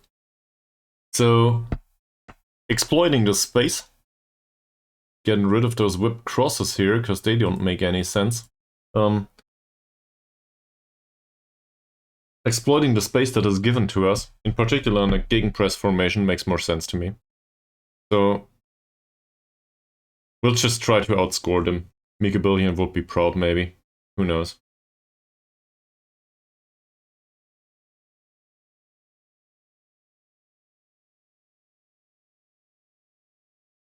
Didn't get away from the red dot just yet. We'll put Chuchu here. We'll put Paru here. Ankun here. I think I play Sophie here. Yep. This is also no-brainer, more or less, same as this one, Marcin. Really, the most I'm thinking about is probably central defenders. I'll play Aris here, actually, given his last performance. No doubt about that. And central defender as well, carrier is a no-brainer to me. At least he should be. And this is either Kalahara-san or Safri. So I guess it's Kalahara-san after all. I think they played in a friendly, so Cheronolid is to blame for that. He seems to have played them. Yep. Cheronolid played him for 90 minutes in the friendly. Still 2 days to go to recover though. So they might be fit, but under heavy match load. But this is a cup game and, well, there's transfer business to be had afterwards. Also, apparently, so the argument goes we could maybe replace them. Who knows?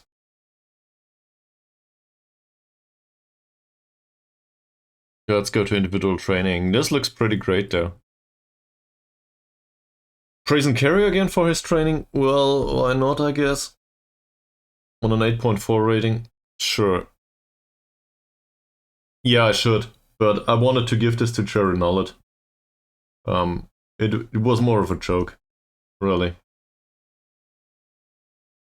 So, you might not have noticed, but he was around, but he didn't comment. It was basically an attempt to get some comment from him. That's what all the trolling was about. But I don't know, maybe he's busy at work or something. I just had a look in his break. I'm not sure. What time is it in the States right now? Should be early morning at this point, right? No, it's not early morning anymore. Well, whatever. So, yeah, that has consequences in-game now, but I don't think it's that hard. Hopefully nobody gets hurt, and then we won't talk about it in a month or two.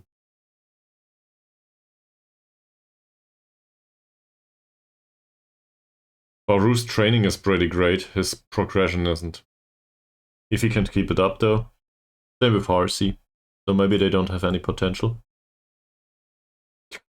Not talking about Dicky.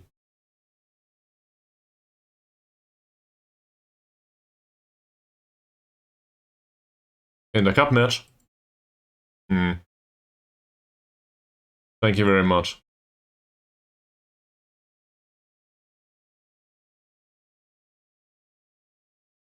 This guy's training is pretty good. Ritzal.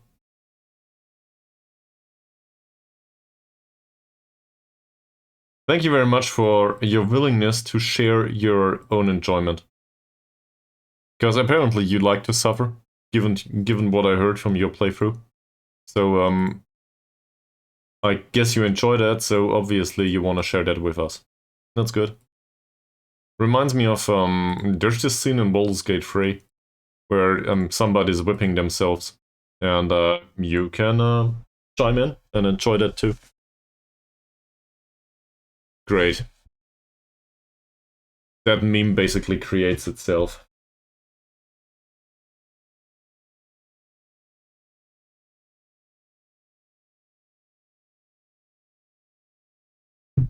I guess I was prepared for that.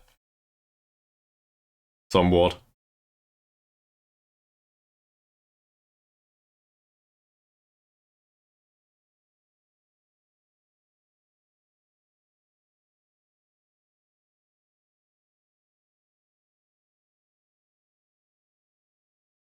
We will lose 3 or 4 players.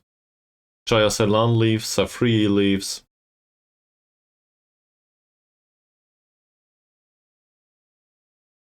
Kalam leaves. Yeah, that's it. So 3 players. Is this horrible? I don't know. We just need a central defender, really. Now, if on top of that, we also lose Kalehara-san, or whatever he's called, then we will have a real problem. Because central defenders don't grow on trees exactly, so we'll have a hard time with that.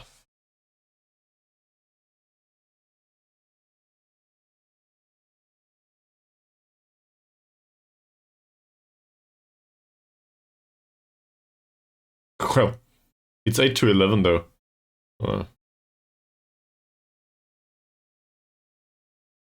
For some reason, everybody thinks we're pretty strong. I do not know about that.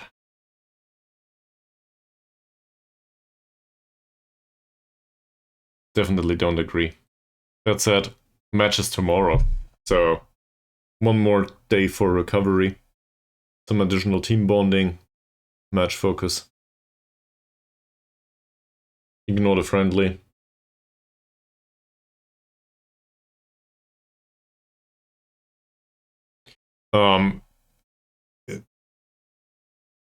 Well, in Football Manager or in general, this is I think this is the bookmaker's bets. And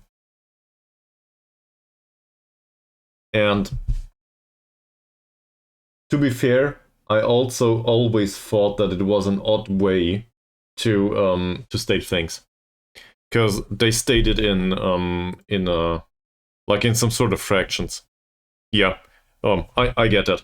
So like I understand the likelihood of 25% for a win for some team, but 11 to 8, that just feels unfamiliar to me.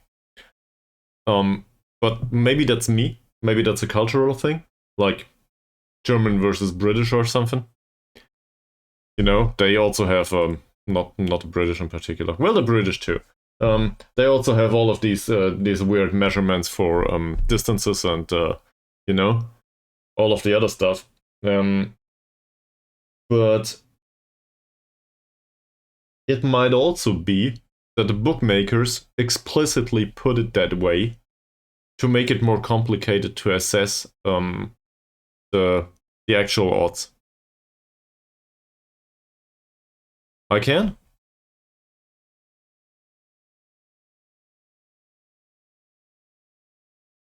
Should be somewhere here. Give me a second. I think I know that I can change that. So where is that? In formats. Thank you. Yeah, this is all good. This is SI units. Fractional or... But what does 16.0 mean?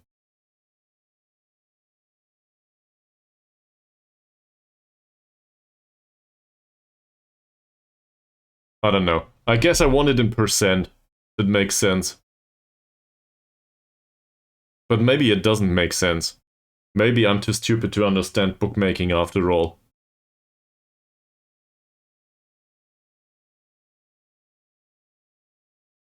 Okay.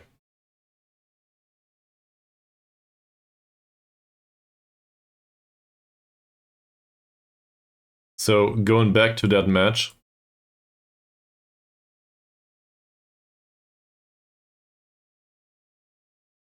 I understand it now, it just doesn't make much sense.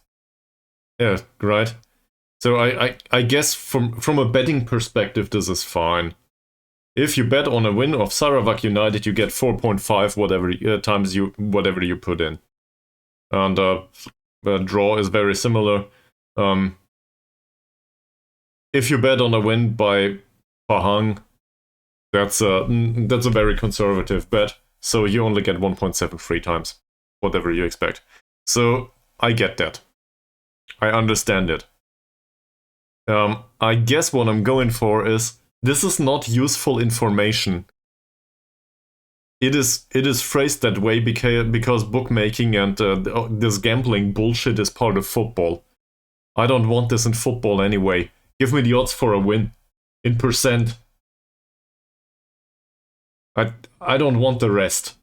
I don't care about the quota or whatever it is. Keep your fucking gambling to yourself and not in my game. But this is the way football is monetized. Well, why not put a 50% there?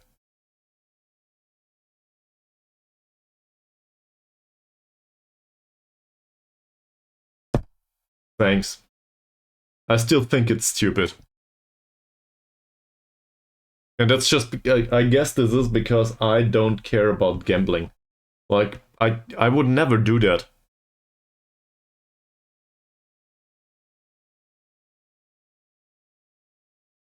This entire thing of humans having a preference for lottery-like outcomes is so weird to me. I just don't get that. On the other hand, I guess I'm happy that it works that way, because somebody's gotta be on the other side of these deals. So, if there is any interest from my side for this entire gambling business, it's probably on the other side. The one selling the insurance. Or the gambling. Doing the bookkeeping. Or the bookmaking. That's probably more me.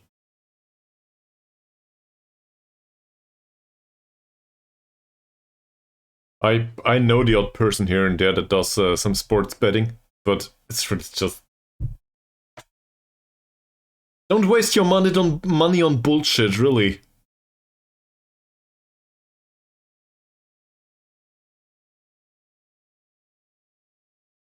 But, well, they aren't fair. Bookmakers take their cut, right?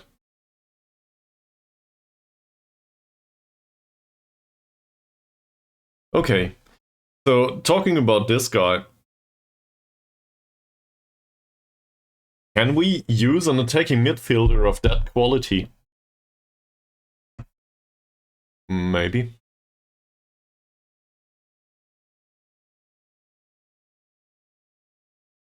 He's 27. Considered to be a fairly consistent performer. Medical report says he's fine. Yep. It isn't though. You get lower rates for everyone. Yep. Obviously that's not how it works.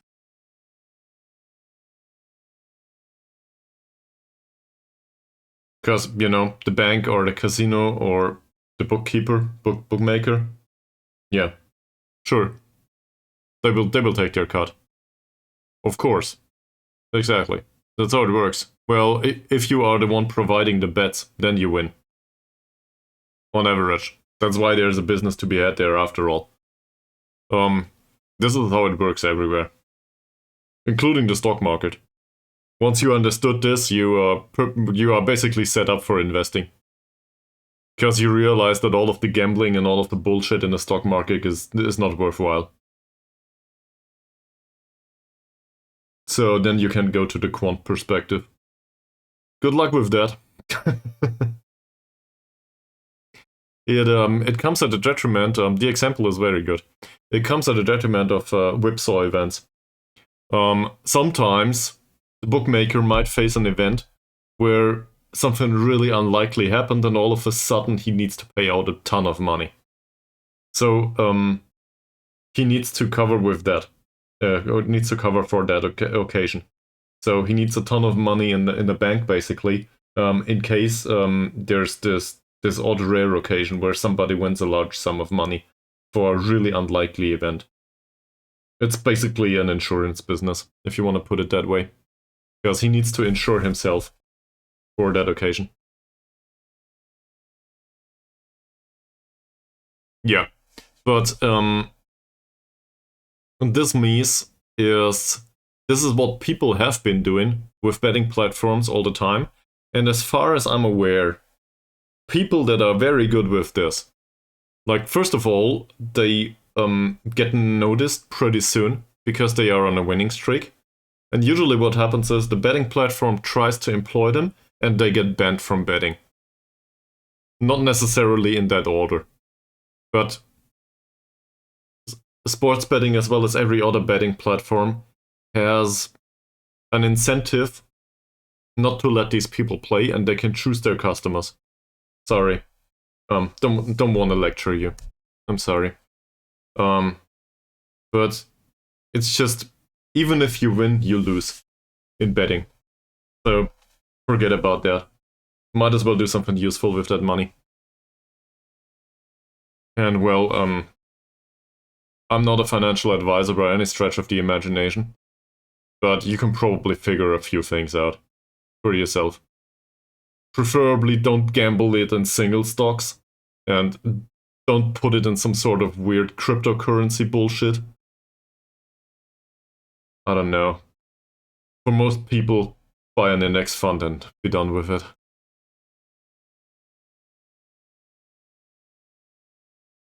Yeah, that's for what? The expected return of this thing is not positive. And even so, expected return is not all you care for. You also care for skewness. Well, you should. But as I said, humans have a preference for lottery-like outcomes, and that's not good. Don't play the lottery or anything that looks like the lottery. Slow and steady wins the game.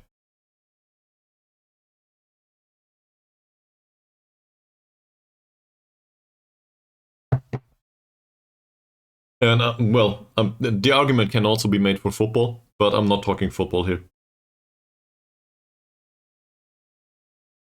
I probably should have kept, like... I probably should have kept 80% of whatever I ever invested in alcohol and put it somewhere else throughout my life.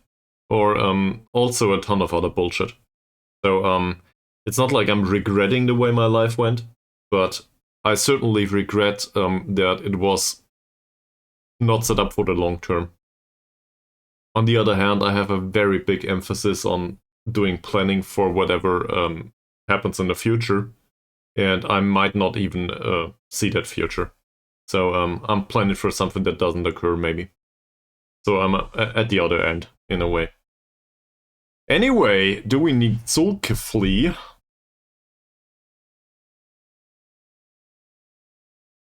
Let's compare him to Thomas, won't we?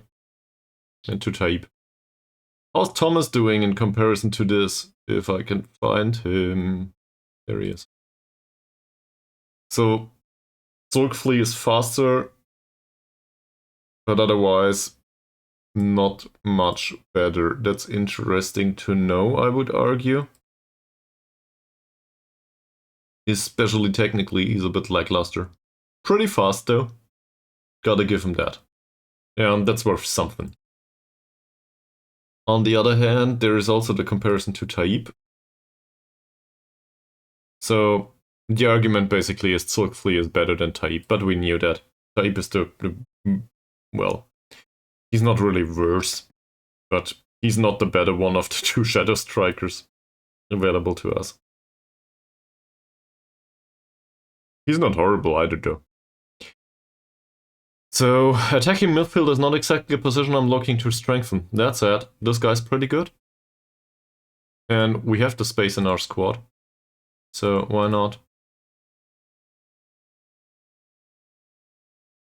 He absolutely wants to be... He wants to be star player under any circumstance. Cool, okay. So we go with star player. Fine. We can pay him that amount of money. But we will need to renegotiate this a few times. Throughout his career with us, I guess.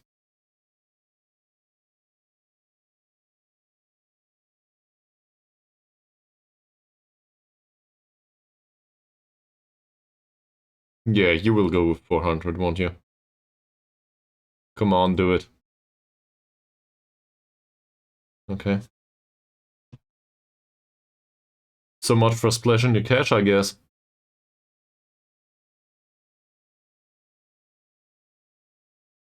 Well, who knows what he brings to the table. Okay, yeah, right. We also have this cup game coming up. I nearly forgot about that. So, what will we do? Well,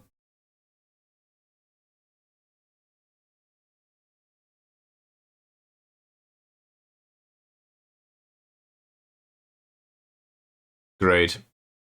We might lose this Mavi after all. I hate non-contracts. We will just leave Malaysia because I hate non-contracts at one point. We'll just move on. In the middle of the season because I've had enough of this. You'll see. It's usually not me, but in this case. Well, anyway, we'll bring his Mavi along, I think. Just because he can play in 3 positions. So that's worthwhile. Safri, yeah, sure. Ruslan or Dicky, well, I guess Ruslan trained well, 7.05. Dicky, on the other hand, trained well too, so I'm willing to stand by this. Dicky will come along. Let's see if he can get another 6.7 rating somewhere. It's really funny. Hopefully he can. Then there's... Well, what is there? A playmaker-ish type. Suleiman is still pretty much preferred there, just due to his flexibility on the defensive area of the match, I guess. We could bring along Killeen or Faisal. Did one of the two train well? Yes, Killeen as always. Any good views in FM for statistics? Well,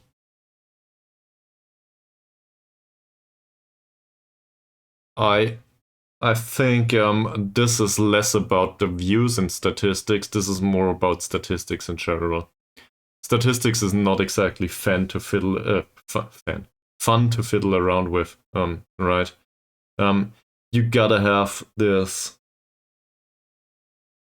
emphasis on dealing with numbers and trying to interpret this stuff. Like, I don't know. Let's look into the data hub. So, team performance. Here we go. I'll just look into this for fun. And if it isn't fun to you, feel free to ignore. But or please tell me if I can stop. So, aerial. We have fewer headers, but they're strong heading. How do we interpret this? We don't head the ball enough. Well, this might be due to the fact that it's barely needed. So, maybe in defensive situations, in general, we are pretty good in dealing with it, but we don't face that many crosses. I don't know. Something like this. Hard to determine. I'm not sure. I would need to look up. What do we do? In general, 2 goals per game for us.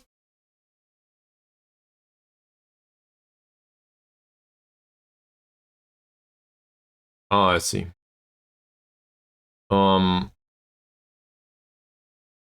Well, you can always compare within the own team, I think.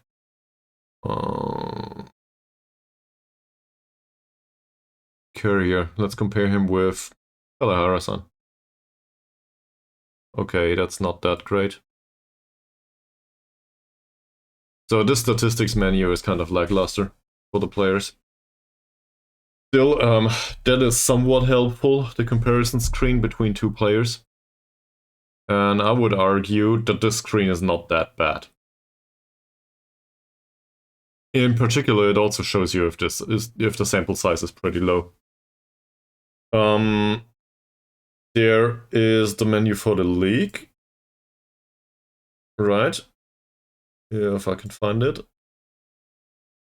League, where's stats? There should be stats somewhere here. So there's a team overview in stats here. And obviously also team details, so you can go all the way into this. That'll compare your specific statistics to the league as a team, and there should be the same for players. There's a detailed statistic here too. I don't know. Let's look for pass completion or something. Free kick goals. 3 players shot 1 free kick goal. Conversion rate is pretty good on Harsey, apparently. Okay, cool. Barely does matter though, given the amount of appearances. Like, I wouldn't want to overinterpret this. There's players here that had 7 appearances. They have a pretty good conversion rate for some reason. Shots per 90 minutes. Apparently, Mr. Hasnan has the most shots in the entire league once he plays. 20 shots, 3 goals only, so that's, you know, not exactly inspiring.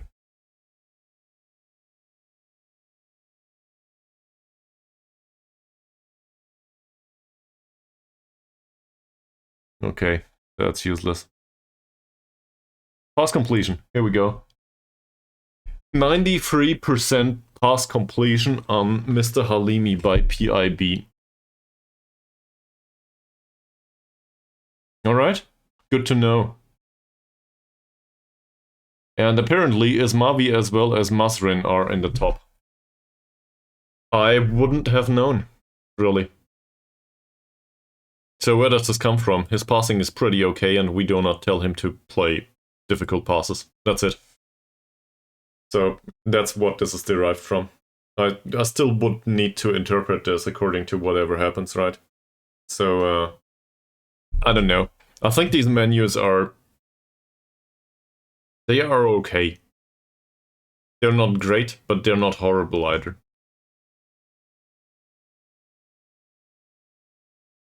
Alright, I need to get rid of some of this water. BRB.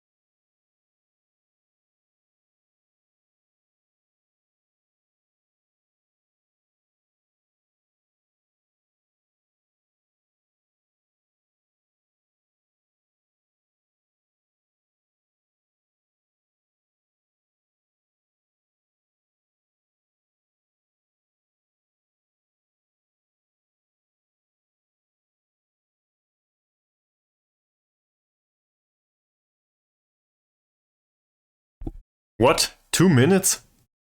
Seriously? Gotta be kidding me. I pressed the 30-second button. Seriously. Well, it is not 2 minutes. I'm sorry.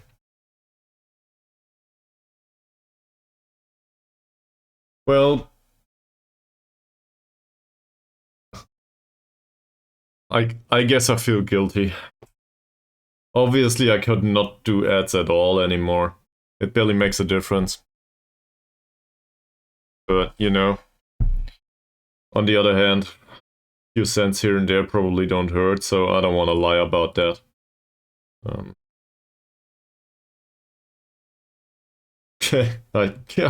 I didn't ever... It wouldn't stop. That's weird though.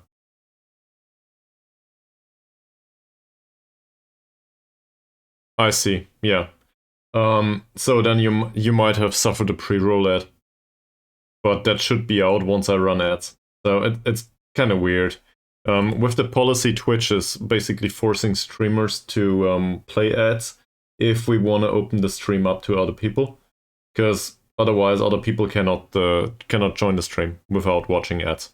So Football Manager is rock bottom in basically in appropriateness for this kind of streaming.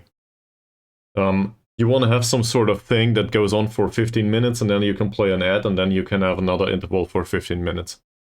That kind of streaming is really... that fits pretty well. Like, I don't know. I'm trying to come up with something. Something that has really short matches and really short attention span. So that's pretty good for streaming on Twitch with the ad policy. So then after whatever the interval is, like the level, whatever, you can then run a 30-second ad and then you can move on. And pre-roll ads are off the entire time because you end short, or you run short ads all the time. But that's quite the opposite of what Football Manager is. And obviously, you chase away everyone whilst running a 3-minute ad just to make up for an hour of no pre-roll ads. But what's the alternative? I resorted to running ads while processing, but I kinda got rid of that too because it's just too annoying to do it every single time. On the other hand, at least nobody's missing something in that case. Like, PC's processing, it's not like anything's happening. But I really don't know. I'm not a professional with this. That's for sure. Holy shit, I've been doing this for a year now, more or less. Not yet, but pretty soon. At what point does one need to be considered a professional streamer? I don't even have music. This doesn't count, does it? It's not my job.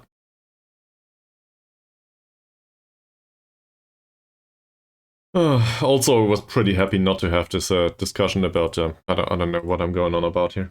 I guess I was pretty happy not to deal with, yeah, but, you know, annoying music is pretty different to different people.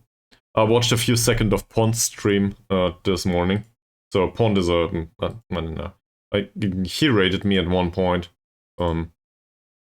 Well, I really cannot tell. I barely know the guy. I don't have time to watch streams, to be honest. And if I do, I usually don't. I watch Critical Role or something, so... I guess formally speaking, that's also streams, but I watch the YouTube replays, because I'm way behind. I should probably have a look. No, they are all too good. I don't want to. You know what? Let them go into the match. Let them go into the match and we will see what happens.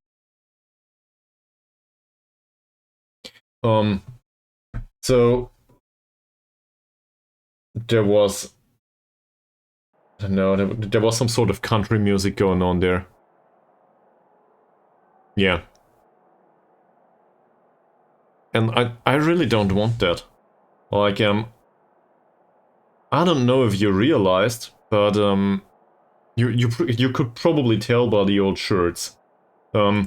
If there's any kind of music I fall into, it's probably like rock metal most of the time. So, like, I'm not opposed to other kinds of music, but in general, it would probably be screaming and noise on this channel if I were to play music. That's probably not appropriate for most of the people. I might enjoy it. Well, true. But there's people that can. Trust me. That says more about these people than about the music, I think, though. He's inspired, yeah, good luck.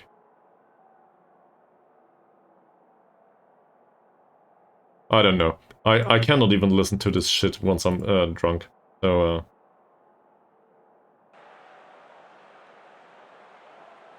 that said, I don't really drink anymore. Like, my personal, I guess my personal behavior, given alcohol and stuff, and also cigarettes and so on, is pretty Twitch friendly. Like, I don't drink. Yeah. I can certainly see why that is. That's dangerous. So, we made it to 20 seconds. Not bad.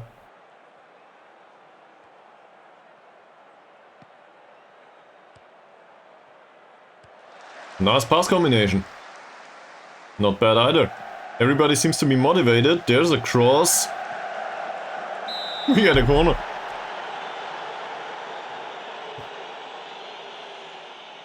You didn't expect that, did you?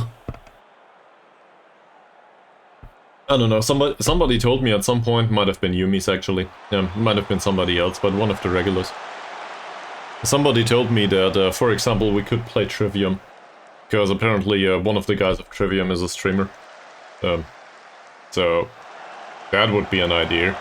On the other hand, I guess after 2 hours of Trivium I would probably have had enough. So, don't want to do that either. Trivium. It's a metal band.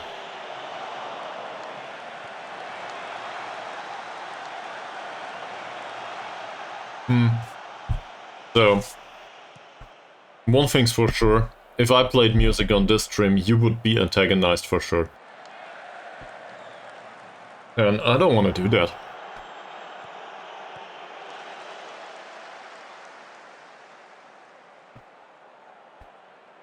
That, or I will convert you to the dark side.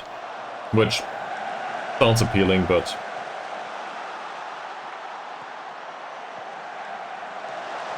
Good save. Wasn't a good shot anyway.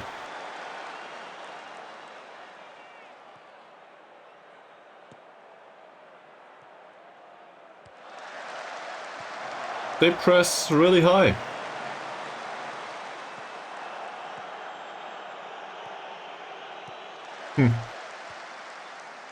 It might sound that way to you, but it isn't.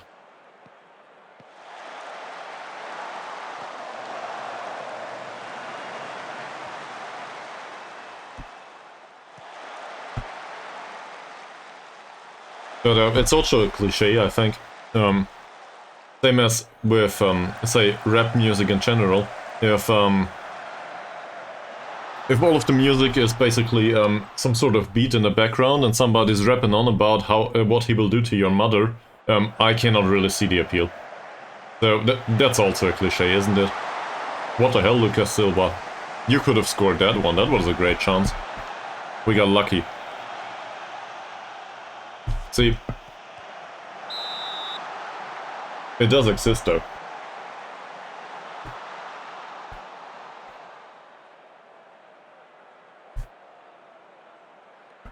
Yeah, sometimes.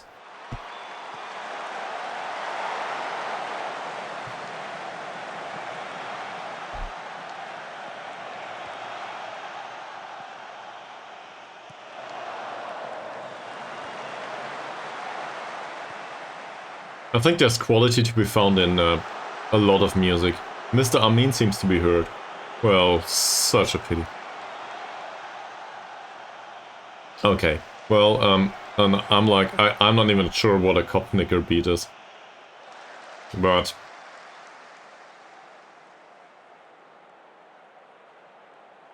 I don't know, I have a hard time coming up with an exact description what I like about, I guess, rock music in general.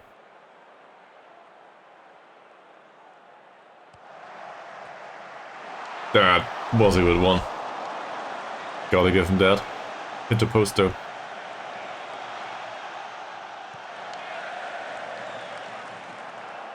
I'm sure Modaris will keep it clean. Nice tackle. Mod Hussein is on the yellow. Didn't even notice. We talk about music too much. Use of tackles, please. You're on the yellow card. Ankun, Thomas. Reasonable pass. Test. Baru. Shouting test all day will be really funny. That is not a good pass. Okay, yeah, okay. So that... Well... I guess headbanging exists in Rock. So... A nice save by Modaris.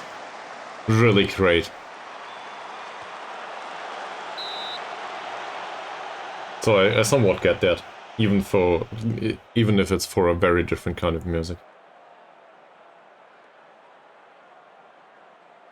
Raleigh takes the corner. Anke.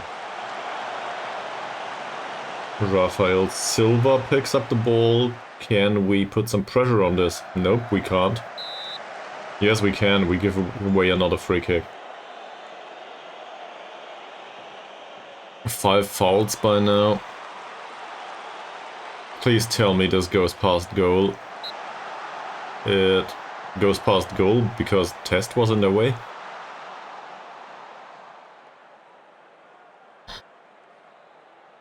He's praising his team for what? Well done, Sophie. Well done. So what's he praising his team for?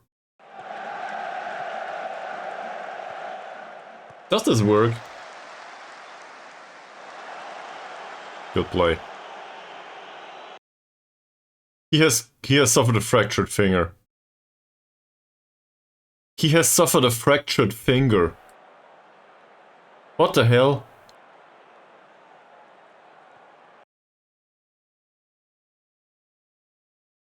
What's a fractured finger? Like he broke his finger? On the goalkeeper? That's not great.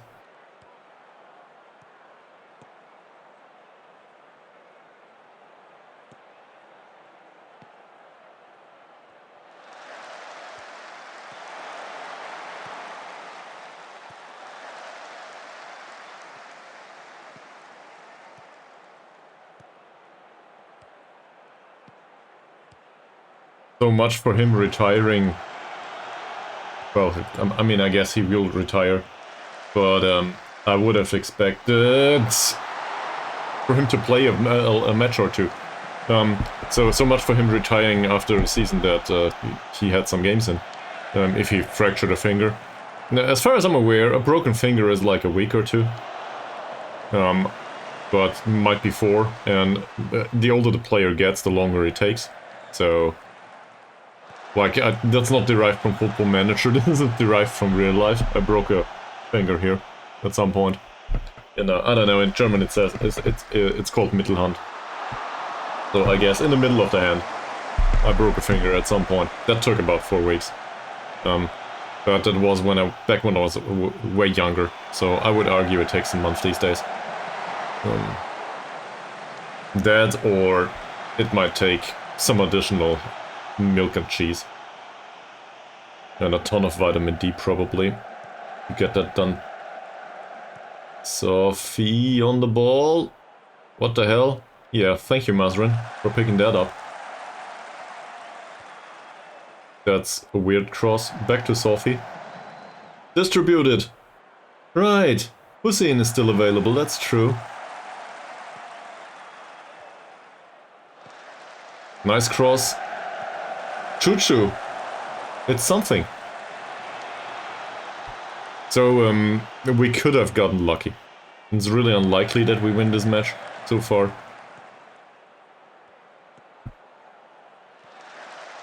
Nice play by Sophie.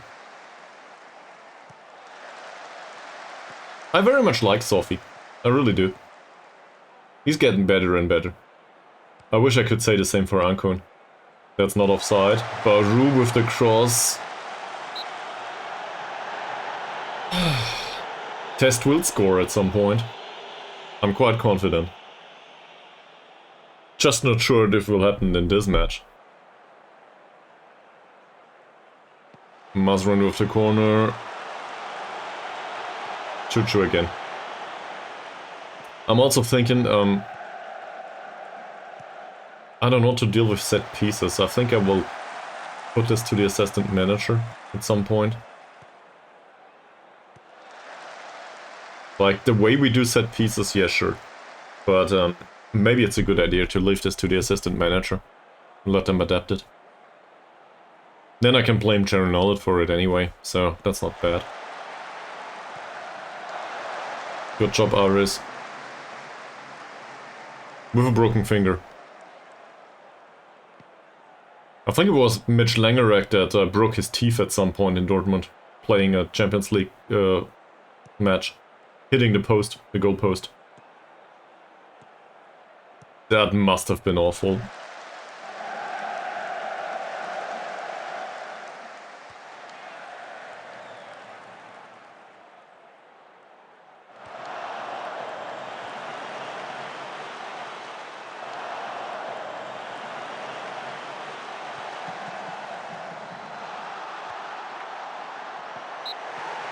Fuck off, it's a penalty? Oh, come on.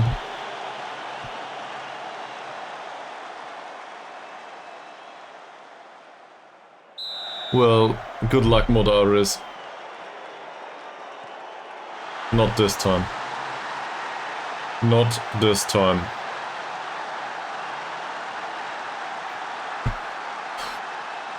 Well, I didn't expect us to see the end of the cup anyway. We beat the odds very excessively, going all the way to this stage. Given that we defeated Johor as well as Kuala Lumpur. So, we could have had much easier draws in the first leg. Or in this, I don't know, this is not a leg. In the first few matches of the cup. So,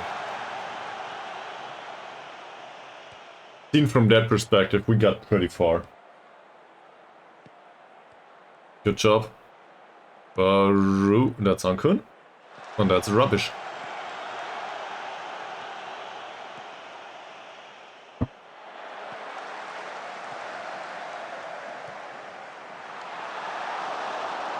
Modaris, though, still has a good match overall. I think I like that. Sadly, he did concede now.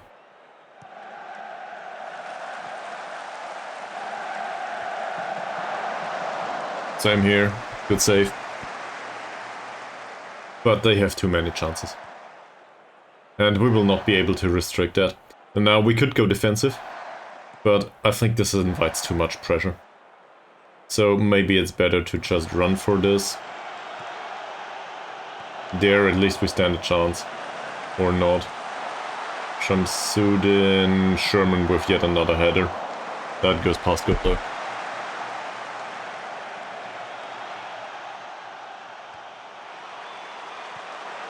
I think it's hard, this music business, for a streamer, it's hard to determine what the expectation is. So, obviously I don't want to cater it too much to a specific audience. Like, I guess you determine yourself by being a certain person and stuff and having a stream, what kind of audience you attract, right? But on the other hand, how do I put this? If you avoid everything that ruffles some feathers, then in the end, you might end up as something forgettable. Or as a channel that is forgettable. And I'm not sure if this is the way it should be.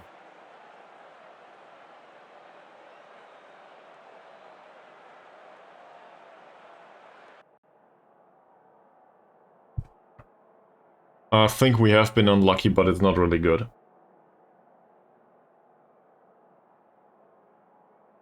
But it will work with the players.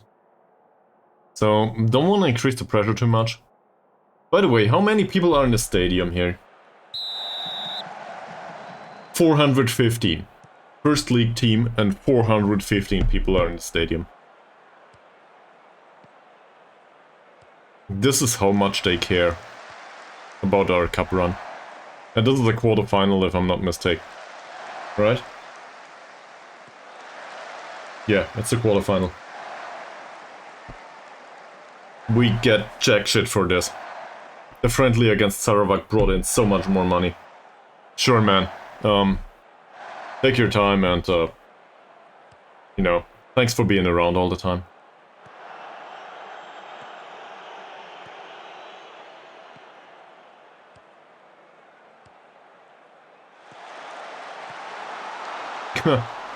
They failed to score this one too.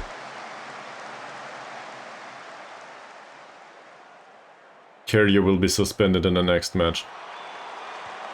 Everybody gets a yellow card. The entire defensive four have a yellow now. We have 3 stoppages and 5 subs. So we will probably replace all of them. Give them another 5 minutes and replace all of them. At least some of them. Maybe not all.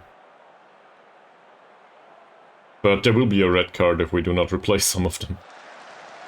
Most likely. This doesn't look good. Well done, Carrier. That's great defending. Gotta give him that. Modaris finds Carrier again. There's a really shitty passing, by the way.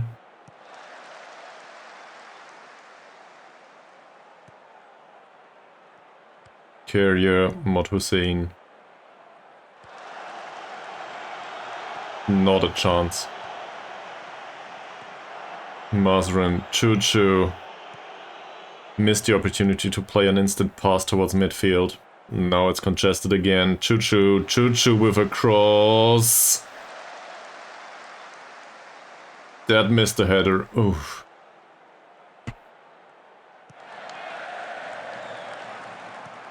That's intercepted. Test. Retains possession. Ankun. Long ball towards Baru. Clearly no offside here. Can we get a cross in? Nope. We get a corner though.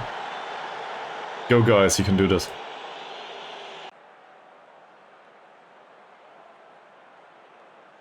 We really don't stand a chance though. Mazrin, Carrier. It would have hit the target at least. Sophie on a yellow now. Yeah, Sophie on a yellow. Okay, we'll wait for this.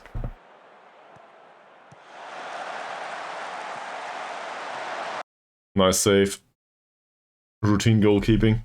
I think this is nice, isn't it? Hi Charundi, welcome back to the stream. This is the way it should be, right? Also, very much in order. So now, just the rest needs to have their yellow cards too, and then we're being fine. That said, I think being a bit more serious about this, we should probably replace most of the players here. And that means it's even less likely that we will score at one point. But we'll leave Carey on the pitch, won't we? No, we will not leave Carey on the pitch. We will leave Kalai Harasan on the pitch and Safri can come on. Holy shit. So, depends. This is a cup match against, well, one of the first league teams. I can hardly recall whoever it is.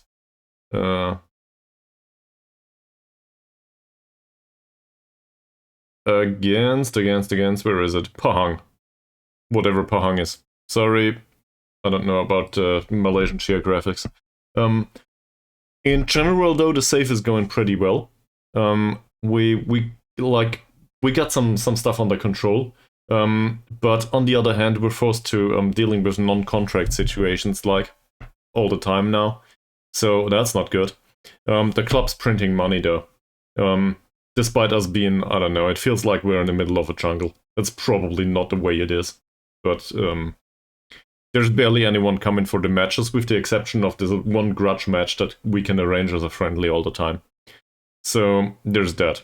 Player development, there's none to speak of really. We sorted out the training. That works well now.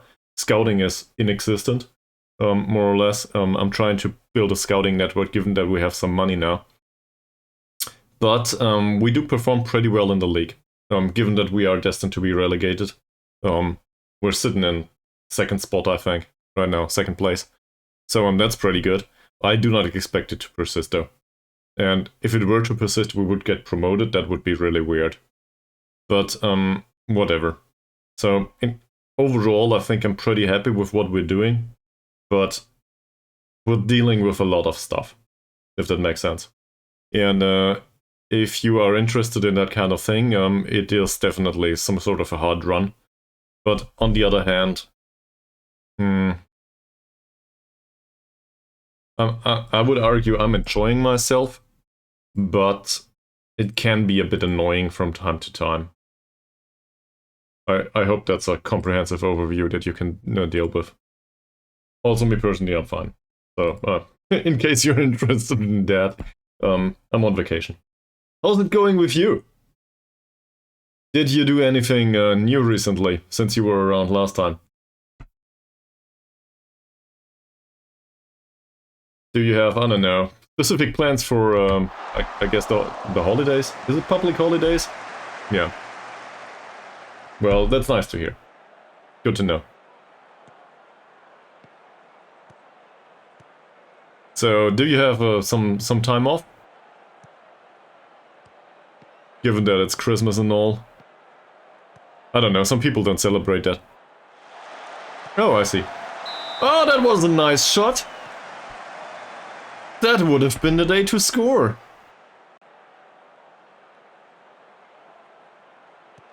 So how is that coming along? Oh, yet another shot. Not bad.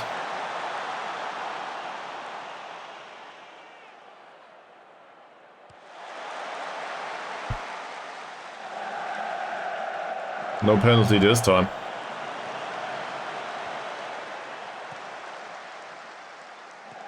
Don't let him head towards goal.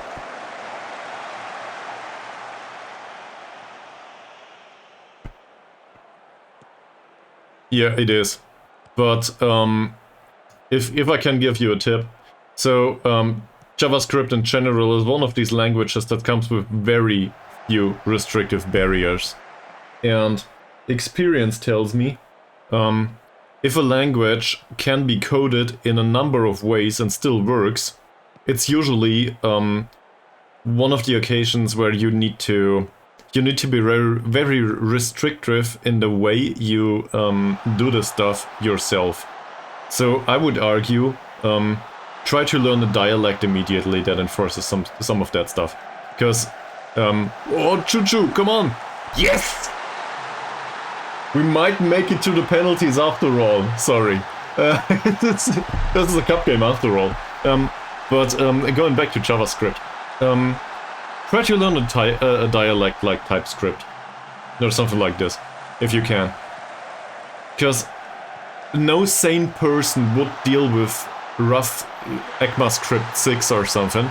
Like, borderline basic JavaScript nobody codes anyway. And you won't be, yeah, exactly. But TypeScript is very sorted and very organized. Try to learn the framework immediately.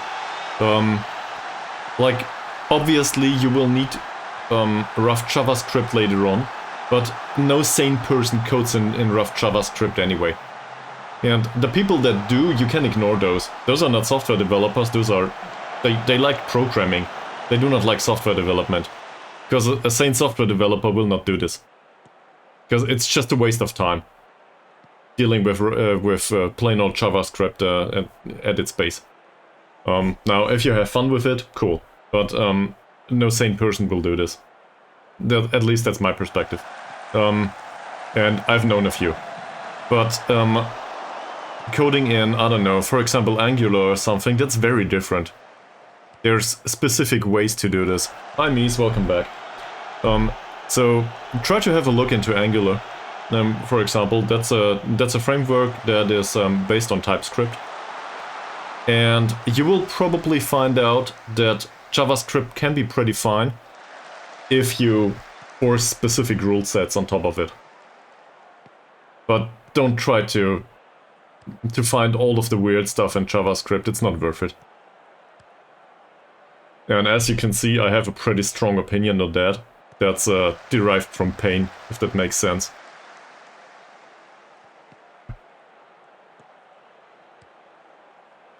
And that 1-1 was achieved by Chuchu, by the way. I even I had to break off my rant about JavaScript for a second.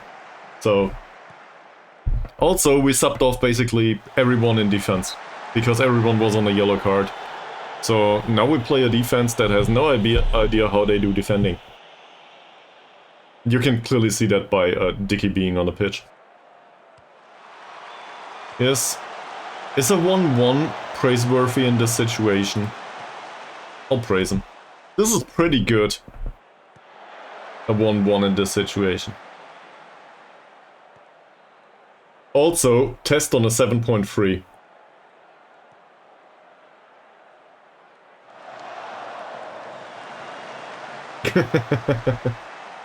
Well, I never was a front-end developer, so I'm kind of, how do I put this? I'm kind of familiar with the stuff, but if I'm not mistaken, Angular works with dependency injection most of the time, and it really makes sense once you have a backend on top of it.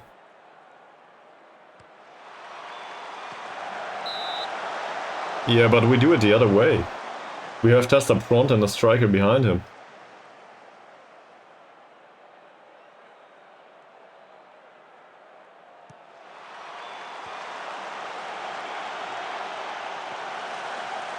We could switch that obviously for this match. Yeah, true. He's on a 6.5 rating though. So might as well put somebody else on the pitch. Like Taib, for example, who is also not a good striker. Still think that's an idea. We still have one substitute. I think we'll leave it at that. That probably, yeah, why not? Luke de Jong would probably work. Anyone would work here in Malaysia, really. We can probably put you two onto the pitch and it will be better. That's not fair. Some of the Malaysian gays are the gays too. The guys are probably fine, but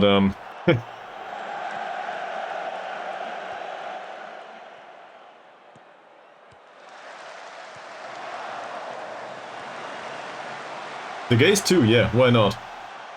Why shouldn't they be fine? They are human after all.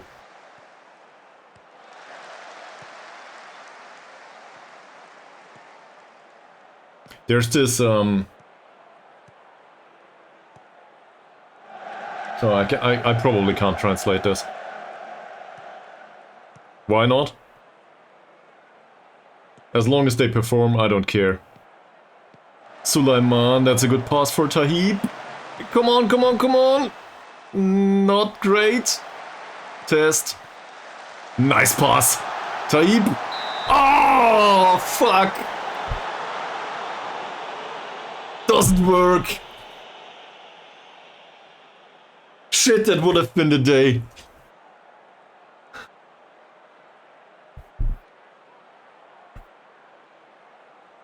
Come on, Dicky. Have a nice corner. We'll get this done. Also, I think Mies gets his wishes and we go to extended time.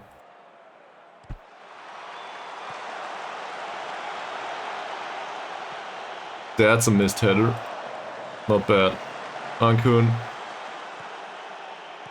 Here's Mavi. Kalaharasan. Sulaiman. Dicky. Can we get a result here? Kalaharasan again. Safri. Is this onside? Not sure. Nobody runs for it anyway other than their goalkeeper. We'll still have one substitute on the bench that we can bring on.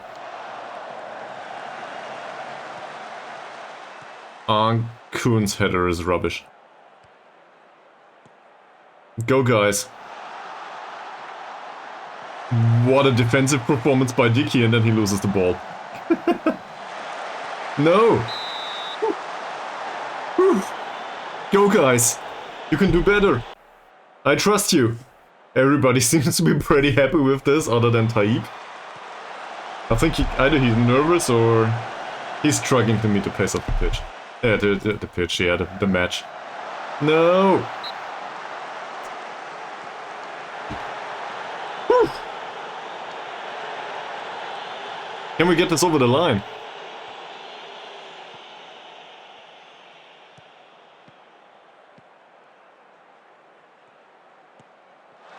Nice, Baru. Finds test immediately.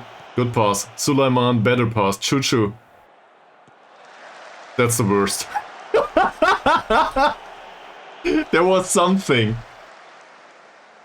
Defensively though, Ismavi does well. Not bad. It's a free. Ismavi again. We do not deserve to win this. Can we? Ankun. Sulaiman. Direct pass maybe? That's Choo-choo. Usually this is where it goes down with Choo-choo. It's either hitting the target, like the goal, or it is a misplaced pass. Not on this occasion though. Taib! Taib! Wow!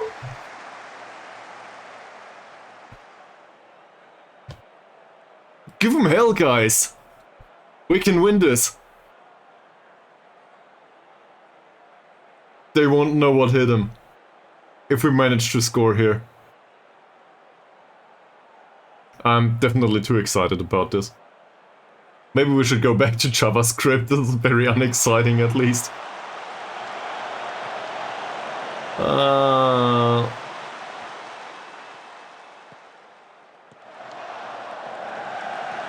Well intercepted by Test. Ismavi.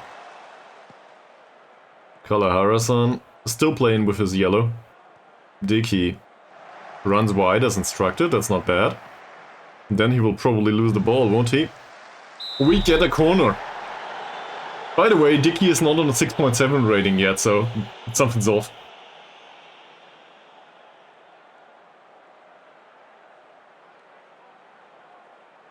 Choo-choo will take the corner. Come on, man.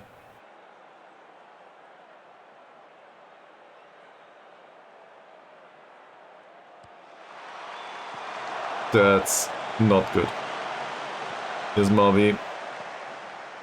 Test. Safri. Oh. It's intercepted. Really dangerous situation. He delays play too much. That's pretty good for us. Baru. Still dribbling with the ball. Thanks, Baru. Here's Marvi. Safri. Kalahara-san. Ankun. Don't lose the ball, please. Kalahara-san again. Dickey. That's definitely a bad pass. Thanks, Dickey. Not good.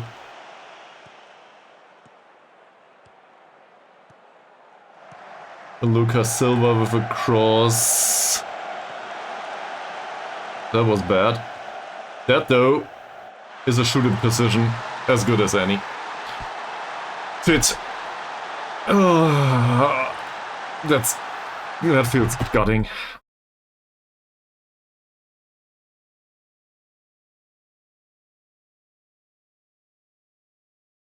We'll bring Harsey. Oh no, we'll bring nobody. We made all the substitutions that we could. So we'll just go very attacking and hope for the best. At least, Mies doesn't get his extra time. So you can enjoy the suffering from another perspective though. The goalkeeper with the broken finger was unable to get this ball. Well.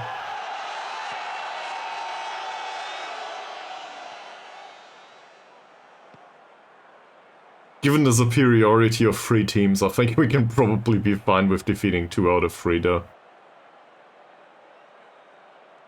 Where the hell did you get that one? There's so many nice emotes in Twitch.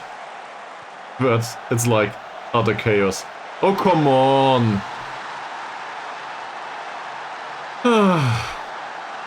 Well, I expected there to be a nay in addition to the yay.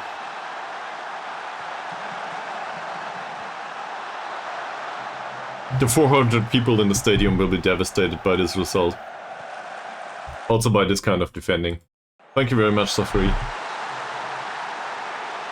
But we had a chance for a pretty long time.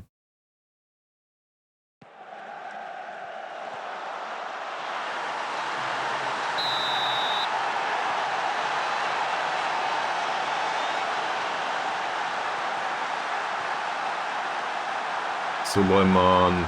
Yeah, it's a free again. Ankun. Here's Mavi.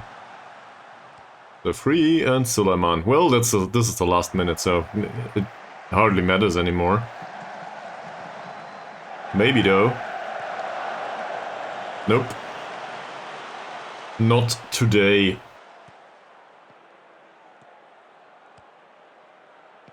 Still going attacking.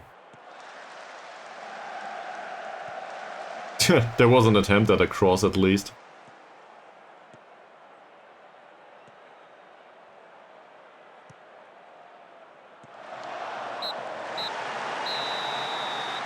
That's it, we lose. And to be honest, it is entirely deserved. Even though they scored 2 times right at the end. So, overall, I think this is pretty well deserved. Shouldn't have conceded a penalty. Then maybe a situation would be very different. But I think this is okay. They don't like it though. Apparently they expected more of themselves.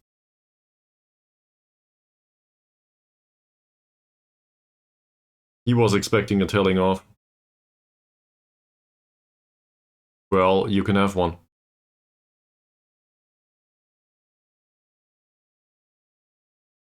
So we will tell everyone on a 6 point... I guess the 6.72.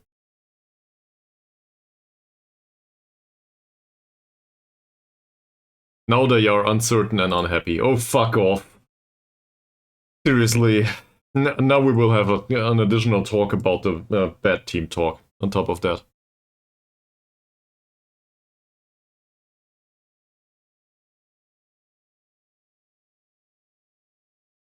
Football Manager is very realistic with that.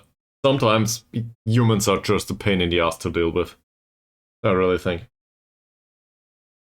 Alright. I need to do a short break. I need to drop a message to my significant other. So I will do a short break. Feel free to, I don't know, get something to drink. And we will continue this afterwards. BRB.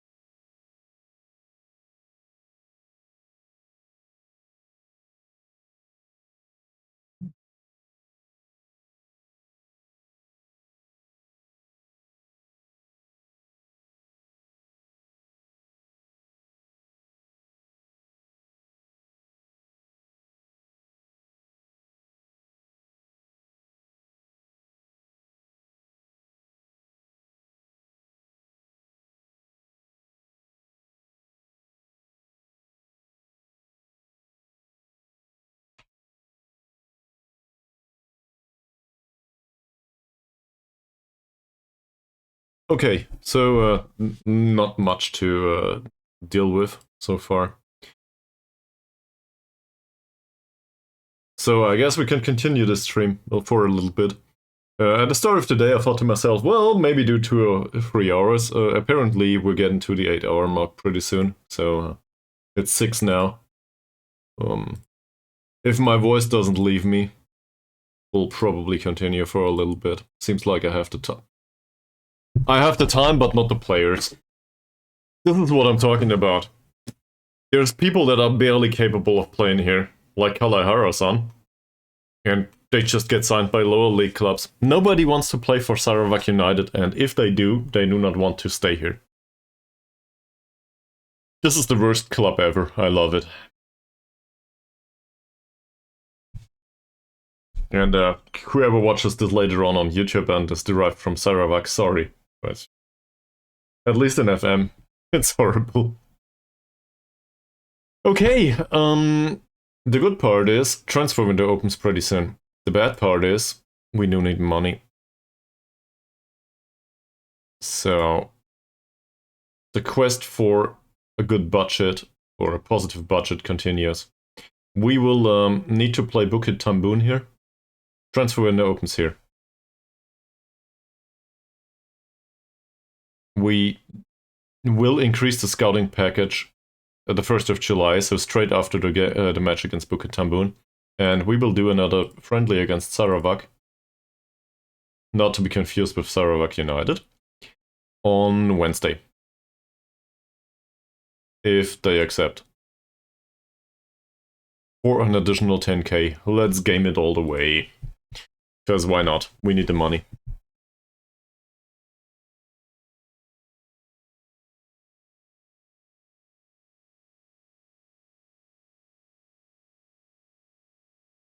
We could also probably ask our new director of football if he knows about any capable central defenders. And if he doesn't, does anyone remember? Are there loan rules in this league? There aren't, right? There might be loan rules, not sure. It's all Malaysian players, that I'm sure of. Also, I know that other teams obviously don't follow that. But maybe we can just sign the under-21 of Cushing. Completely. Don't care. He's gone anyway. He'll be gone in a day. He'll be gone in a day. There we go. Still able to phrase things. Chuchu might leave too. We lose, I wouldn't argue the best players, but we lose some of the good players. Alright. The broken finger on him, or the fractured finger, I really can't see. Does the medical report... The medical report doesn't mention it at all. So whatever happened there, I don't know. Maybe it wasn't as bad as we thought. Team cohesion should go up, losing the players. Yeah. Let's go to the 29th. I want to do that transfer business. And I'm really happy that Sarawak agreed to play a friendly every 2 weeks. Now, to be fair, they do not play somewhere else, so that's probably good. But good for them, I mean. But we get a lot of money from that, and I don't know how or why. But, well, it might have to do with the stadium being filled with 1,000 people on a 40k stadium. So I guess that's a positive for us. Just imagine us playing in the first league for a match or two. Well, probably nobody would care. Come to think of it. They don't care about the cup competition either. So, us playing in the first league, that 40k stadium is still a waste of time. The stadium seems to exist for, I don't know, internationals or something. But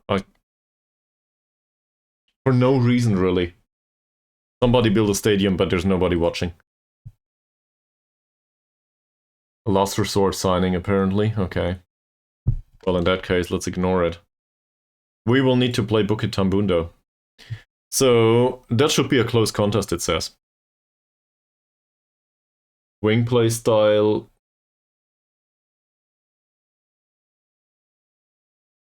And I want to cross the ball into the box. There is a target forward here. A target forward with 7 points of jumping reach, so we should be fine. He's pretty fast, though. Same as this guy, 8 points of jumping reach. Now, given that we have central defenders, given that we had central defenders that were pretty capable of dealing with the ball and with the jumping, we could have stood a chance defensively against this setup. They also go attacking mentality. Very interesting. And looking at this, it feels like we could have a chance with a more of an attacking focus too. They are 6th in the league though, so they aren't all bad. Looking at central defenders for a second, is there anyone available at all? Cool. So we know of 2 players that play for Cushing that would be available on loan. 20-year-olds. Would you be willing to come in, maybe? Also, let's scout you. Yeah, I know it costs money.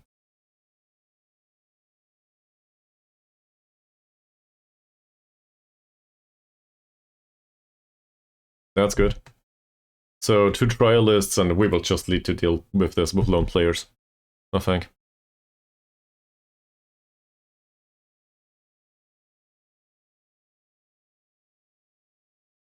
Sure. Carrier just got disciplined for his bad code of conduct. No, for his, for his bad conduct, that is. Yeah. He accepts his fine. And apparently somebody found, I don't know, some sort of a chainsaw or something out there. One of the windows is open, so I need to close this. Give me a second, please.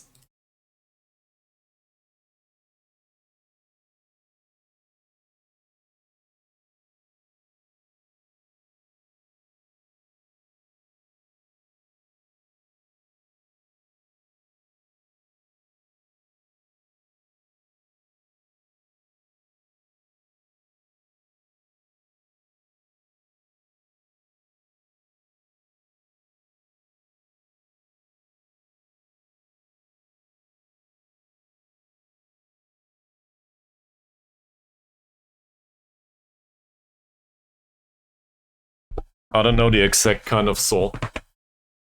I'm not sure how this is called. Also, this is still processing, so you didn't miss much. But, I should probably translate this.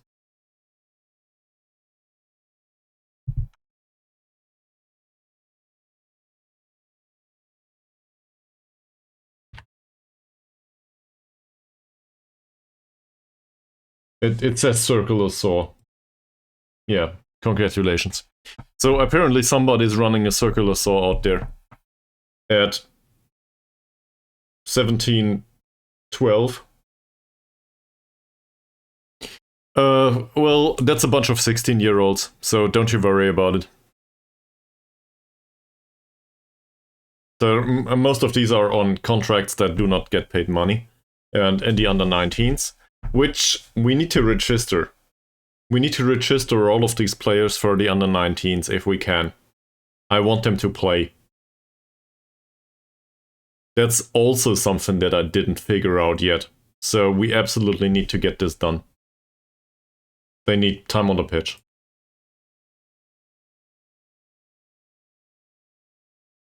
But I think I also made, well, Test is a signing that comes in for the first team, in fact.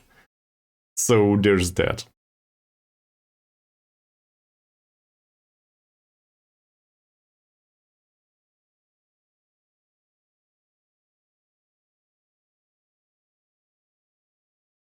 And I also did make the signing of the attacking midfielder. You know, the one that is technically not very gifted, but was pretty fast. The 27-year-old that considered himself to be star player. So Thomas and Taib will probably have a hard time being on the pitch in the foreseeable future. I do not expect to keep the guy though. Like, if you sign players like these, they are gone at some point. He's 27 though, so you know, at an age where usually you'd expect you don't lose them anymore. Then again, I thought the same of Chuchu and Chaya Selan, and that didn't work out. Like, Chuchu's still around, but we might lose him. So, in the end, we might be reduced to one train, after all. He didn't perform well in training.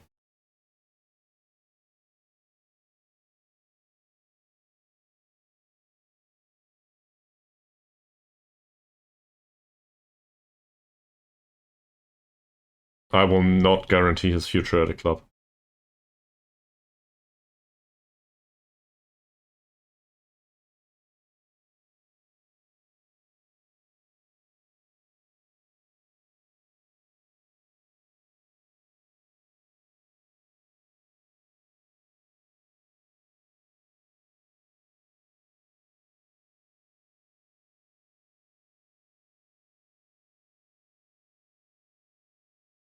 Is there still a target for him now? Did I extend the target? Apparently not.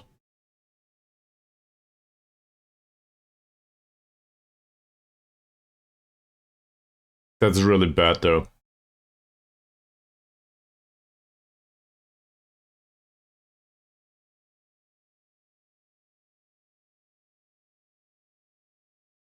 What about deploying forward on him? That's even worse.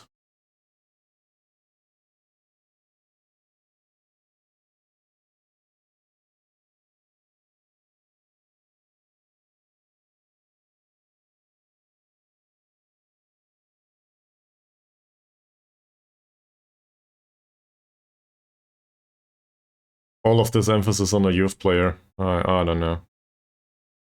He needs strength though. Without strength, he doesn't work. And to be fair, he doesn't have it, so... Maybe go with this. Forget about the target man. Forget about the entire position. Try to do this. Maybe that works.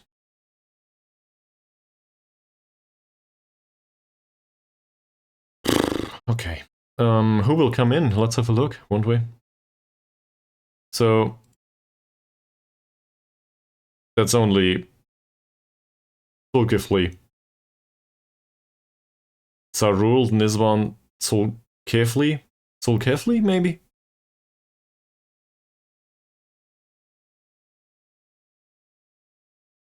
It's extremely doubtful that he's interested in the transfer, apparently, but we managed to pull it off. Which reminds me, transfers, director of football. Can you please suggest a central defender?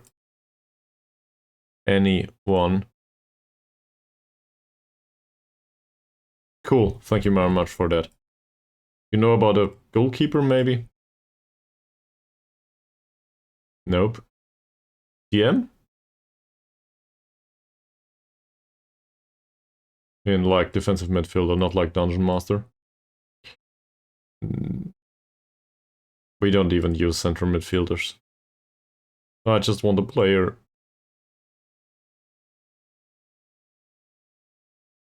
He knows absolutely nobody. So, we kinda got lucky with that. But it will get better once the scouting network is set up. Maybe. I'm hoping that the knowledge of the other leagues helps a little bit.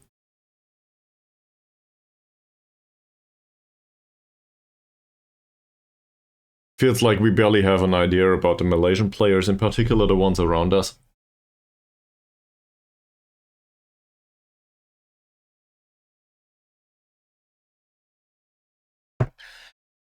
And knowing about 6,000 players, well, that's not that many, is it? Worldwide, that is.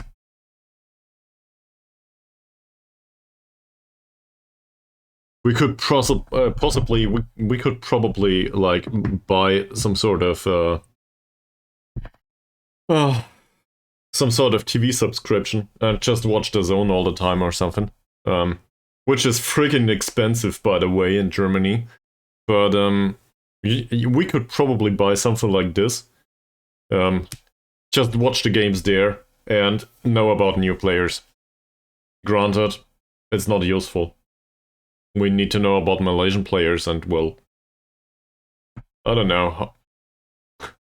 There's barely any TV about Malaysian football apparently, or any subscription service. Might be on the internet after all. In other countries, they are more modern than us in Germany. Like, it's all on the TV here, basically. It's focused on TV, and the companies are focused on TV. At some point, hopefully, everybody will go bankrupt and we will have streaming services. But who knows? The old generation still persists. People still own TVs. 17 messages. Holy shit. Okay. The trial of Test will come to an end tomorrow. That's probably because we signed him. Good stuff. Hopefully he will get better in his new position. Robert's trial is coming to an end tomorrow. Robert is a 19-year-old that we signed. Because, well, it says he's a consistent performer and fairly determined. Also, apparently he developed a little bit whilst doing test matches for us, so not bad. This guy's training, on the other hand, is really bad. Who knows? We signed him, though. I think most of these trials are signings. Yeah, this is the bunch of 16-year-olds and 19-year-olds that I signed as a replacement in case it's needed. That's also fine. All of the targets more or less were failed. He's devastated. Why is he devastated?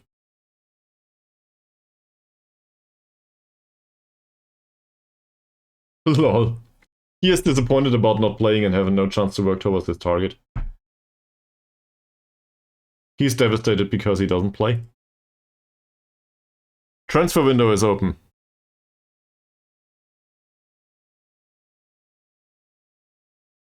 Will there be any deals in the coming weeks? Yeah, definitely. New signings are likely, if I can find any. That said, that means that we lose a bunch of players too. That'll happen now.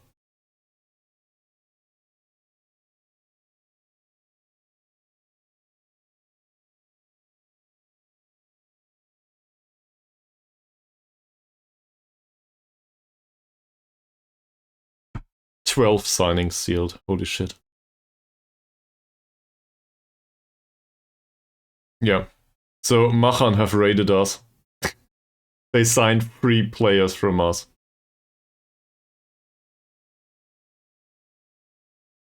Not sure why Handy Squad player was sold. Well, because they bought him and we didn't stand a chance. We did offer another contract to Chaya Celan, but he's in decline anyway.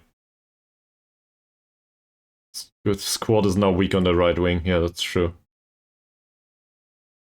I'm also concerned with him not being around in center back anymore. We could obviously try to sign him back immediately. There's 12 signings here. No.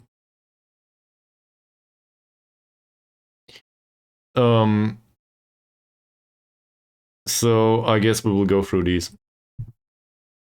Guang is considered to be a winger. Obviously one for the under-19s. Does play there. He's left-footed if I'm not mistaken. Yes, he is. My thought process here was, well, he's not that far off.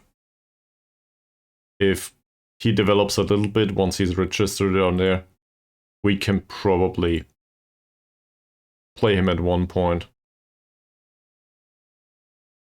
There's Mr. Norden here. I don't like the personality at all. That said, well, he's pretty tall. You gotta make a signing like this in this league.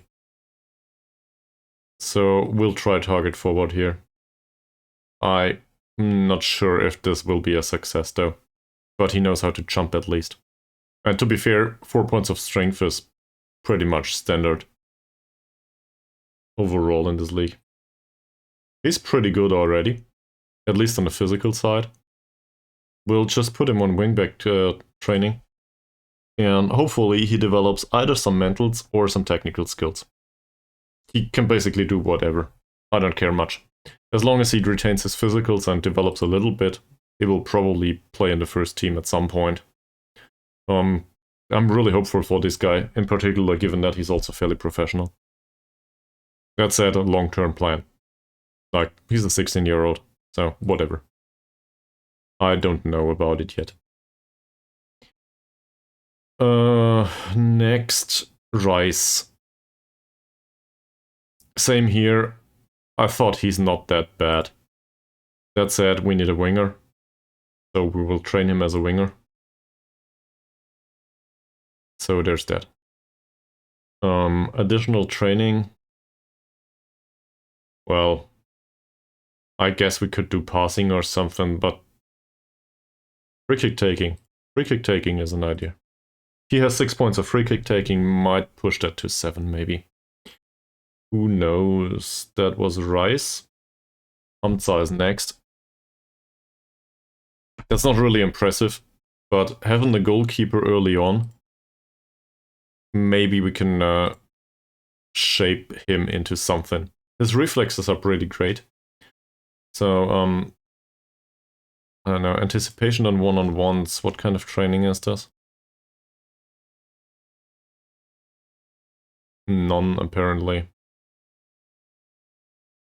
That's not the same category. What's positioning? That's tactical, isn't it?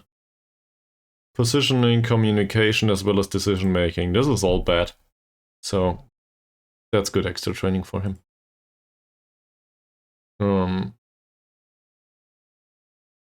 There's 2 guys named Hamza that are goalkeepers. Please tell me these are not related. They are not related. They just carry the same name. Great. So now we have 2 not brothers that want to be goalkeepers. Funnily enough, they basically can do with the same extra training. Not bad. Then there's Saipi, an attacking fullback. He managed to get into decline prior to joining us for some reason. So he needs to learn a new position, I guess. But overall, he might become useful. No guarantees. Aidel Mustafa Robert. This is the other side of the coin, I guess. He developed a little bit whilst we waited for his signing. It's not really impressive, but, you know, it's a little bit of a positive side, so I guess that's good. Saleh. So we need a central defender, for sure. This looks like overall development though, without any specific focus, and in particular the strength and jumping reach are still lackluster. So, if we do not find anyone else, he might just make it to the senior squad after all. But I'm really hoping that we find somebody else.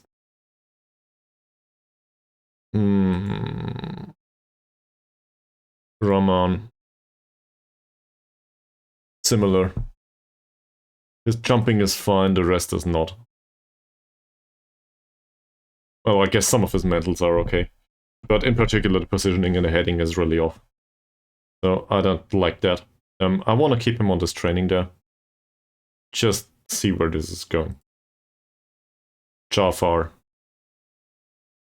A goalkeeper that is already in the business of attribute redistribution. Not sure where this is going.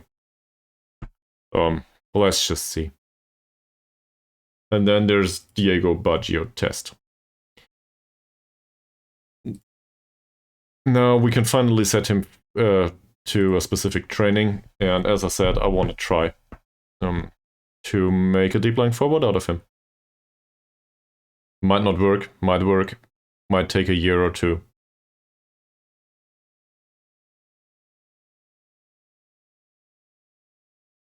There's alternatives, obviously. Also, Sarawak signed Safri. That's not our club, that's the other Sarawak. And to be honest, he's not good enough anyway. But I'd rather have him in the squad than nobody. And now we have nobody in the squad. Yes, central defender, please. We lost basically everyone that can play there. The next league match.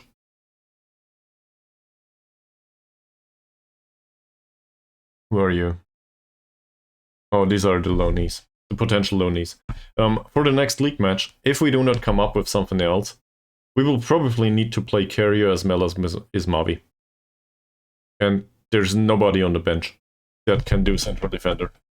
So, this is no good.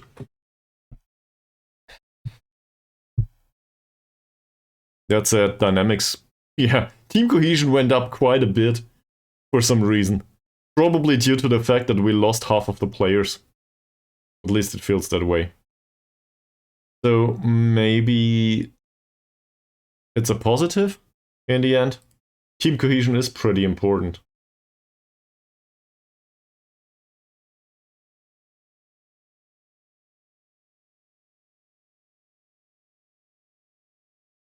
Also... Oh, he didn't accept it yet. That makes sense. So, we need at least one of the two, though. Given the attributes, well, it's probably gonna be neither. At least he has some jumping. And I guess there's a question to be had here. So, I'm kinda late to the party, but given that we earn 10k for every single friendly against Sarawak, and we play quite a ton of those these days, is it worth spending an additional 1.2k for 3 days of transfer window?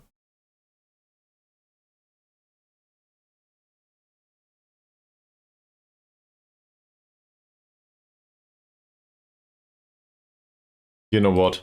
Forget about the money. We will spend additional money. Even for 3 days. I don't care. I want to see more players, and hopefully that brings us some players. So we'll take the bigger Godin package.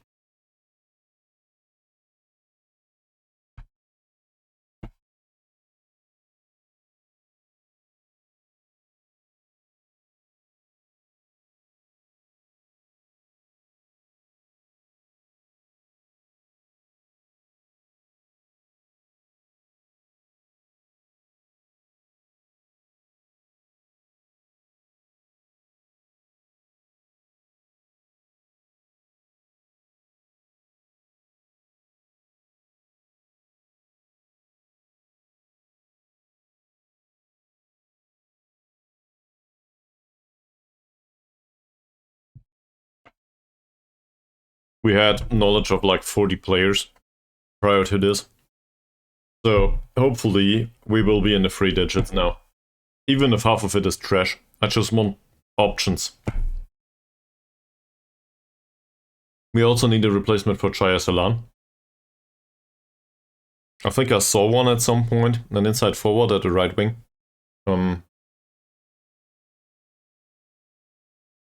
That could fit our playing style. Let me put it that way. Don't know if he had any quality though.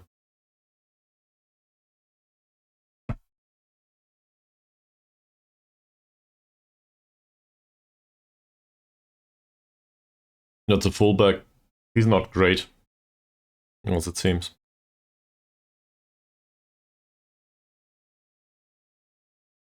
Same here, pretty much. Might not be horrible though.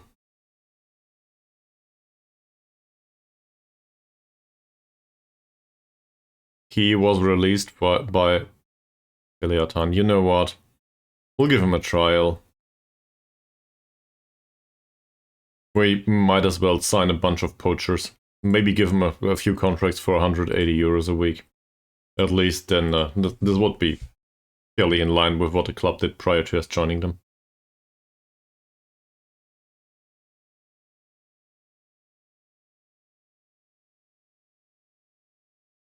So team cohesion's pretty good all of a sudden. They all are under heavy match load still.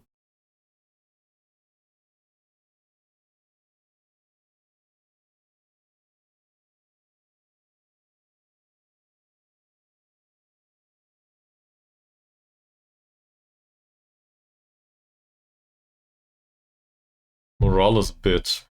I guess it's a positive so far, but it's a bit all over the place, in particular on the lone players, which is to be expected, I guess.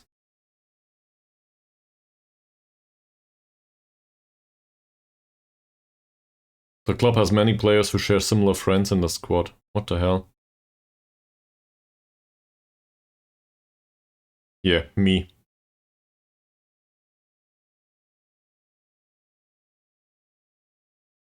That's all there is to it.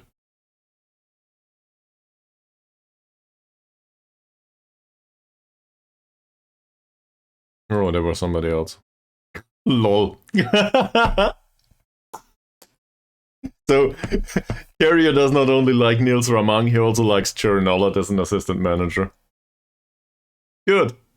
Good. I like that. So, congratulations, Cherry Nollett. You are liked by Carrier.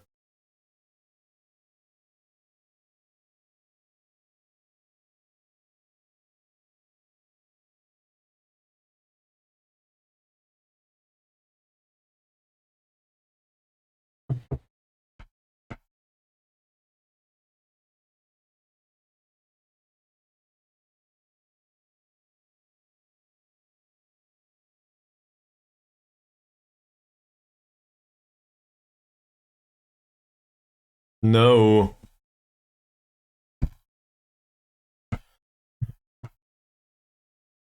We didn't stand a chance against any of these offers. We're just right now in the process of losing our... Well, it's more or less the last central defender.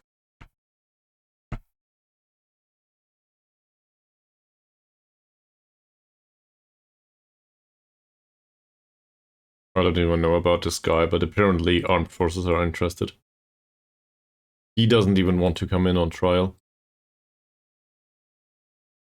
So obviously we will offer to his Mavi. Like, we need a central defender, and he's the best that we can come up with right now. Played a lot for us. Star player. Sure, let's make it important player, okay?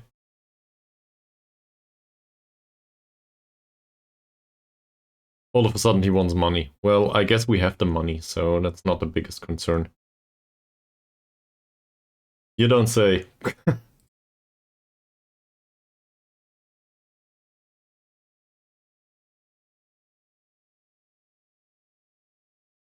That said, we can probably deal with this. Throw money at him, no problem. Yeah, thank you very much. Chances are your center backs... Well, then he can't play here.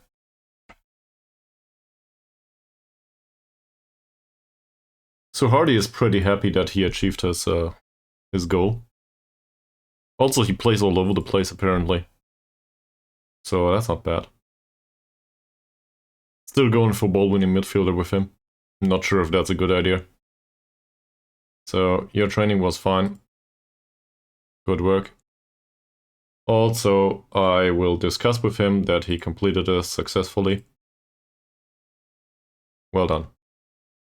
We get the attacking midfielder. So there's that. Last chance to get rid of him, but he has passing as well as vision. So, even in another role, I think he will be fine.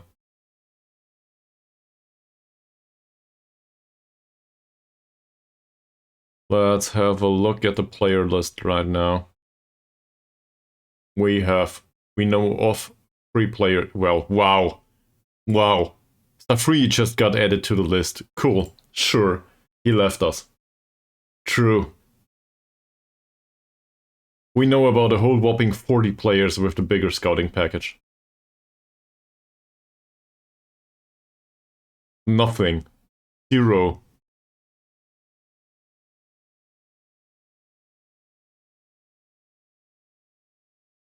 I could cover the whole of Malaysia and it doesn't work.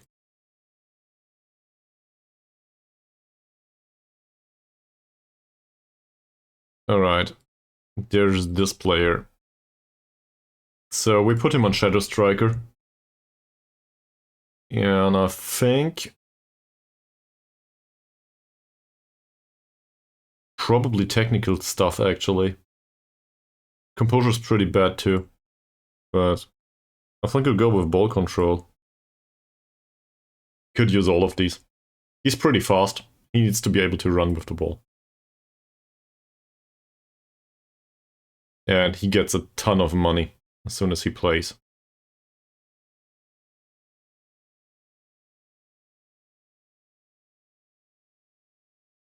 Okay, so much for that.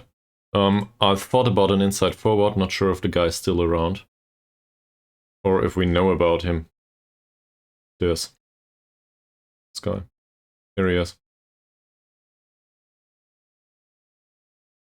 It says he's selfish and he's incapable of dribbling. That said, he has a good finish. Good first touch. Long shot is probably shitty. He's not on to work for the team. This looks like, I don't know, somebody that wants to score the goals but not put in the work. On the other hand, there's Barjou left and that's it.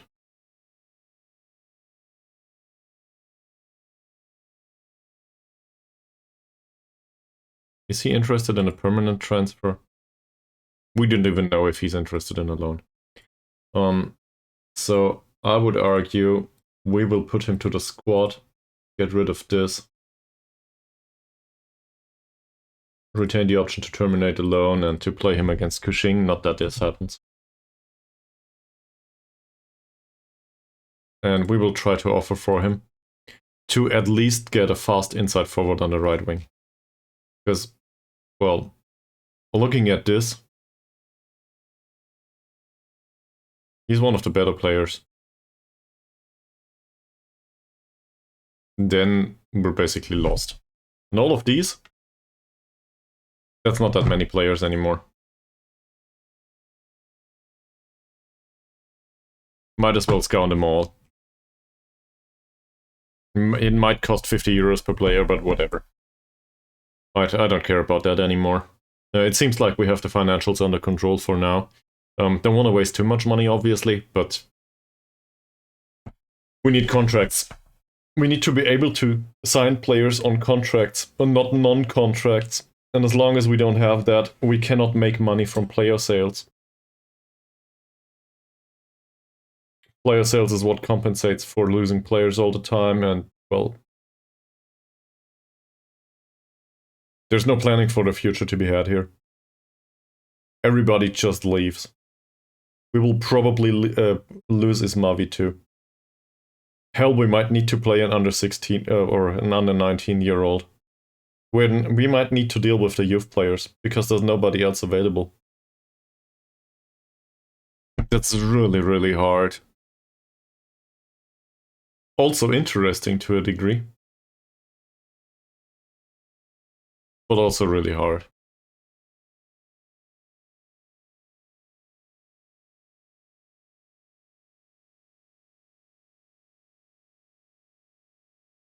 Balanced, inconsistent, not cut out for this level.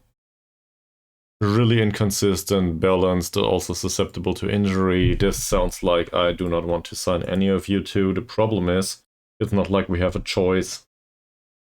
An alternative could be to play one of the others in central defense. I guess Sophie has some jumping, so why not? I'd hate to do that, but yeah, sure. We could play Sophie in central defense.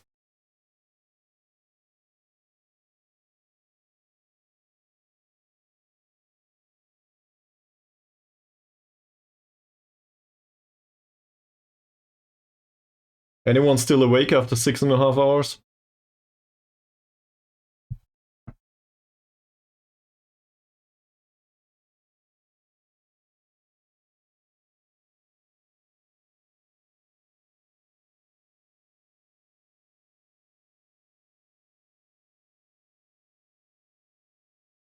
Well, how's it going in China? Did you continue your save? I guess you didn't spend the entire day watching me without doing anything else, right?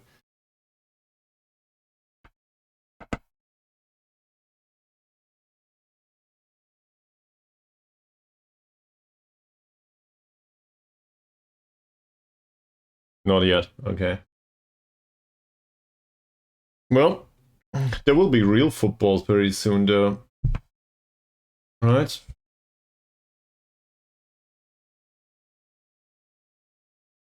Apparently Thomas Müller extended his contract with Bayern Munich. Sure, great. 1830, Werder Bremen versus RB Leipzig, and afterwards there will be Dortmund versus Mainz as well as Hoffenheim versus Darmstadt 2030. So there's that. Which means if we want to watch all of that, we have another 45 minutes. Also, it's kind of weird. Why did they put the kickoff for Dortmund versus Mainz as well as Hoffenheim versus Darmstadt at 20:30 each? Might as well play them in a staggered manner. So now I can't watch both. And I have to decide if I want to see Dortmund lose against Mainz or if I want to watch Hoffenheim and Darmstadt, which does not sound very appealing either. I guess I want to see Mainz and Dortmund in the end. Not sure if I want to see Dortmund lose. I'm not that prone to enjoying suffering. On the other hand, where's Mainz right now?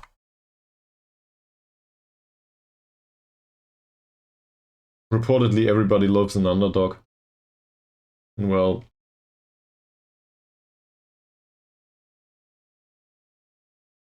yeah, exactly.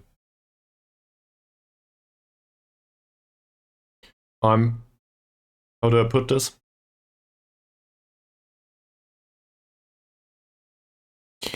Well, but I'm not even sure anymore. There is some sort of atmosphere in Leipzig these days.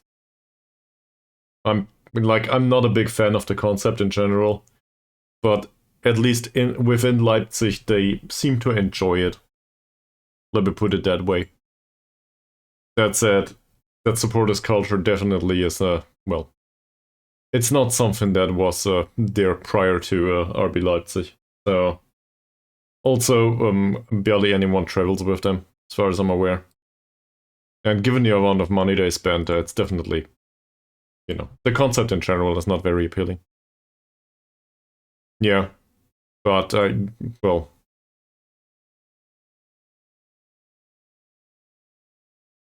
just think about who you're talking to right now. I would also prefer to have it another way here.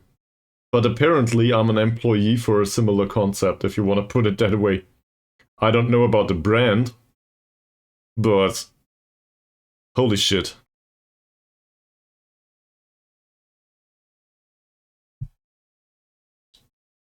That's not going anywhere. Not at all. He's fairly pro though.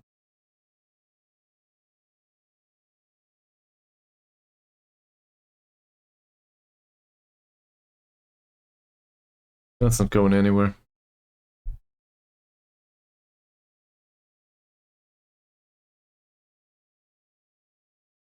Well, we're going that way though. Given that we're selling some of the rights about Bundesliga to investors these days.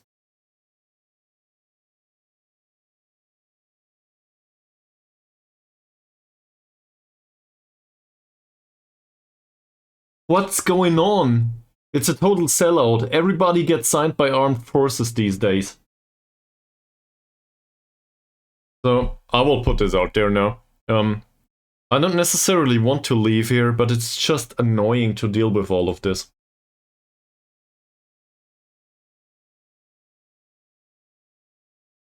This is what makes you open to working in another area at some point. We do have very good scouting knowledge in Malaysia these days. So, I don't know. Maybe we should just move on at some point.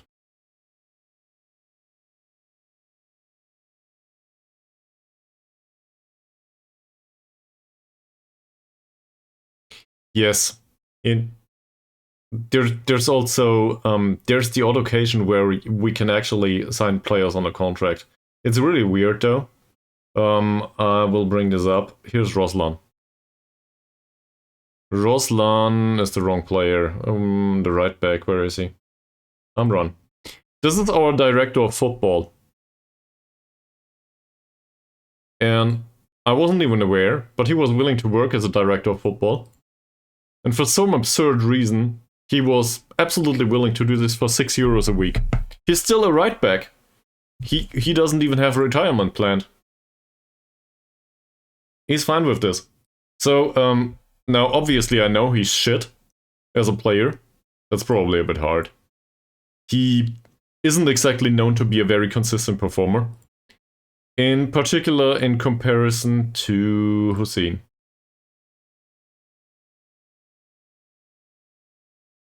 But, given the overall situation, should probably open the wingback attributes here. Given the overall situation, what choice do we have? So, Hussein usually plays. Hussein is a pretty good player. I'm kinda irritated by the fact that he didn't get the buyout by Sarawak yet, or somebody else. Somebody will come and offer for them, and then they will leave. Amran, on the other hand, Amran can't leave. He's on the contract for €6 a week. So I'd rather give all of them a contract for €50 a week than having them on the non-contracts all the time. But I just can't do anything about it. The board doesn't allow it. And I do not know how to talk to the board about this.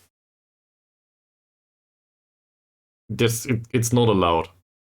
I don't get why though. Maybe we can talk to the board about this, but then somebody needs to tell me how.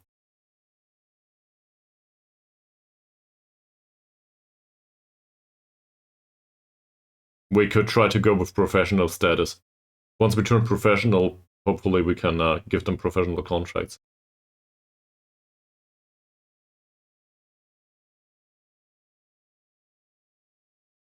Build new stadium, yeah, that'll be the day. We still need a sports scientist, we don't have one. If I'm not mistaken. And personally speaking, I would like to start a coaching course, please. I really want to. And then, well, they are pretty delighted though with the results, so maybe we get whatever we want. The next concern is the youth contracts. Like, everybody gets an immediate non-contract once they turn 17. I'm trying to recall how it goes for turning the stuff around. I'm pretty sure I witnessed this in FM23. Didn't we have a similar situation with Yellow opt-outs at the start? How did we get out of this? Was it about the money? Was it about getting promoted? I guess getting promoted is a surefire way to resolve this situation. But getting promoted in these circumstances is pretty hard. I think getting more money helps, if I'm not mistaken. Or a switch off the board. That might also help.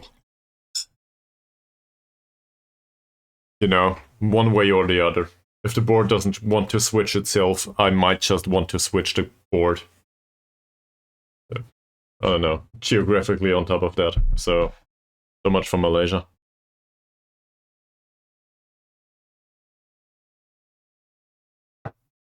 I'd rather be successful though.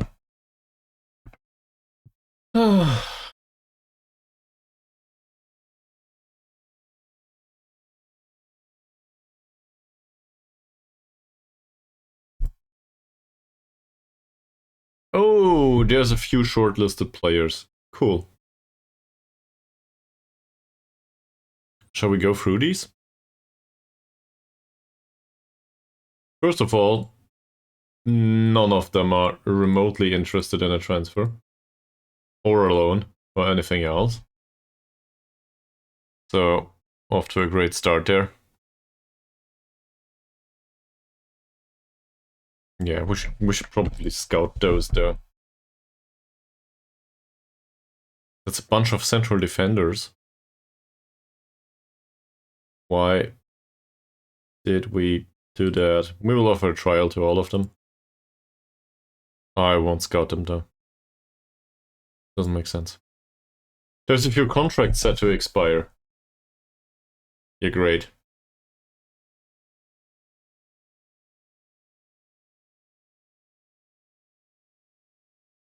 Okay. Let's try to see if one of those wants to sign on a non-contract, maybe. In particular, people like Mohammad that don't play in the first team anyway.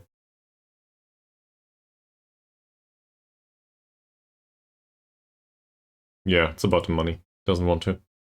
Carrier, I definitely want to keep Carrier. Okay, forget about that. Staff contracts. Great. I mean, we spend a lot of money on this, but in the end it's not that much money as long as we can play Sarawak. We need a sports scientist, guys. They don't care. I get a coaching course, finally. At least something.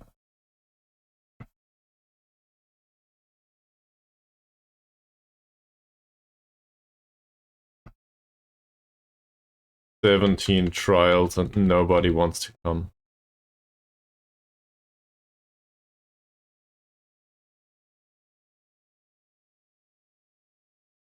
I think Jamil Khalin deserves to play for the next match. Ankun didn't show much, did he? And well, we are somewhat prone to losing Ankun. In fact,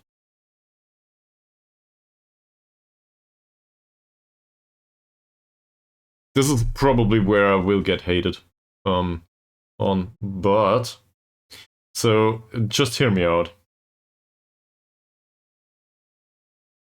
In Killeen, we have an option that will be retained by the club for the remainder of the season. In Ankun, we have an option that is a little bit better on the attacking side, but overall in terms of attributes very similar. We pay money for him though. I don't care about the money. I care about the fact that we might lose him on a free anyway. So right now, we could try to make some money from him. I don't necessarily want to force him out of the club. It doesn't need to be done. But if somebody comes and offers money for him, I think we can sell Ankun.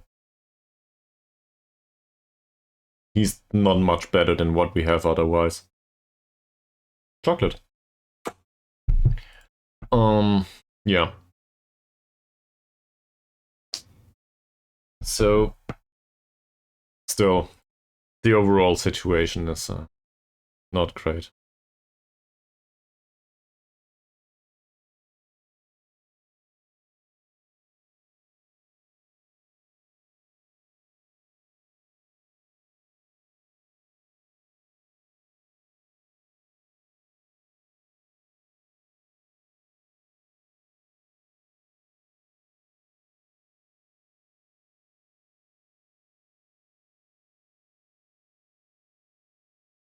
Well, I guess on a match-by-match basis. There's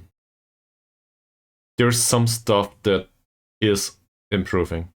And it might not be that much, but for example, look at the training ratings.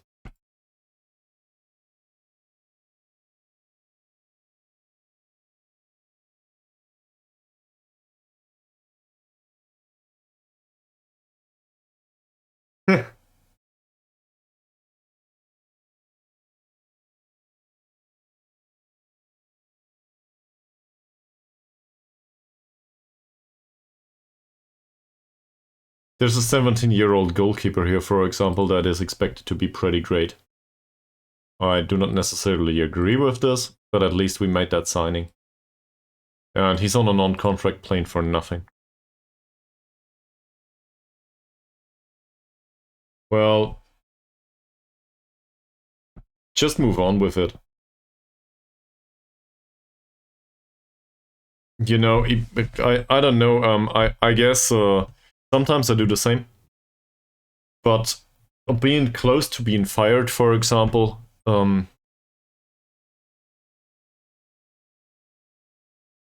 I guess it's human to avoid some sort of circumstance, but in my experience, leaving this or that, say, in a broader sense, relationships, like, you know, the romantic kind, but also business relationships and all of that stuff.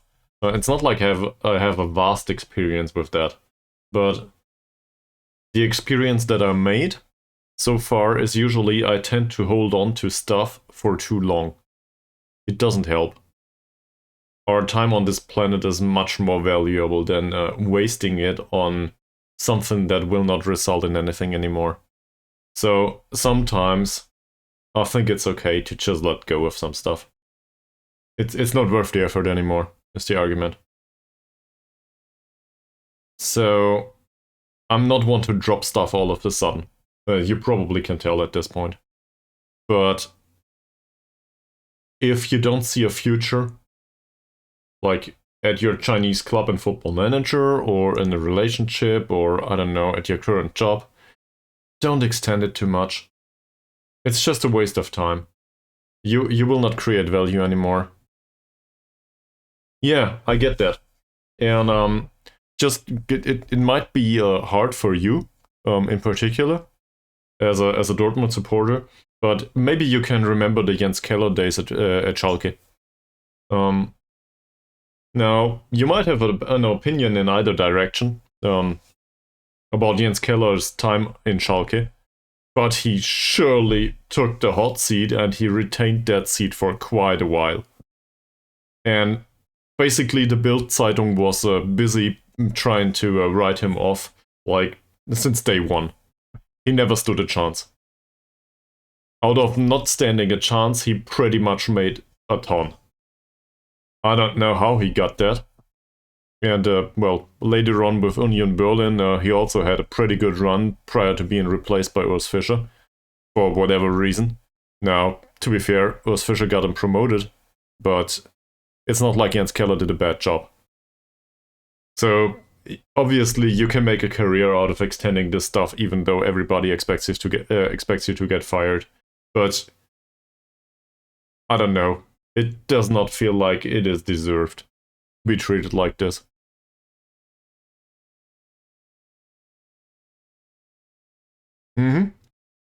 Okay. Well, sometimes you come up with good plans for long-term stuff, for, I guess, your next station. Could be.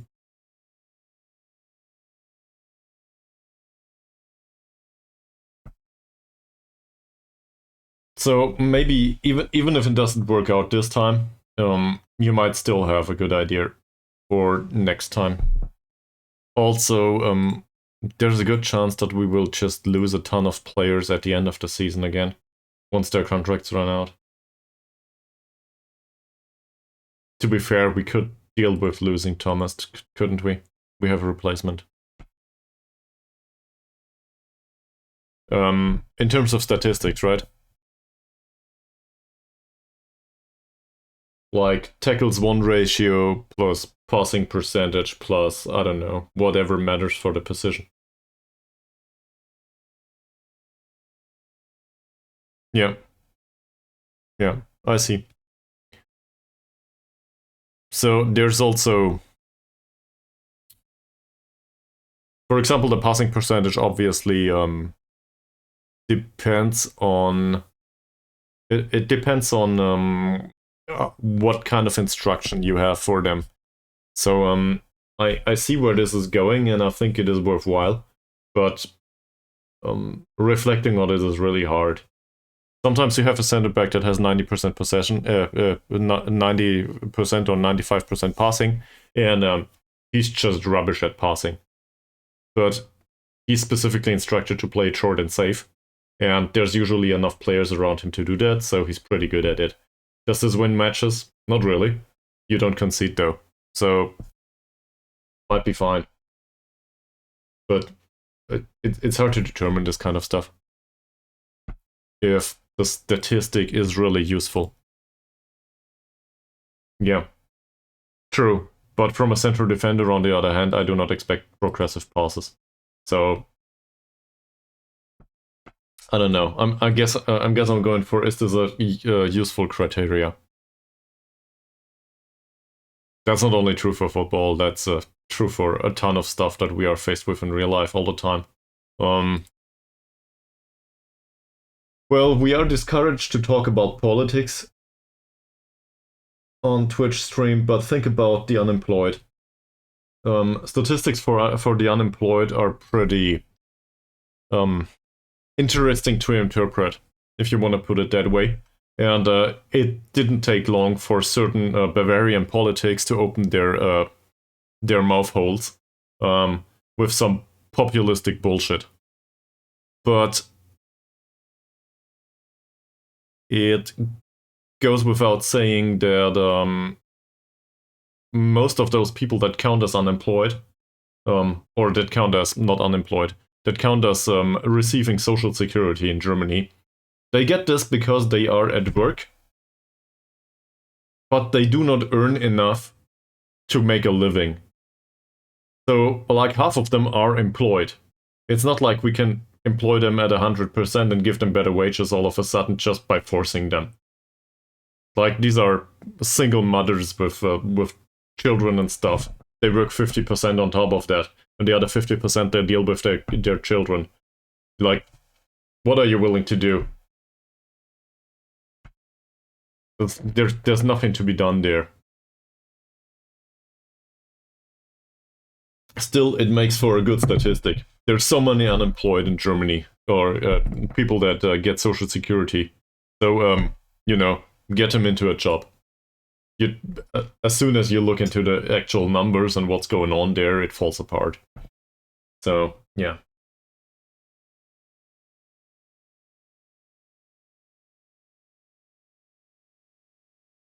The center backs, I do not. It depends on the instruction, I think. Our center backs here is Mavi and Carrier. It's the standard for them to take fewer risks, and well, if I could, I would also instruct them to pass it shorter. But we already have short passing on the pitch, I think. Where is it? Yeah, but it's already short passing due to the general short passing. If we would have more direct passing here. In fact, let's demonstrate this. Say we play much more direct passes. Now I would go with shorter passing instead. To keep them in short passing, because, well, they are shit at passing. So why would I do that? I don't expect them to play progressive passes, they're not good at it. So I hope that makes sense. And, well, maybe, you know, I don't want to be too critical, but maybe your skin is... It results in one of these cases where one could argue that it's putting the cart before the horse. Usually, you look at the player's attributes and what they're good at and what they're bad at, and also at the statistics, and then derived from that, you realize, okay, I need to adapt a tactic like this. In your case, you're looking at the players, you're looking at the statistics, and then you determine I need another player to make sure the tactics works. So, or, I don't know, give him another instruction, but it's basically pointing a finger at something and hoping that it has the relevance that you hope it has. So, it feels like a lack of data to determine anything. Yeah, it can, of course. But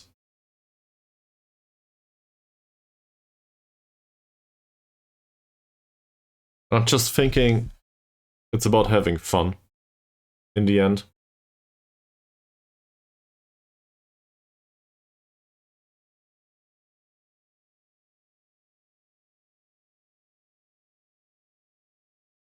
I see. That's not a bad idea, I think. I can certainly see the appeal in that. Johadi.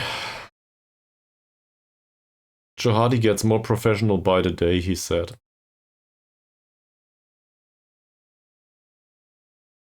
Doesn't seem to handle pressure that well there. But overall, some professionalism is good. Renang with less controversy, not that it matters much. Apparently he also increased in determination, yep. Doesn't seem to be quite as ambitious, that's bad. And less sporting, I couldn't care less. I don't care about sportsmanship at all. Mohammad is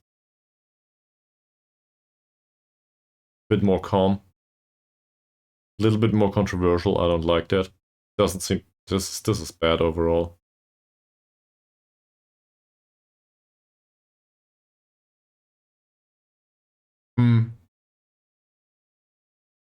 Well, don't you have form?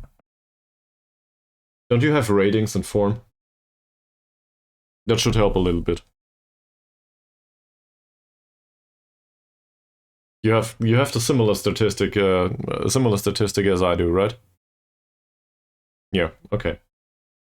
So from that perspective, you can derive it from form, obviously. That's also hard to interpret, but you know, if a player has form like Dickey, for example, 6.7 rating all the time, that's probably not great, but it's not much of a reason to replace him just yet. Like, obviously you want more, but most Football Manager players, like not the players in game on the pitch, the people in front of the keyboard, most people usually would use a player that is a 7-point-something rating. They're, at least I feel, we are more concerned with the really bad performances. We're not so concerned with average performances. That usually works. Average is okay as long as somebody does better. And if the entire team plays average football, that's usually on the road for development. And then it will get better and better due to team cohesion and all that stuff.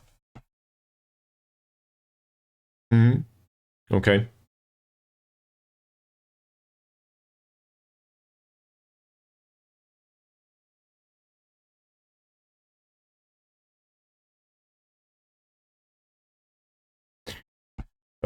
Yeah. Well, I'm probably one of them, though. Am I not? Like, I have my favorite stuff that I like. And I came back to it. That said, I'm not sure if I would call it playing the same tactic all the time. I try to do slightly different variations of a certain thing. And I don't know. I feel like in a way you are correct, but on the other hand, I really don't want to apologize for that. As long as it's fun to me. So yeah, okay. Well, fun fact, I never played a 4-4-2. I can't make it work. I hate a 4-4-2 with a passion. I just can't see. Like, I know that this is a very successful formation. I just can't make it work.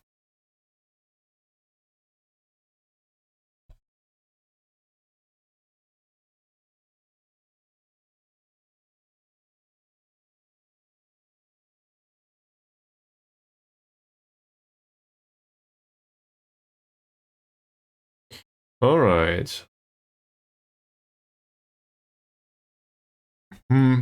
Yeah, I see. It's about being involved in the stream for you. That makes sense. A thing that I very much appreciate about you here. So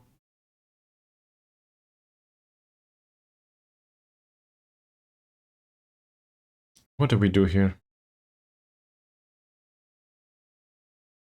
Is he better than Thomas?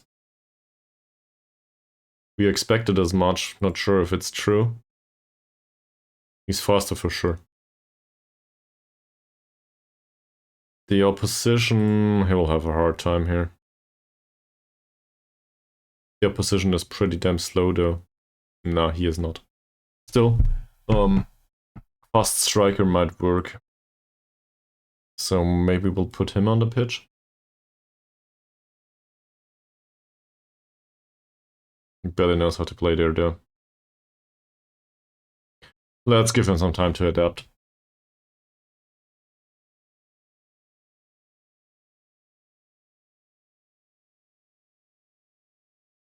How late is it? You know what? We will do this tomorrow, I think. Or whenever I continue streaming. I think I'll wrap it up for now. Because the real football is going, starting in 15 minutes. And, I think like, the concentration's lacking now. I need to see something else. So, as much as I enjoy this, I probably will take a break now. And, we will probably continue this tomorrow. I hope that's fine with you. Yeah, anyway, thanks for watching as always. This was a very excessive session. Like, we're past the 7-hour mark now. So, yeah. Hopefully we can get a few, good results in the future, now that we got thrown out of the cup. I'm not really happy with the results overall, but on the other hand, moving the save forward is quite interesting. There's a lot of just unfortunate situations overall, and I'm not talking about injuries and stuff. It's just about the circumstances of the club that makes it really hard. So, I enjoy it, but on the other hand, it's also annoying, in a way. Just like real life, I guess. Have a good night, in case you go to sleep, and special thanks to that one person lurking all day. Much appreciated. So, see you on the other side. Bye.